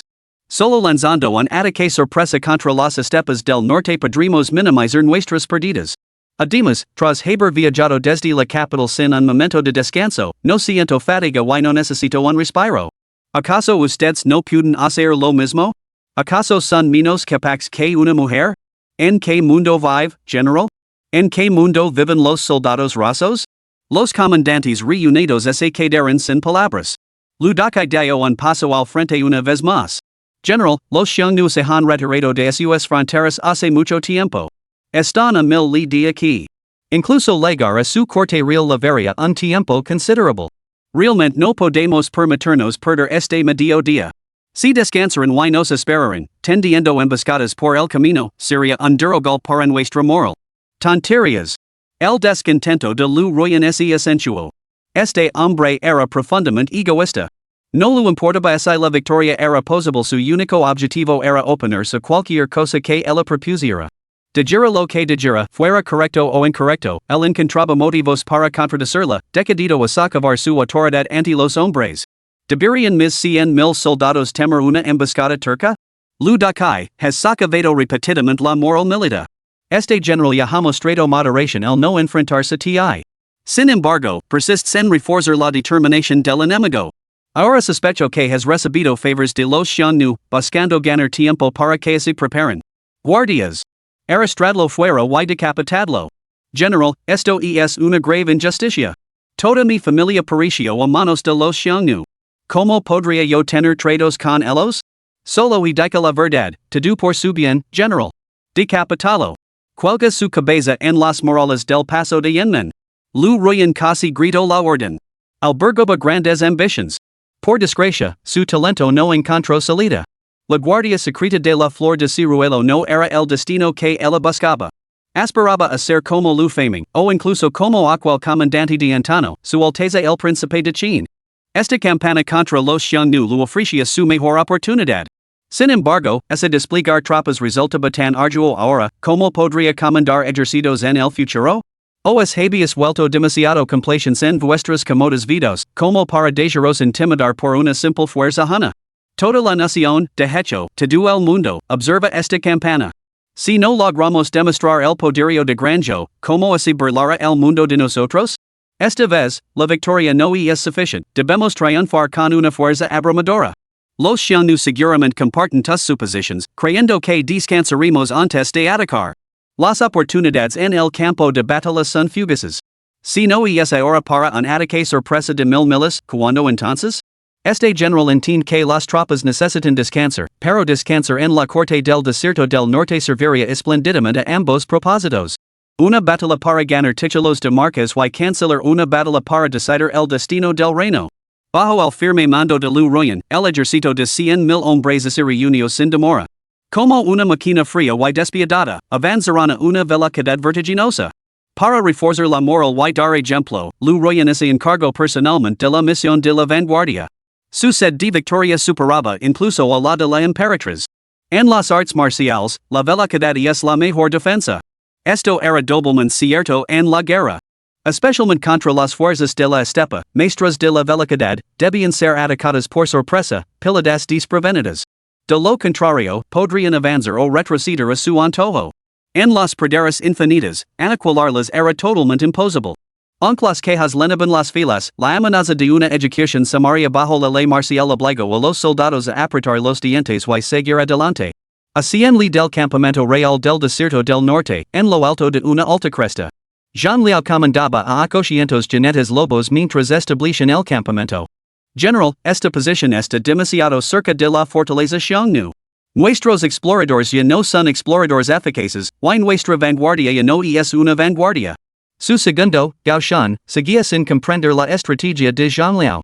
Aunque los preparativos para la batalla parecían estar en marcha, cada día transcurría como una excursión turística, admirando la belleza de la estepa. Esta no era la conducta propia de un comandante. Después de mucho debate interno, finalmente expresó sus preocupaciones. Si nos encontramos con el enemigo aquí, incluso con aviso previo, probablemente sería demasiado tarde. A 100 li de distancia, podrían llegar a nuestro campamento trasero en un abrir y cerrar de ojos. Que vengan entonces. Jean Liao yacía en la hierba mirando al cielo, con una brizna de paja entre los dientes, completamente despreocupado. La intención de nuestro Señor es simplemente ganarse la confianza de los Xiongnu y luego hacerse con el poder cuando surja la oportunidad. Nunca tuvo la intención de que lucráramos realmente. Lo mejor es que las dos partes se enfrenten entre sí, preferiblemente hasta que ambas queden incapacitadas. Solo entonces tendremos la más mínima posibilidad. De lo contrario, es simplemente demasiado difícil. Entonces, ¿qué debemos hacer ahora? Gao Shan no lo entendía del todo. Solo observar y esperar. Si nos encontramos con el enemigo, los hostigaremos un poco y luego retrocederemos en desorden para pedir refuerzos. Esa será nuestra contribución. Pero, ¿qué es eso? Gao Shan señaló de repente hacia la distancia, con el rostro lleno de terror. Capítulo 37, 800 contra 100,000. La ventaja es nuestra. El enemigo ataca. General, son tantos hombres, una masa densa y abarrotada. ¿Por qué tanto pánico? Zhang Liao se sacudió el polvo y se levantó, siguiendo la mirada de Gao Shan. Al otro lado de la lejana estepa, una vasta y oscura masa de tropas cargaba hacia adelante, surgiendo como una tumultuosa marea negra. Todo el paisaje estaba plagado de hombres, como langostas invadiendo la tierra. Boom. Boom. El estruendo de los cascos se entremezclaba, sonando como 1000 ejércitos tocando sus tambores al unísono. Por donde pasaban los 100,000 jinetes, la hierba y los árboles se doblaban, y las montañas y los ríos palidecían en comparación. Caramba, deben de ser 100,000. No les da miedo gastar dinero, ¿verdad? Zhang Liao no mostró pánico. Escupió un bocado de raíces de hierba, sacudió la paja de su túnica de batalla y soltó una risa profunda y resonante. Alerta a los hermanos. Preparense para la batalla. ¿Qué? General, son 100,000 hombres. Incluso cuando Xiongnu quemó a sus barcos, solo tenía 50,000. ¿Está seguro de que debemos enfrentarnos a ellos? Si Xiongnu se encontrara con semejantes necios, se levantaría de entre los muertos furioso. ¿Y que hay de 100,000? Más hombres significan mayor lentitud. Además, nuestra tarea es simplemente hostigarlos, provocar un alboroto y luego retirarnos rápidamente. No puede salir nada mal. Zhang Liao hizo una pausa y luego se rió entre dientes. Somos la famosa caballería lobo, conocida por atacar como sombras. Nunca nos atraparán. General, pero son 100,000. Su saliva combinada podría ahogarnos. ¿Por qué no tocamos simplemente nuestros tambores aquí unas cuantas veces y lo llamamos una escaramuza? Ni hablar. Ni piquen las manos por entrar en acción. Zhang Liao silbó y su caballo de guerra galopó hacia delante. Se subió a la silla de monta. Miró a lo lejos.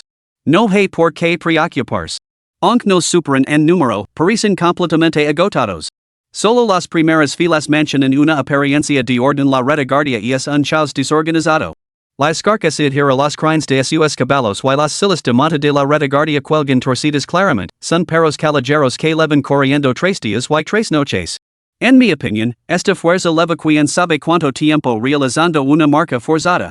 Ahora están al límite de sus fuerzas y no se molestarán en dividir sus fuerzas para perseguir a un puñado como nosotros.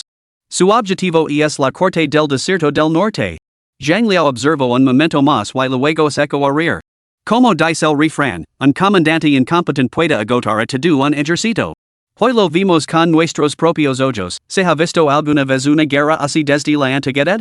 Esta fuerza parece estar yendo por su propio bien. Algunos han perdido sus armas, otros incluso han dejado sus armaduras a caballo. ¿Y es esto una guerra? Se parece más bien a un ejército derrotado que abandona sus armaduras. Para entonces, los 800 soldados se habían reunido alrededor de Zhang Liao. La historia registra muchos casos en los que unos pocos derrotaron a muchos, pero nunca uno como este, 800 contra 100,000? El general está siendo demasiado confiado. General, ya son tropas de élite o un ejército derrotado, 100,000 hombres no son una fuerza con la que podemos jugar. Usted mismo dijo que solo vamos a recoger el botín, porque ahora esta carga temeraria? En efecto, general. 800 hombres ni siquiera les linearían los dientes. Aunque fueran una simple cosma, no tenemos ninguna posibilidad contra ellos. Zhang Liao, con su espíritu guerrero en pleno apogeo, no prestó atención a sus súplicas. La caballería lobo daría a conocer su nombre por todo el país, empezando por esta misma batalla.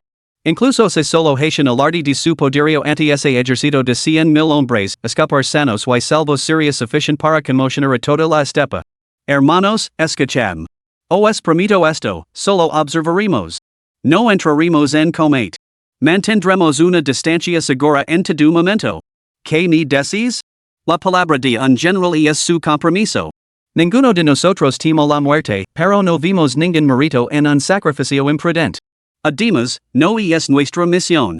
Ten la seguridad de que la verdad más importante de un comandante es la honradez. Los 800 jinetes ligeros avanzarán rápidamente, superando con creces a los 100,000 jinetes de hierro, que iban muy cargados.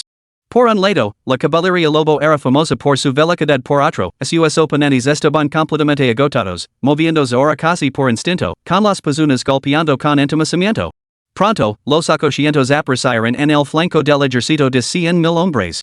El carácter de su gran estandarte era ahora claramente visible. A tan corta distancia, la verdadera naturaleza de la situación se hizo evidente. Esto. Los 800 hombres estaban atenidos. Entre las filas de los soldados echaban espuma por la boca debido al agotamiento, pero apretaban los dientes para seguir adelante. Los que se quedaban atrás eran ejecutados inmediatamente por los supervisors militares que los acompañaban. Sus expresiones eran inexpresivas, llenas incluso a los 800 jinetes que rodeaban silenciosamente su flanco. ¿Cómo puede alguien comandar así? Zhang Liao se quedó sin palabras. Aunque los tratados militares enfatizaban la importancia de la rapidez, esto no era una maldita carrera a muerte. Incluso se llegaban a las tiendas de la corte real, ¿cuánta fuerza de combate les quedaría? Una completa locura. Zhang Liao observó durante un rato más antes de ofrecer su valoración más sincera. En todos mis años al mando de tropas, nunca he visto una guerra llevada a cabo de esta manera. Esto es inaceptable. Estoy bastante tentado de conocer en persona a este general insensato. General, usted dijo que solo vamos a observar. Echemos un vistazo más de cerca. Zhang Liao clavó los talones en los flancos de su caballo. Muchachos, traed unos cuantos cueros cabeludos. Al menos eso satisfará a los Xiongnu. Los lobos recorren 1,000 miles para darse un festín de carne, los perros recorren 1,000 miles para comer excrementos. Así es como actúa nuestra caballería lobo. ¿Qué es eso?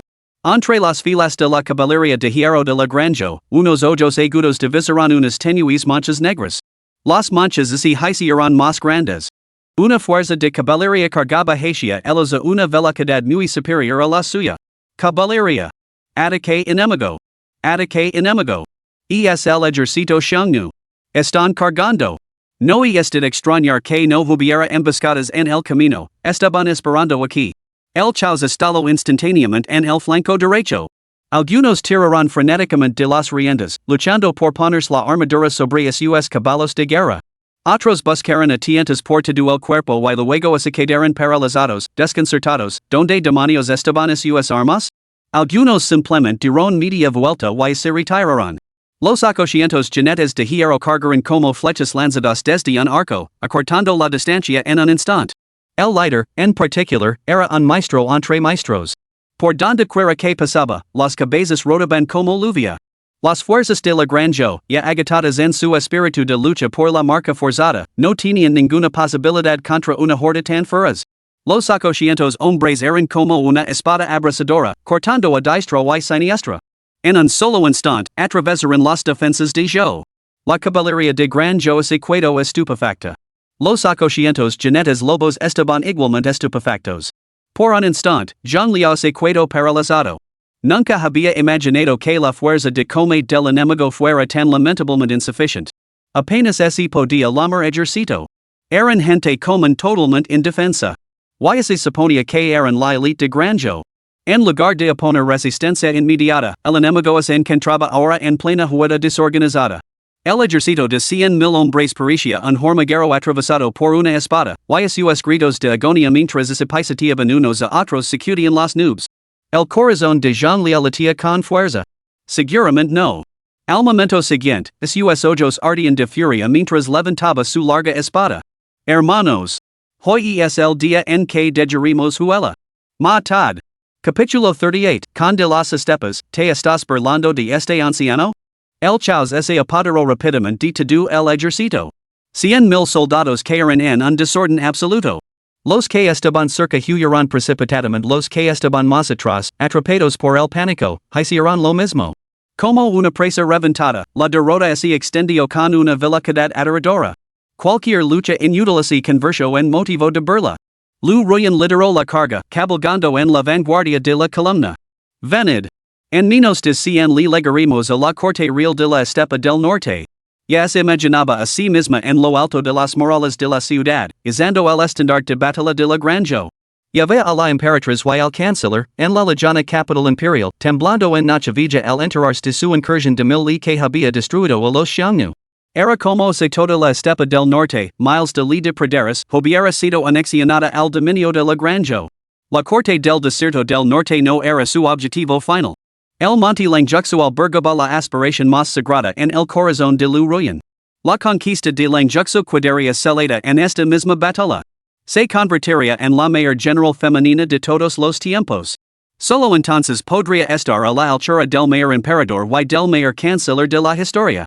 ¿Qué podía lograr un hombre que no pudiera lograr una mujer? Ridículo.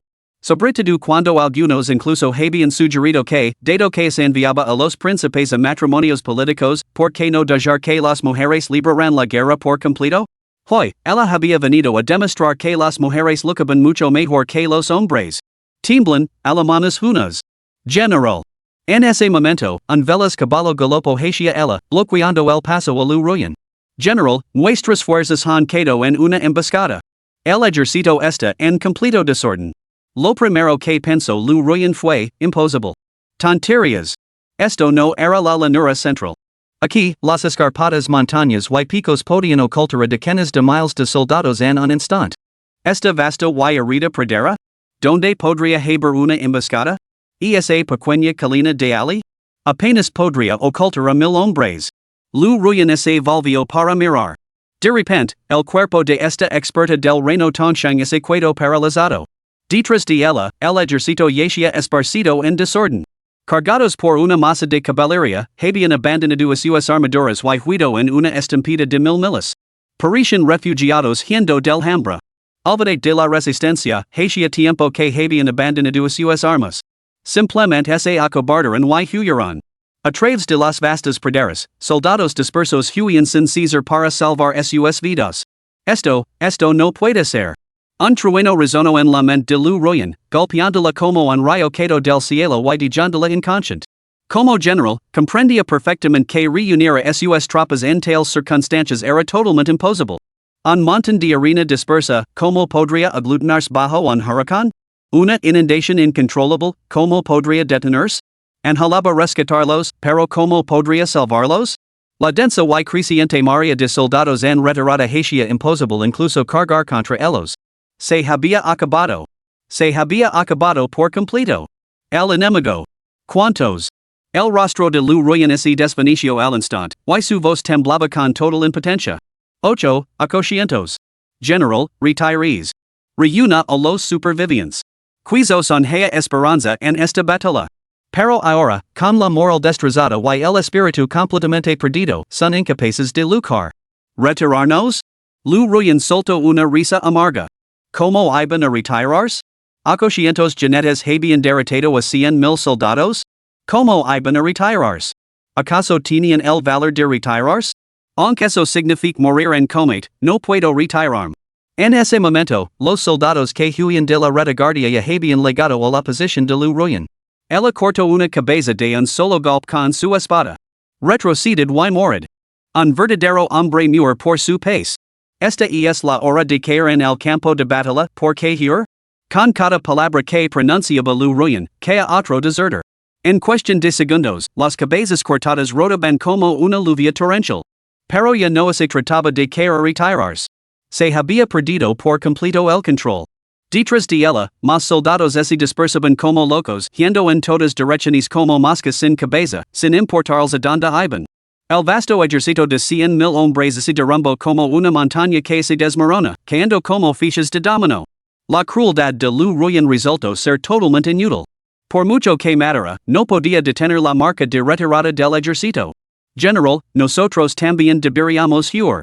Esto no es más que una emboscada de los hunos. Nuestra fuerza principal debe de estar llegando aquí ahora mismo. El fiel ayudante de Lu Ruyan suplicó con sinceridad. General, esto no es culpa suya. La guarnición fronteriza está podrida hasta la médula. Y llaman a estos hombres la elite de nuestro granjo. Huyeron a la primera señal de batalla. Aunque muera, debe informar de esto a su majestad. Una chispa de comprensión brilló en los ojos vacíos de Lu Ruyan. Esta batalla. Quizás no fuera del todo culpa suya. ¿Había fallado su mando? Un ataque sorpresa de 1,000 miles de estos soldados hubieran seguido su estrategia, habría sido una campaña sin precedentes para aniquilar a una nación. 10,000 hombres contra aconcientos, y sin embargo habían sido masacrados como se marcarán por campos vacíos. ¿Qué clase de ejército era este? ¿Eran realmente las fuerzas de élite convocadas por el edicto de su majestad? Ridículo. El éxito estaba al alcance de la mano, a menos de 100 li de la corte turca, pero habían fracasado ali. A juzgar por esto, incluso sin esos aconcientos, habrían sumido a sus propias filas en el caos y sufrido una derrota aplastante. Las fuerzas fronterizas se han podrido hasta tal punto. No. Aunque le costara la vida, debía informar a su majestad del estado actual de las fuerzas fronterizas. Aunque su sueño de conquistar la guarida del lobo se hiciera añicos, ella sería la guía de la corte de Granjo. Lu Ruyan apretó los dientes y echó una última mirada al campo de batalla. Trade artillería pasada para arrasar la capital imperial, murmuró. Solo entonces montó decididamente en su corcel. Retirada. ¿Qué? Los ojos de Chanyu modo casi así le salieron de las órbitas, y su enorme cuerpo se convulsionó violentamente. ¿Aconcientos derrotaron a 100,000? ¿Te tomas la libertad de burlar de este anciano? Chanyu, es absolutamente cierto. El campo de batalla se encuentra a solo 100 li de nosotros. El general Zhang ya está persiguiendo al enemigo. Si no lo crees, sal ahora mismo y compruébalo por ti mismo. Pum. Modu Chanyu se derrumbó en el suelo. Luego se puso de pie de un salto.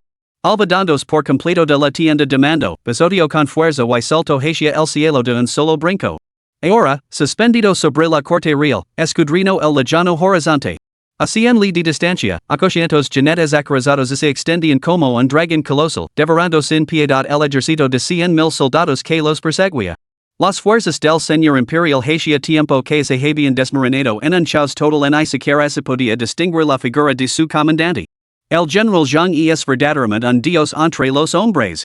Aunque en este mundo existe una extraordinaria destreza marcial, casi todo el mundo cultivaba sus artes. Derrotar a miles de tropas solo con la fuerza individual era impensable. Incluso el propio modo poseía un cultivo que superaba sutilmente el de Zhang Liao, pero enfrentado a 100,000 soldados, parecería sin saber cómo. El cielo me ayuda. Verdaderamente, el cielo me ayuda. Justo cuando estaba a punto de declarar la guerra a Granjo, los cielos me conceden un guerrero sin igual. Ya. ¿De qué serve tu príncipe turco? Yo tengo al general Jean. El resultado es de porverse. Mudu, el shanyu, reprimió su emoción interior.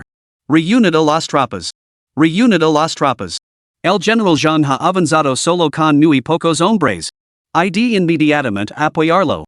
Tomad el paso de Yenmen de un solo golpe decisivo.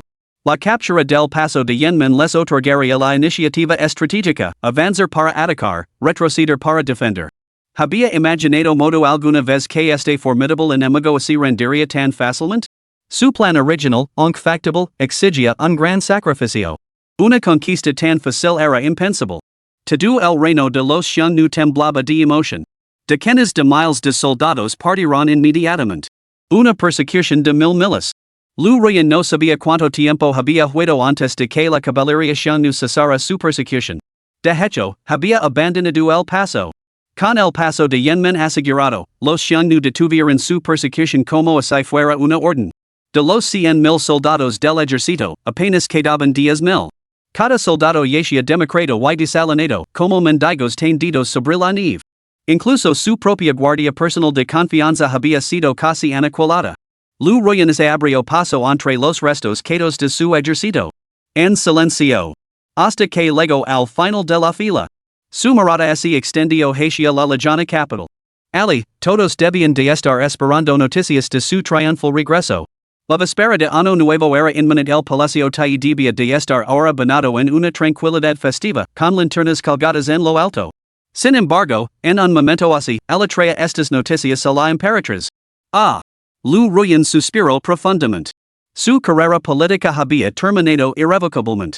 Lo único que podía hacer ahora era regresar para asumir la culpa y informar a su majestad de que la corrupción dentro de las guarniciones fronterizas había alcanzado profundidades inimaginables. Si no hubiera sido por esta convicción que la sostenía, Lu Ruyan bien podría haber puesto fin a su propia vida. Como dice el refrán, las buenas noticias nunca llegan lejos, pero las malas se propagan como la pólvora.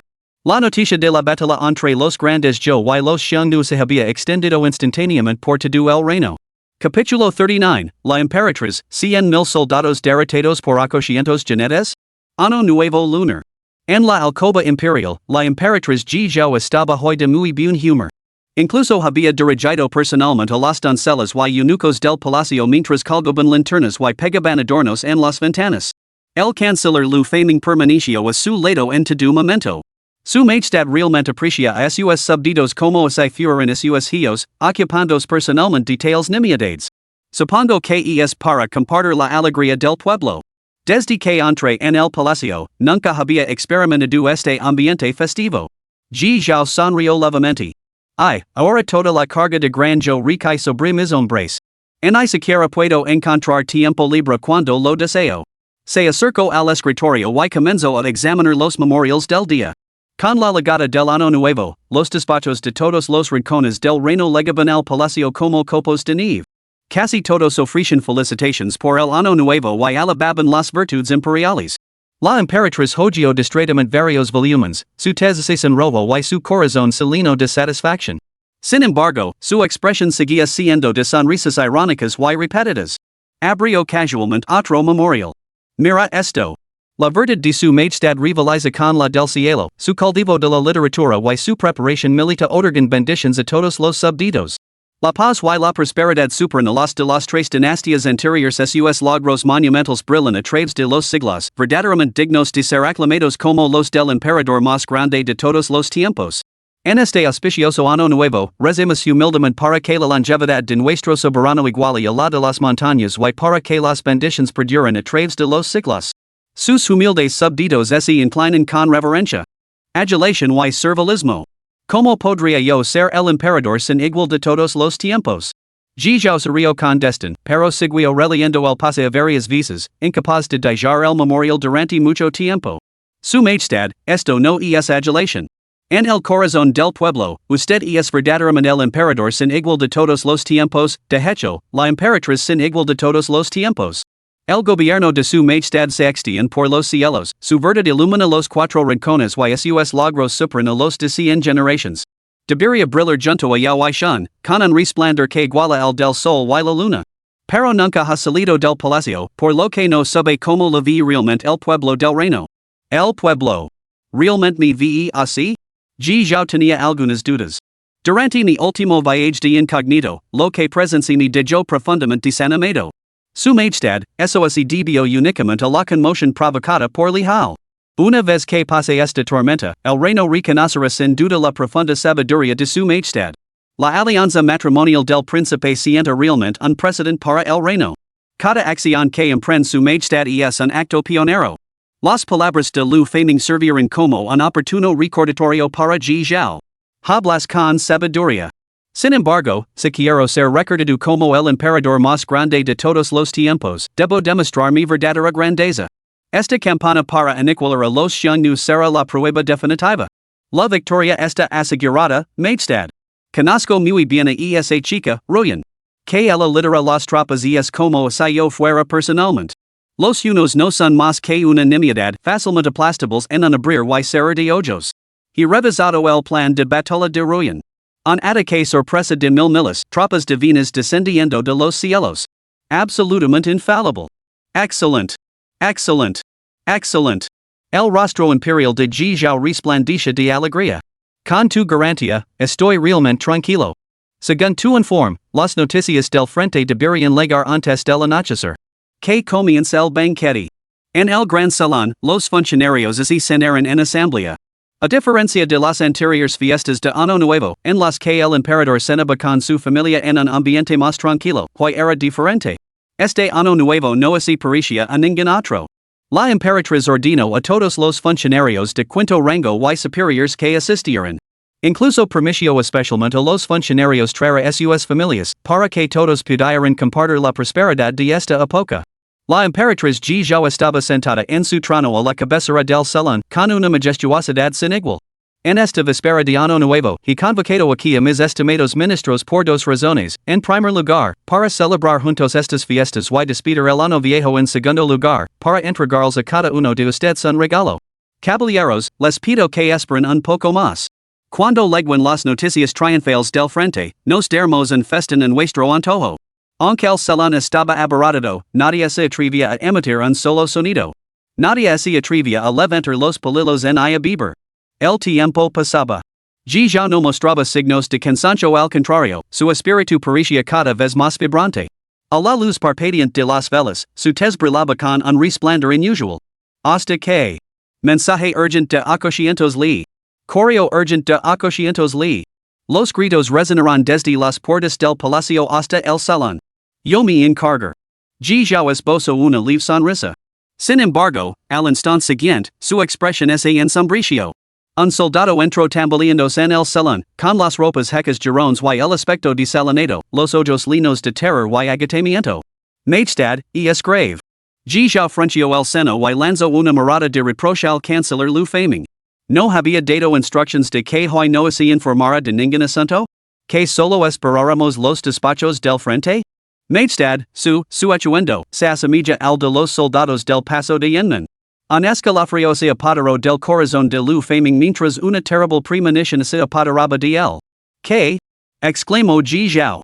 Majestad, Lu Ruyan, actuando sin autorización, persiguió imprudentemente la gloria lanzando una incursión de miles contra los Xiongnu, sin tener en cuenta la vida de sus soldados. Agotados, cayeron en una emboscada. Casi todo el ejército de 100,000 hombres ha sido aniquilado. Y los emboscadores de esta fuerza de 100,000 hombres. Apenas 800 jinetes. Un estruendo atronador estalló en toda la sala. La última afirmación, en particular, causó tal conmoción que nadie podía comprenderla. La codicia por la gloria, el avance imprudente, la ejecución de ministros. La historia estaba plagada de ejemplos similares, y el fracaso no era nada sorprendente. Pero 800 jinetes emboscando a un ejército de 100,000 hombres y casi aniquilándolos. Esto es un completo disparate. ¿Te estás burlando de este emperador? Rugió Ji Zhao. 800 jinetes emboscando a 100,000 soldados? Incluso si el ejército estuviera completamente agotado, 800 jinetes serían meras motas de polvo ante ellos. Absurdo. Es realmente el colmo del absurdo. ¿De dónde han salido estos soldados que se atreven a insultar así a mi corte? Sacadlos y decapitadlos. Los funcionarios se negaban a creerlo, Lu Faming se negaba a creerlo y Ji Zhao, por supuesto, tampoco lo creía. La batalla de Mai? La Betula de Chanchua? La Betula de Julu? La Betula de Pengcheng? Guandu? Shebi? Que broma. Incluso las victorias más improbables contra adversidades abrumadoras así construyeron sobre bases sólidas. ¿Aconcientos derrotando a 100,000? ¿Por qué no ascender al cielo mientras estás en elo? Su majestad, esto es absolutamente cierto. El soldado esbozo una sonrisa amarga. No solo estos funcionarios de la corte, ajenos a la betula, se negaban a creerlo, sino que incluso él, un veterano de innumerables campanas, lo encontraba totalmente inconcebible. Sin embargo, las pruebas estaban ante ellos. Nadie podía negarlo. Sus palabras apenas se habían apagado. Cuando volvió a estallar el clamor más ala de las puertas. Majestad, una calamidad. Majestad, informes del frente, 100,000 soldados completamente aniquilados. Majestad, un envío urgente del general Lu Ruyan. Los mensajeros enviados desde todos los frentes llegarán al gran salón uno tras otro. Solo tras leer la carta manuscrita de Lu Ruyan, ya lo creo por completo. En ese instante, sintió como si una roca le hubiera golpeado el pecho. Derrotados. Verdaderamente derrotados. 100,000 soldados derrotados por aconcientos jinetes. Lu faming, es esta la victoria segura en la próxima batalla de la que hablabas? Capítulo 40, Nombre en clave, desenvaina tu espada. Recompensa por la misión, espada de las 10,000 almas. 100,000 soldados enfrentándose a aconcientos hombres? Hasta los cerdos podrían ganar eso. Y estos son los hombres que entrenaste personalmente. Bang! Bang! Bang! El sensuoso banquete que se había servido ante la Emperatriz quedó hecho añicos. Incluso el paso de Yenmen, la fortaleza más inexpugnable, ha quedado. ¿Comprendes el cost que ha supuesto la captura de esa fortaleza? 100,000 soldados. La élite más selecta de nuestra guarnición fronteriza. ¿Cómo voy a explicar esto al reino? ¿Dónde voy a poner mi cara? Lu faming ese quedó paralizado. Tal resultado era totalmente inaceptable para ella. Incluso si esos 100,000 soldados se quedaran allí pasivamente esperando la matanza, ¿no podrían haber agotado a esos 800 hombres? ¿Cómo es posible que hayan sido derrotados? Lu Ruyan era una comandante que ella había entrenado personalmente, rápida y decisiva en la acción, una maestra estratega. ¿Cómo pudo haber sufrido una derrota tan aplastante? Sí, debe haber algún engaño en juego aquí. Su majestad, tal vez haya circunstancias ocultas en juego. Las estepas no son como las llanuras centrales. No hay lugares para emboscadas. En combate abierto, 100,000 soldados no podrían ser derrotados por aconcientos hombres. Apuesto mi cabeza por ello. Pero esto es lo que claramente ha sucedido. El informe de batalla de Lu Ruyan está aquí mismo. Ji Zhuang seguía furioso. Su majestad, según mis cálculos, solo un escenario podría producir tal resultado. ¿Qué escenario? Lu faming miró a los ministros reunidos. Debe ser que alguien ha estado conspirando en secreto con los Xiongnu todo este tiempo. Solo mediante una operación interna y externa podrían aconcientos hombres haberse paso entre 100,000 en realidad, nunca fueron solo aconcientos, innumerables otros se habían convertido desde hacía tiempo en cómplices de los Xiongnu. Las palabras de Lu faming sumieron a la Emperatriz en una profunda reflexión. Al mismo tiempo, desataron un acalorado debate en todo el banquete. El canciller debe asumir la responsabilidad de sus palabras. Las tropas desplegadas esta vez eran los soldados más leales y selectos de nuestro granjo. ¿Cómo podrían tener vínculos con los Xiongnu? Los Xiongnu levan años aislados, sin ningún contacto con el mundo exterior. Canciller, una derrota es una derrota. Deberíamos centrarnos en prepararnos para la próxima campaña. ¿Por qué recurrir a tales calumnias? Solo desmoralizan en nuestra guarnición fronteriza. Todos los despachos del frente acusan a Lu Ruyan de ambición temeraria. ¿Por qué solo el canciller está haciendo aquí especulaciones descabelladas? Los inocentes serán declarados tales. Este asunto será investigado a fondo. Deje de desafiarme obstinadamente. Lu faming se mantuvo firme, sin pestañear ante los ministros reunidos. Basta. La Emperatriz, con la cabeza palpitando por el alboroto, silenció el banquete con una reprimenda atronadora. Los ministros solo se echaban la culpa unos a otros. Pero ¿de qué servía eso con respecto al asunto en sí? La desgracia recayó directamente sobre ellos. Tanto se había traidores entre ellos como se había quienes traicionaron a Lu Ruyan, que aconcientos derrotaron a 10,000 seguía siendo un hecho indiscutible. La furia de Ji Zhao estalló. Hace unos momentos, se había jactado de ser la emperatriz más grande de todos los tiempos, con logros que superaban incluso a los de Qin Shi Huang y el emperador Wu Dehan.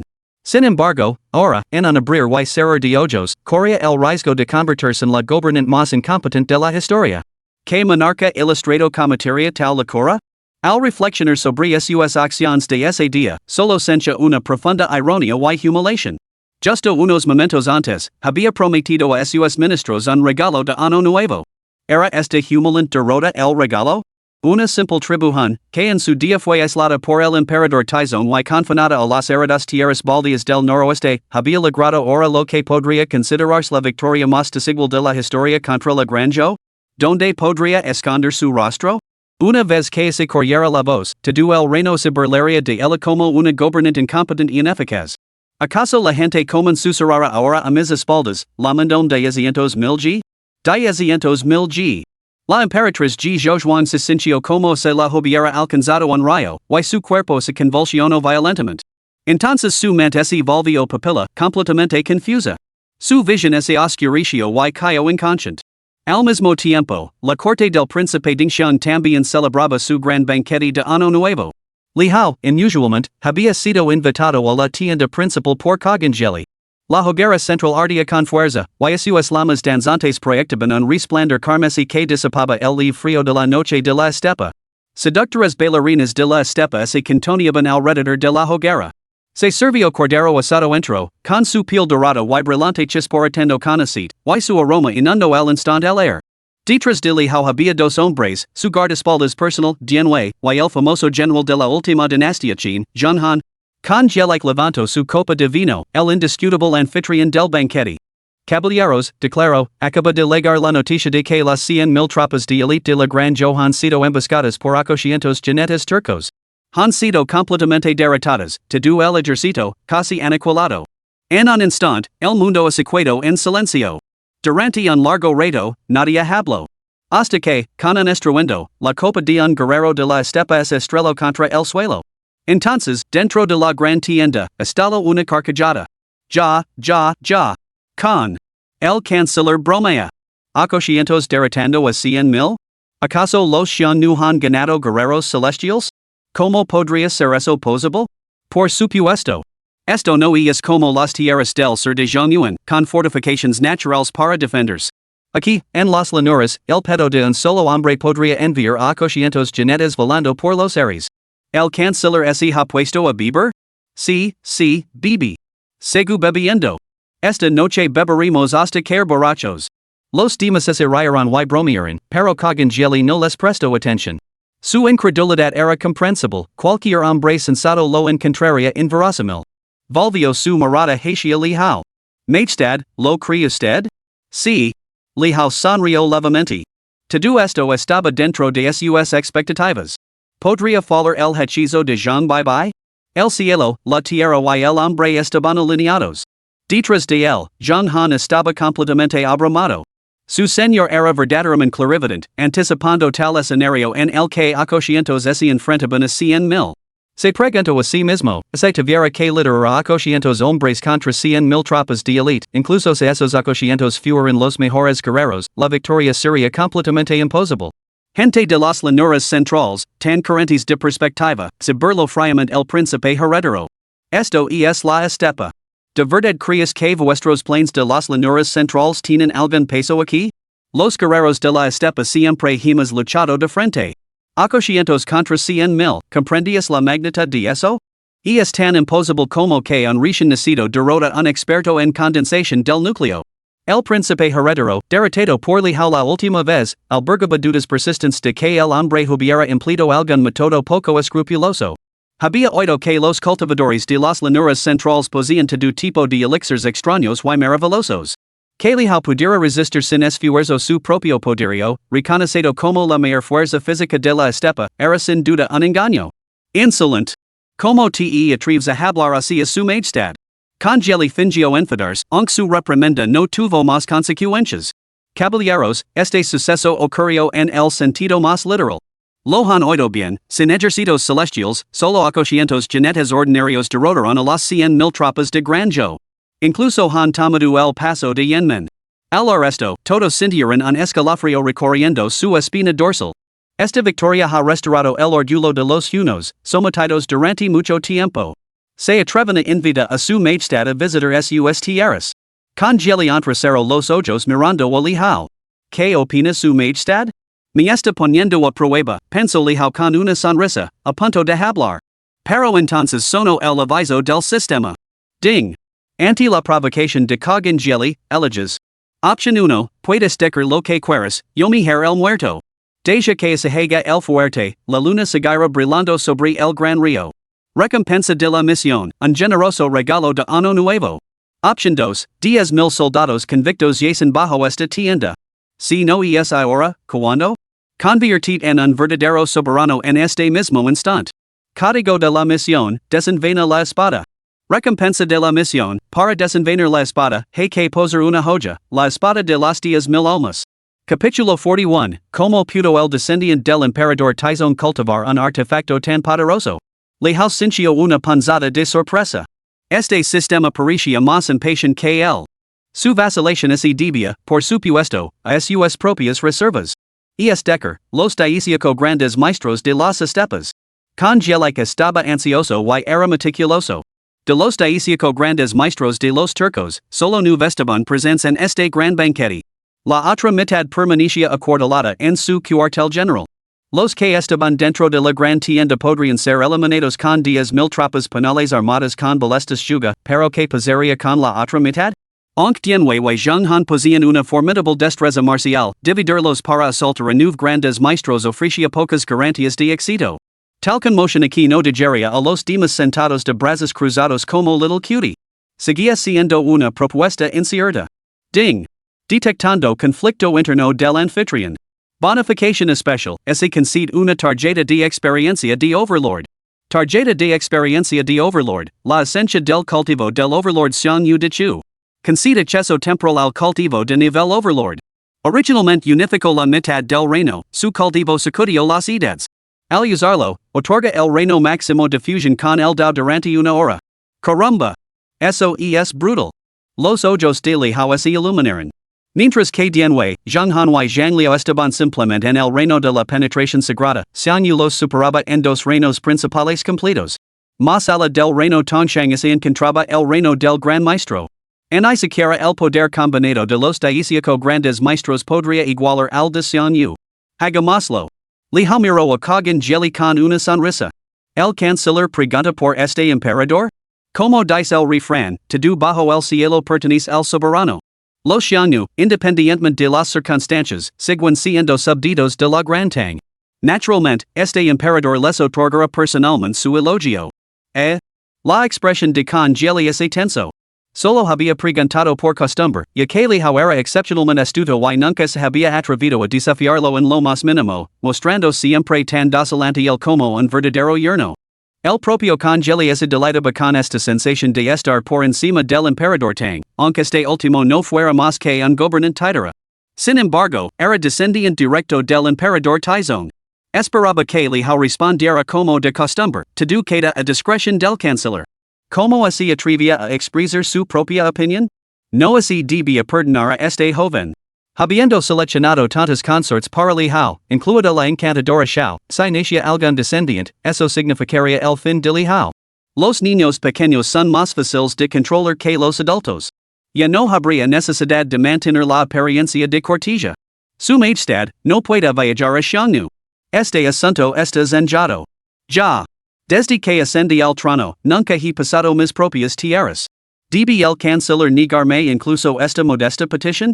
Lijao habló, haciendo un gesto imperceptible hacia Zhenghan. Este último lo entendió, retrocedió un paso sin mostrar emoción alguna y se desvaneció lentamente entre las filas de las sirvientes del palacio que estaban allí. Insolencia. ¿Cómo te atreves a hablar así a mi padre? El príncipe mayor, a diferencia del Congeli, no se entregaba a tal hipocresía. Inmediatamente golpeó la mesa con el puño y se puso en pie. Lijao, ¿de verdad crees que eres emperador? Mi padre solo finge ser magnánimo, concediendo un mínimo de respeto. Pero este respeto no es un capital sobre el que te atreves a rebelarte.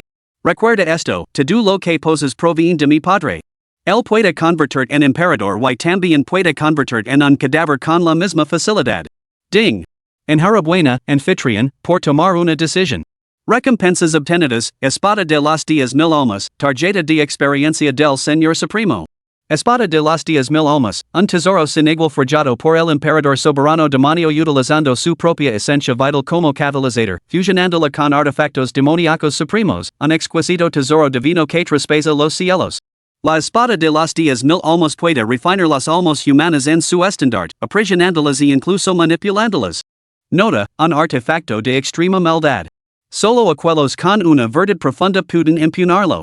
Úsalo con extrema precaución. Tarjeta de prueba del Señor Supremo, al activarla, otorga la sema del reino de la fusión del Dao, gobernando la mitad del mundo, durante una hora. Usando la tarjeta de prueba del Señor Supremo, Lihao invocó silenciosamente su poder. En ese instante, su verdadera esencia se fusionó en un vortiz celestial, resonando con las leyes cósmicas. Los ríos y lagos estrelados parecen estar a un suspiro de distancia, mientras que el sol, la luna y las estrellas yacen al alcance de sus dedos. Como te atreves? ¿Quién eres tú para interrumpir? Esta es una conversación entre su majestad y el canciller. En el momento en que Lihao pronunció esas palabras, toda la sala quedó en silencio. Si su protesta anterior había sido meramente simbólica, esta declaración revelaba su verdadera y desenfrenada audacia. ¿Se atrevía a reprender al príncipe heredero? En las estepas, nadie excepto Cogangeli había posado jamás tal audacia. Lihao. 2. Al instante siguiente, Lihao desapareció de su asiento. Cuando reapareció, sostenía en la mano una cabeza cortada, la del príncipe heredero. El delito de insultar al soberano exige la ejecución. Canciller, ¿tiene alguna objeción? Congeli contempló el rostro sonriente que tenía ante sí y experimentó por primera vez el verdadero significado de la ira de un emperador. Pero ¿cómo se atrevía? ¿Quién lo había concedido la audacia de matar a su propio hijo ante sus propios ojos? Como legendario señor de la guerra de las estepas, Cogangeli se recuperó de su momentáneo shock con rápida lucidez. Su expresión se volvió horrorizada, su voz se llenó de angustia, su majestad. ¿Por qué esta rebelión? Las bailarinas que estaban detrás de él habían huido hacia tiempo a un rincón, encalladas con las manos sobre la cabeza. Los demás invitados de las estepas, incluidos los 9 grandes maestros, se abalanzaron hacia delante, rodeando a Cogangeli. Esperaban su orden para hacer picadillo al emperador tan que tenían ante ellos. Cogangeli se abrió paso entre la multitud y se agachó para abrazar el torso decapitado de su hijo. No hubo ningún rugido desgarrador. Su voz se volvió cada vez más plana y fría. Lihao, eres realmente un hombre inteligente.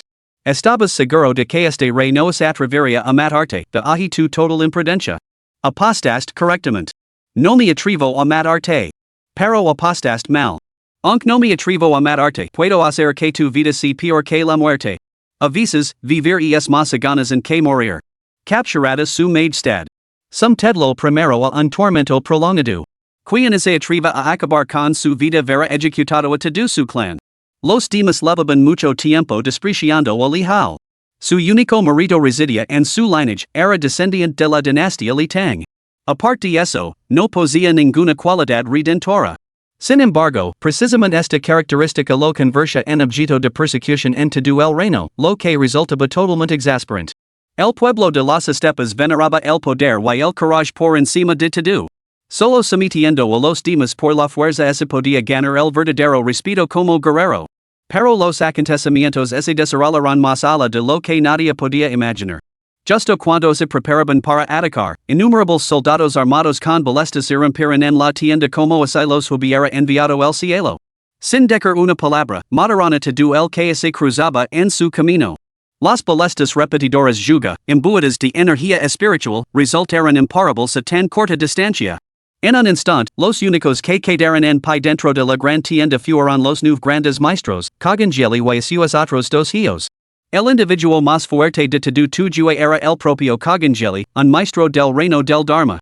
Entre los 9 grandes maestros, uno más estaba en el reino de la forma del Dharma, mientras que el resto estaban en el reino del sabio penetrante. Incluso ahora, Cogangeli permanecía imperturbable.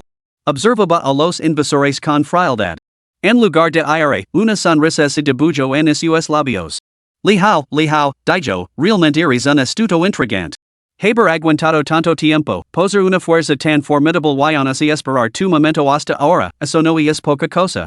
Si a te hubiera concedido más tiempo, bien podrías haber convertido en un segundo Taizu. Por desgracia, sigues siendo demasiado joven.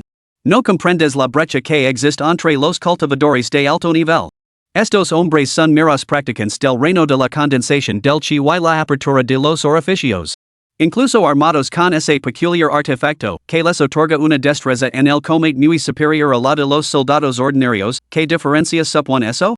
El poder del reino de la forma del Dharma está más allá de tu comprensión.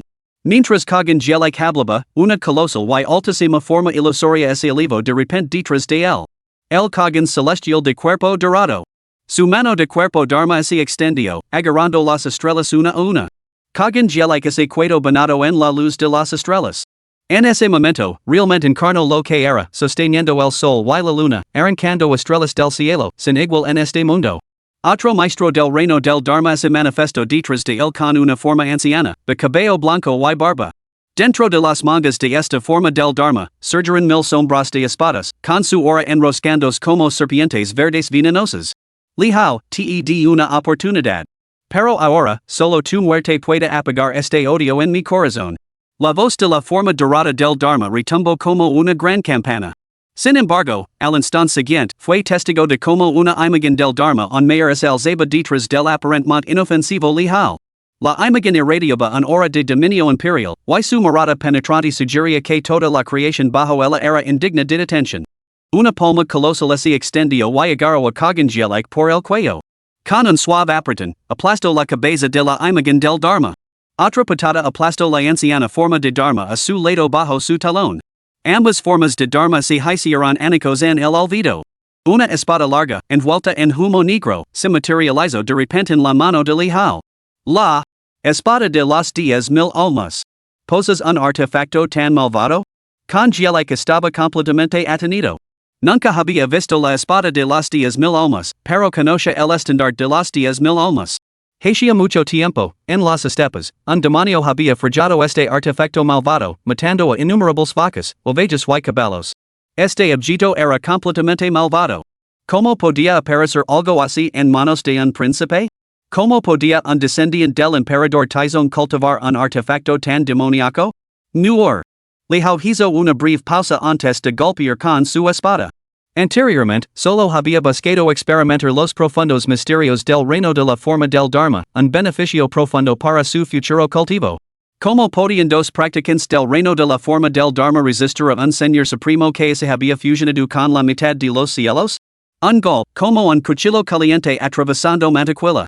En un instante, atravesó las defensas de Kagan Gelik. Antes de cortar la cabeza, Lijao soltó una risa fría. Esta es la espada del emperador humano. Capítulo 42, con, te enviar primero por el camino. Una nube de sangre salpicó cuando una espada se cobró dos vidas.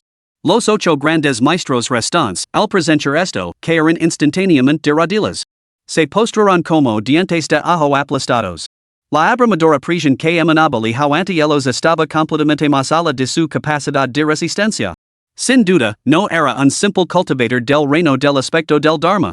Incluso podría haber trascendido las limitaciones de este mundo, alcanzando el reino de la fusión con el Dao, y no cualquier fusión con el Dao ordinaria.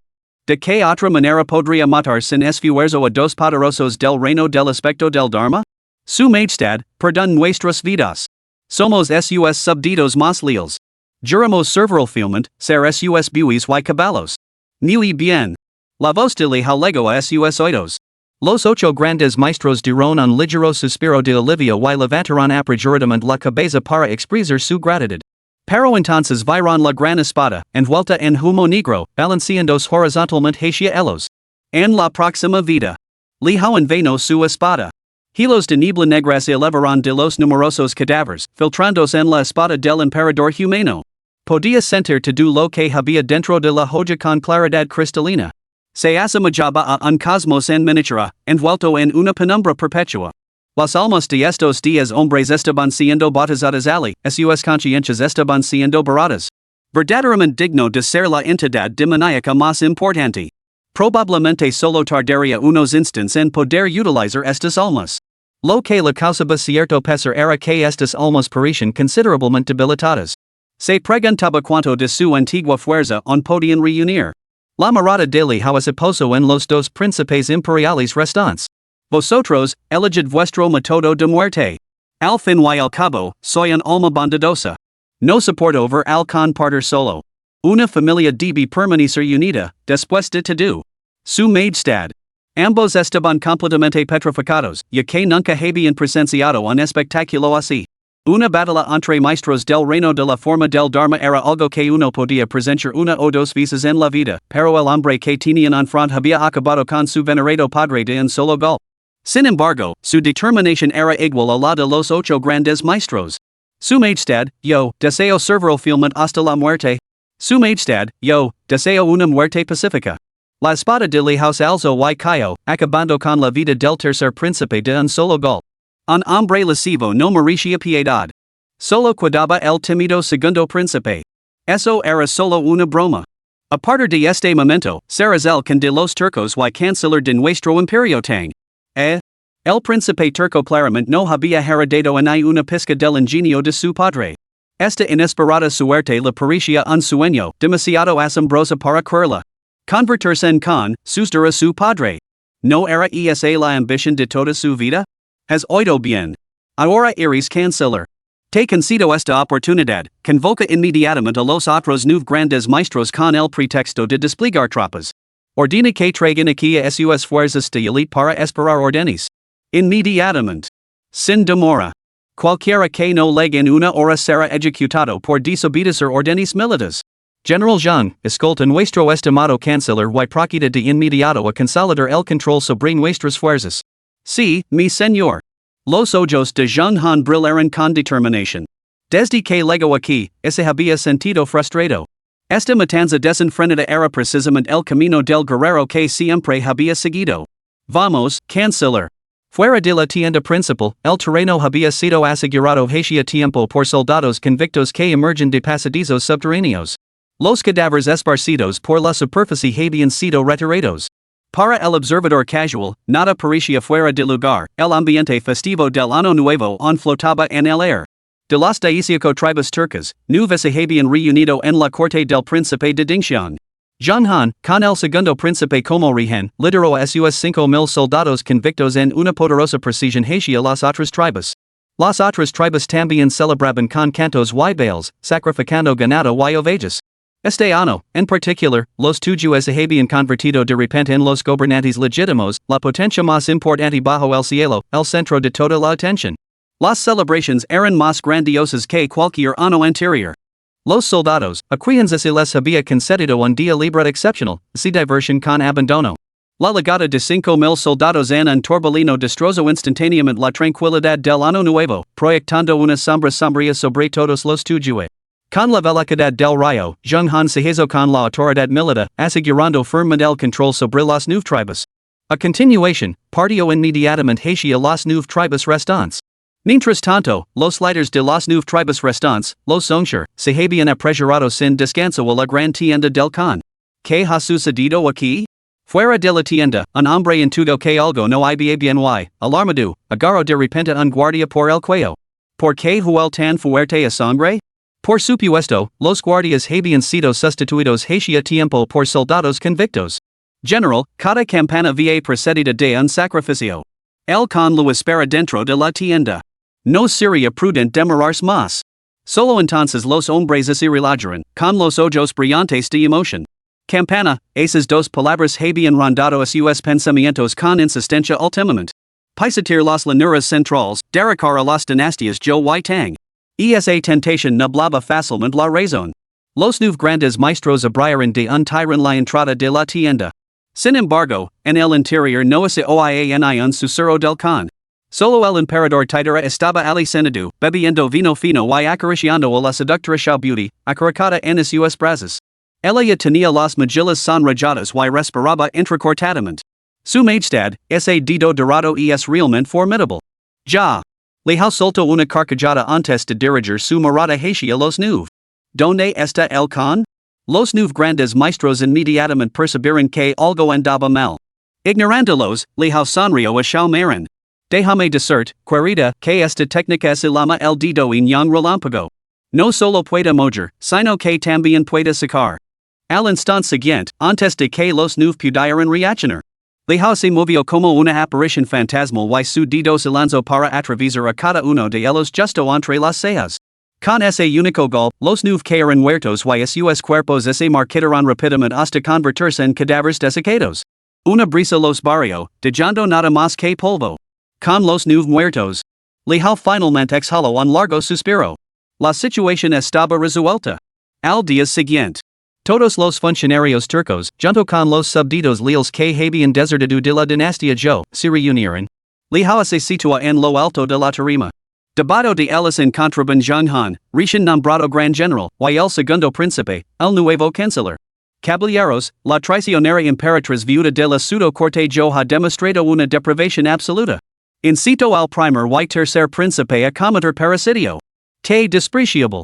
Esos príncipes insensatos, incapaces de resistirse a sus promesas vacías, han asesinado a su propio padre, el estimado canciller de nuestra dinastía Tang. No solo eso, sino que incluso nuestros 18 maestros guerreros de las estepas han sido condenados a muerte por estos príncipes. Tales actos provocan la ira tanto del cielo como de los hombres. Caballeros, ¿qué caso debemos tomar? El apasionado discurso de Leao conmovió a las masas turcas que se encontraban abajo, quienes, aunque no lo entendían claramente, se emocionaron al instante hasta llegar al frenesí. La audacia es increíble. Lo hemos dado demasiada libertad, y se atreve a tratarnos como basura. Su Majestad, venga nuestro canciller. Marque contra los pseudo-Zhou. Que despreciable es la reina demonio. Durante años ha empleado esta estrategia de sembrar la discordia, pero esos dos príncipes son realmente necios, han vuelto a caer en la trampa. Pero sin los 18 grandes maestros, ¿cómo podremos enfrentarnos a la reina demonio? No sabes nada. Se dice que las 100,000 tropas de la reina demonio fueron derrotadas por solo 800 guerreros Xiongnu. La fortuna de la dinastía pseudo-Zhou se agotó hace mucho tiempo. Caballeros, calmeos. Leao hizo un gesto con la mano. El canciller era un hombre leal y justo. Incluso en sus últimos momentos, confió al segundo príncipe la tarea de velar por este soberano. Este soberano está profundamente conmovido. Tanto por razón como por deber, debemos aplastar a los pseudo-Zhou y vengar al canciller. Sin embargo, hay un antiguo dica, para hacer un buen trabajo, primero hay que afilar las herramientas. Si queremos marchar contra la pseudo-Zhou, debemos prepararnos. En primer lugar, las tribus acaban de sufrir una gran calamidad y han visto cómo sustituyen a sus generals. El descontento es inevitable. Les exijo que denuncien y comuniquen cualquier disidencia. Los que se atrevan a resistir serán ejecutados sin piedad. Los informantes serán recompensados con 100 taels de oro. En segundo lugar, para repeler las amenazas externas, primero debemos asegurar nuestras fronteras. Antes de marchar contra los pseudo-Zhou, los Xiongnu y los Jurchen deben formar una alianza firme. No partir solo para ser emboscado por estas dos tribus a mi paso. En tercer lugar, todos los hombres de nuestra estepa son soldados. A partir de hoy, todos los varones sanos deberán presentarse en los cuarteles. El general Zheng supervisará el entrenamiento unificado, asegurando que estén listos para la campana en cualquier momento. Siempre listos. Grito Dianwei desde abajo, con su voz atronadora resonando en toda la estepa. Era una frase que Leao la había enseñado específicamente. Al principio, a Dianwei la había parecido bastante corriente. Pero al pronunciarla ahora, sintió que su espíritu se elevaba. Siempre listos, sí, ese era el destino de los soldados. Siempre dispuesto a dar la vida por la nación, siempre dispuesto a servir al soberano. Sus palabras contagiaron instantáneamente a los demás soldados. Pronto, toda la estepa resonó con gritos emocionantes, voces inquebrantables ante la muerte. Siempre listos. Siempre listos. Siempre listos. Para expresar su dolor, Leao pospuso la gran boda que había preparado. Las bellezas seleccionadas de toda la estepa fueron enviadas de vuelta a sus respectivas regiones. No se podía evitar a veces, las diferencias raciales daban lugar a gustos divergentes en cuanto a la belleza, salvo en el caso de bellezas excepcionales como Xiaomei, cuyos rasgos gustaban a todo el mundo. La noticia de la muerte de Khagan Gelia y el edicto imperial que convocaba a Leao para discutir grandes estrategias legó simultáneamente a todas las facciones de la estepa. Corte real de la estepa del norte. Modu Chanyu estaba radiante de triunfo, con un orgullo palpable. Señores, realmente es en caso de que un vecino sica chiles y el vecino de al lado se pica. Quien podría haber previsto que en solo unos días, vuestro xiong no lograrían un cambio tan radical en su suerte? Señaló con un gesto a la figura imponente y firme que estaba a su lado. General Zhang. Verdaderamente, el cielo ha enviado a este Salvador a este rey. 800 hombres derrotaron a 100,000. ¿Quién podría igualar tales hazanas? Incluso el gran emperador Taizong de Antano se quedó muy corto. Apenas podía contener su emoción. Después de hablar, chasqueó los labios pensativamente. Si no lo hubiera presenciado yo mismo, habría pensado que había vuelto a la era de Qin Shi Huang o Han Wudi. Desde que esos dos grandes emperadores desaparecieron, la fortuna del mundo se ha desmoronado. Por mucho que uno hacía esfuerzos, es imposible romper el reino de la forma del Dharma. Sin ese avance, ¿quién podría enfrentar solo a 10,000 enemigos? Sin embargo, el general Zhang lo ha conseguido. Mucho más esplendidamente que aquellos que confían en el mero cultivo para aplastar a sus enemigos. Caballeros, celebramos al general Zhang. Con modo miro a Zhang Liao con el corazón lleno de dulzura. La aparición de este hombre extraordinario no hizo más que intensificar su ambición de luchar por la supremacía en las llanuras centrales. Existe una raza en este mundo conocida como los elegidos del destino. Donde quiera que aparecen, la fortuna es reúne. Aunque la pseudo-dinastía Zhou había reunido la fortuna de 1000 eruditos confucianos en el Salón de la Armonía Suprema, seguía siendo una fuerza artificial. ¿Cómo podía rivalizar con un hijo de la fortuna nacido de forma natural? El hijo de la fortuna es favorecido por el cielo. Zhang Liao era claramente uno de esos hombres. De lo contrario, 800 contra 100,000 sería demasiado absurdo. A partir de hoy, el general Zhang será nuestro divino general celestial de la estepa. ¿Alguien se opone? El título de general celestial del poder divino tenía dentro de los Xiongnu la misma importancia que el de general supremo de la estrategia celestial de la dinastía Tang, comandante en jefe de todos los ejércitos. Ningún Xiongnu se había atrevido jamás a levar tal título. Sin embargo, nadie se atrevió a desafiar a Zhang Liao. Los líderes Xiongnu reunidos levantaron inmediatamente las manos en señal de celebración. El con bromea. General Zhang, aunque no fuera el general celestial del poder divino, podría convertirse en el canciller de nuestra tribu, solo superado por el propio con y por encima de todos los demás. ¿Quién se atrevería a negarse? Exacto. Si alguien se atreve a negarse, será el primero en acabar con él. Ja ja ja. El con podría establecer una regla, quien puede derrotar a 10,000 con solo 1000 puede considerar ofrecer sugerencias. Conmotion. Tal era la profunda impresión que Zhang Liao había dejado en ellos. Al mismo tiempo, su integridad inspiraba un respeto universal. De principio a fin, hay una pizca de arrogancia impano sus extraordinarios logros. Su comportamiento siguió siendo siempre accesible y modesto con todos. Sin embargo, al mencionar el régimen pseudo-Zhou, su rostro se ensombreció instantáneamente con intenciones asesinas. Un hombre así, que posee tanto un corazón de pura devoción como una profunda humildad, ¿quién podría negarse a someterse? Zhang Liao sonrió levemente. Su excelencia, los títulos vacíos no me atraen. Mi mayor deseo en esta vida es derrocar al pseudo-Zhou, hacer pedazos a esa emperatriz y luego retirarme en silencio, ocultando tanto mis hazanas como mi fama. Ja ja ja. Excellent, excellent. Modo con levantó el pulgar en señal de aprobación. Un verdadero maestro, solo con esa mentalidad, ya había superado a todos. Puede rechazarlo, pero este soberano insiste en otorgárselo, mi divino poder, general celestial. Caballeros, hay una segunda noticia trascendental. Han legado los enviados de los Tujue. El congele ha parecido, víctima de las intrigas de la emperatriz demoníaca. Asesinado por su propio hijo. Incluso los 18 grandes maestros en los que confiaba para sobrevivir fueron envenenados por su hijo, pilados totalmente desprevenidos. Zaz. Todas las almas presentes en la sala contuvieron el aliento. Las implicaciones eran asombrosas. La desaparición de congele podía dejarse de lado por ahora. Pero los 18 grandes maestros de los turcos? ¿Todos muertos? ¿Qué significaba eso? Los turcos no eran ahora más que un cascarón vacío. Sin esos 18 pilares, ¿cómo podrían mantener su dominio sobre las estepas?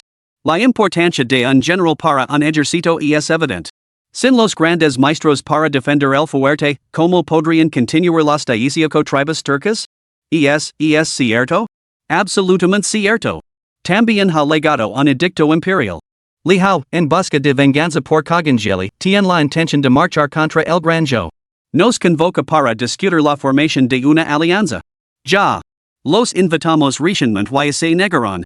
Ahora que los turcos han perdido toda su fuerza, vienen a suplicarnos? Con, marcamonos inmediatamente.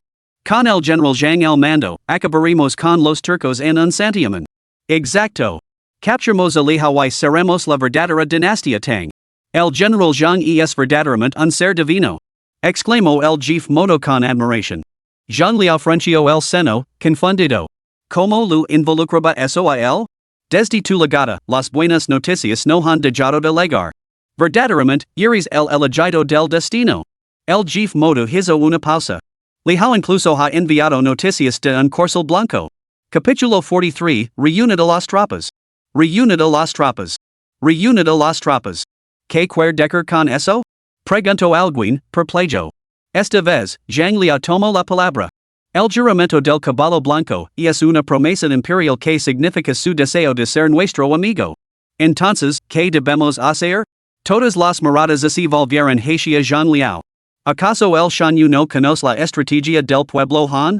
Retener al hijo del cielo como regen para controlar a los señores feudales. Si declaramos la guerra de repente, junto a los tuyos podría no ser difícil.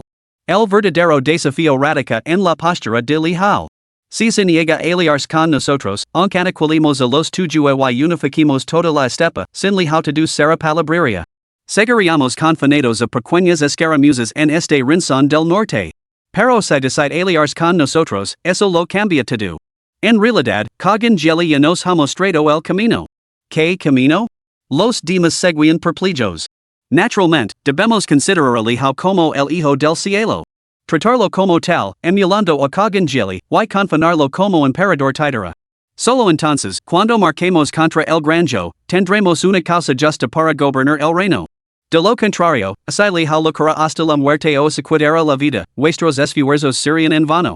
Por lo tanto, debemos ir. Y debemos llevar nuestras tropas con nosotros. Finger que acudamos en ayuda del emperador, luego en ganar a los cielos y apoderarnos de las daisíaco tribus de los tuyos. Una batalla decisiva decidirá el destino del mundo. Un silencio sepulcral se apoderó de la asamblea. Tras una larga pausa. Modwan Hilkon, finalmente hizo un gesto decisivo con la mano, reunida las tropas. El mismo se enfrentaría al emperador de Tang. Por encima de las nubes, en la corte del príncipe Dingxiang. Maestro Xuanji, no sobrepase sus límites. No team la venganza de mi secta Star River Sword? Al bord del acantilado, las túnicas blancas de la mujer ondeaban violentamente con el viento. Aunque despianada y sin aliento, su cautivadora belleza seguía siendo innegable. ¿Por qué tanta obstinación, hada fuyao? Leva 7 días y 7 noches siendo, y un te niegas a cultivar conmigo, Xuanji se quedó de pie con la espada en la mano, observando con tranquila compostura a la agatada belleza que tenía ante sí. ¿Ya estás agatada? Deja que este maestro tuista te muestra un poco de afecto. Xuanji no hay rencor entre nosotros. Si te gustan las mujeres, puedo conseguir muchas. ¿Por qué tienes que atormentarme? Este maestro tuista simplemente codicia tu cuerpo. Perdoname y las mujeres de la secta Shintian serán tuyas para que disfrutes. Ya. La doncella inmortal demuestra que los rumores son ciertos, no se puede confiar en ella. Que rápida es para traicionar a su propia secta. Pero este tuista no tiene gusto por las bellezas comunes. Sigo corriendo, mi querida doncella inmortal. Cuanto más luces ahora, más fuerza tendrá este tuista para violar más tarde. La hada fuyo dijo escapar un suave grito ahogado, sus dedos de los pies tocaron ligeramente el suelo mientras toda su figura se curvaba en un elegante arco, lanzándose rápidamente hacia la distancia. Si esta hada escapa hoy, convertirá todos los miembros de tu secta Qingyun en cerdos humanos. Ya. Este maestro tuista adora tu espíritu salvaje. La resistencia de Xuanji superaba claramente a la de la hada fuya. Con una sola zancada, la distancia entre ellos se redujo considerablemente. Momentos después, su mano estaba casi sobre el hombro de ella. De repente, la hada fuya soltó una risa fría. Giró violentamente. Una orden feroz brotó de sus labios. 10,000 espadas vuelven al origen. 2. La expresión de Xuanji cambió al instante. ¿On tienes fuerzas para desatar esta técnica? 10 mil espadas vuelven al origen, el arte secreto definitivo de la secta espada del río estelar. Su poder era inmenso, pero las condiciones para su ejecución eran igualmente agitadoras. Un solo lanzamiento agitaba casi la mitad de la esencia verdadera de uno. Un vortice de energía de espada se formó en un radio de 100 li, centrado en Fuyo Xianzi. Las espadas no conocen amo el cielo y la tierra son sus vainas. Las hojas caídas y las flores podían convertirse en espadas, de hecho, todas las cosas podían transformarse en espadas. En ese instante, el agua se cristalizó en espadas de hielo, la arena se fusionó en espadas de hierro negro y la madera ardió en espadas de llamas carmesí.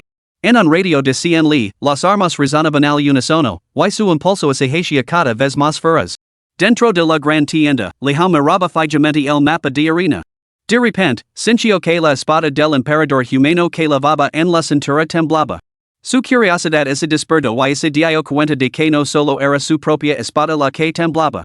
Las espadas que levaban en la cintura muchos oficiales y soldados también comenzaron a temblar antes de deslizarse automáticamente fuera de sus vainas. Como espectros, se dispararon hacia arriba a una velocidad vertiginosa. ¿Qué diablos está pasando? Lihao palideció por la conmoción y salió corriendo de la tienda. Bajo el cielo nocturno, fue testigo de una escena de impresionante grandeza.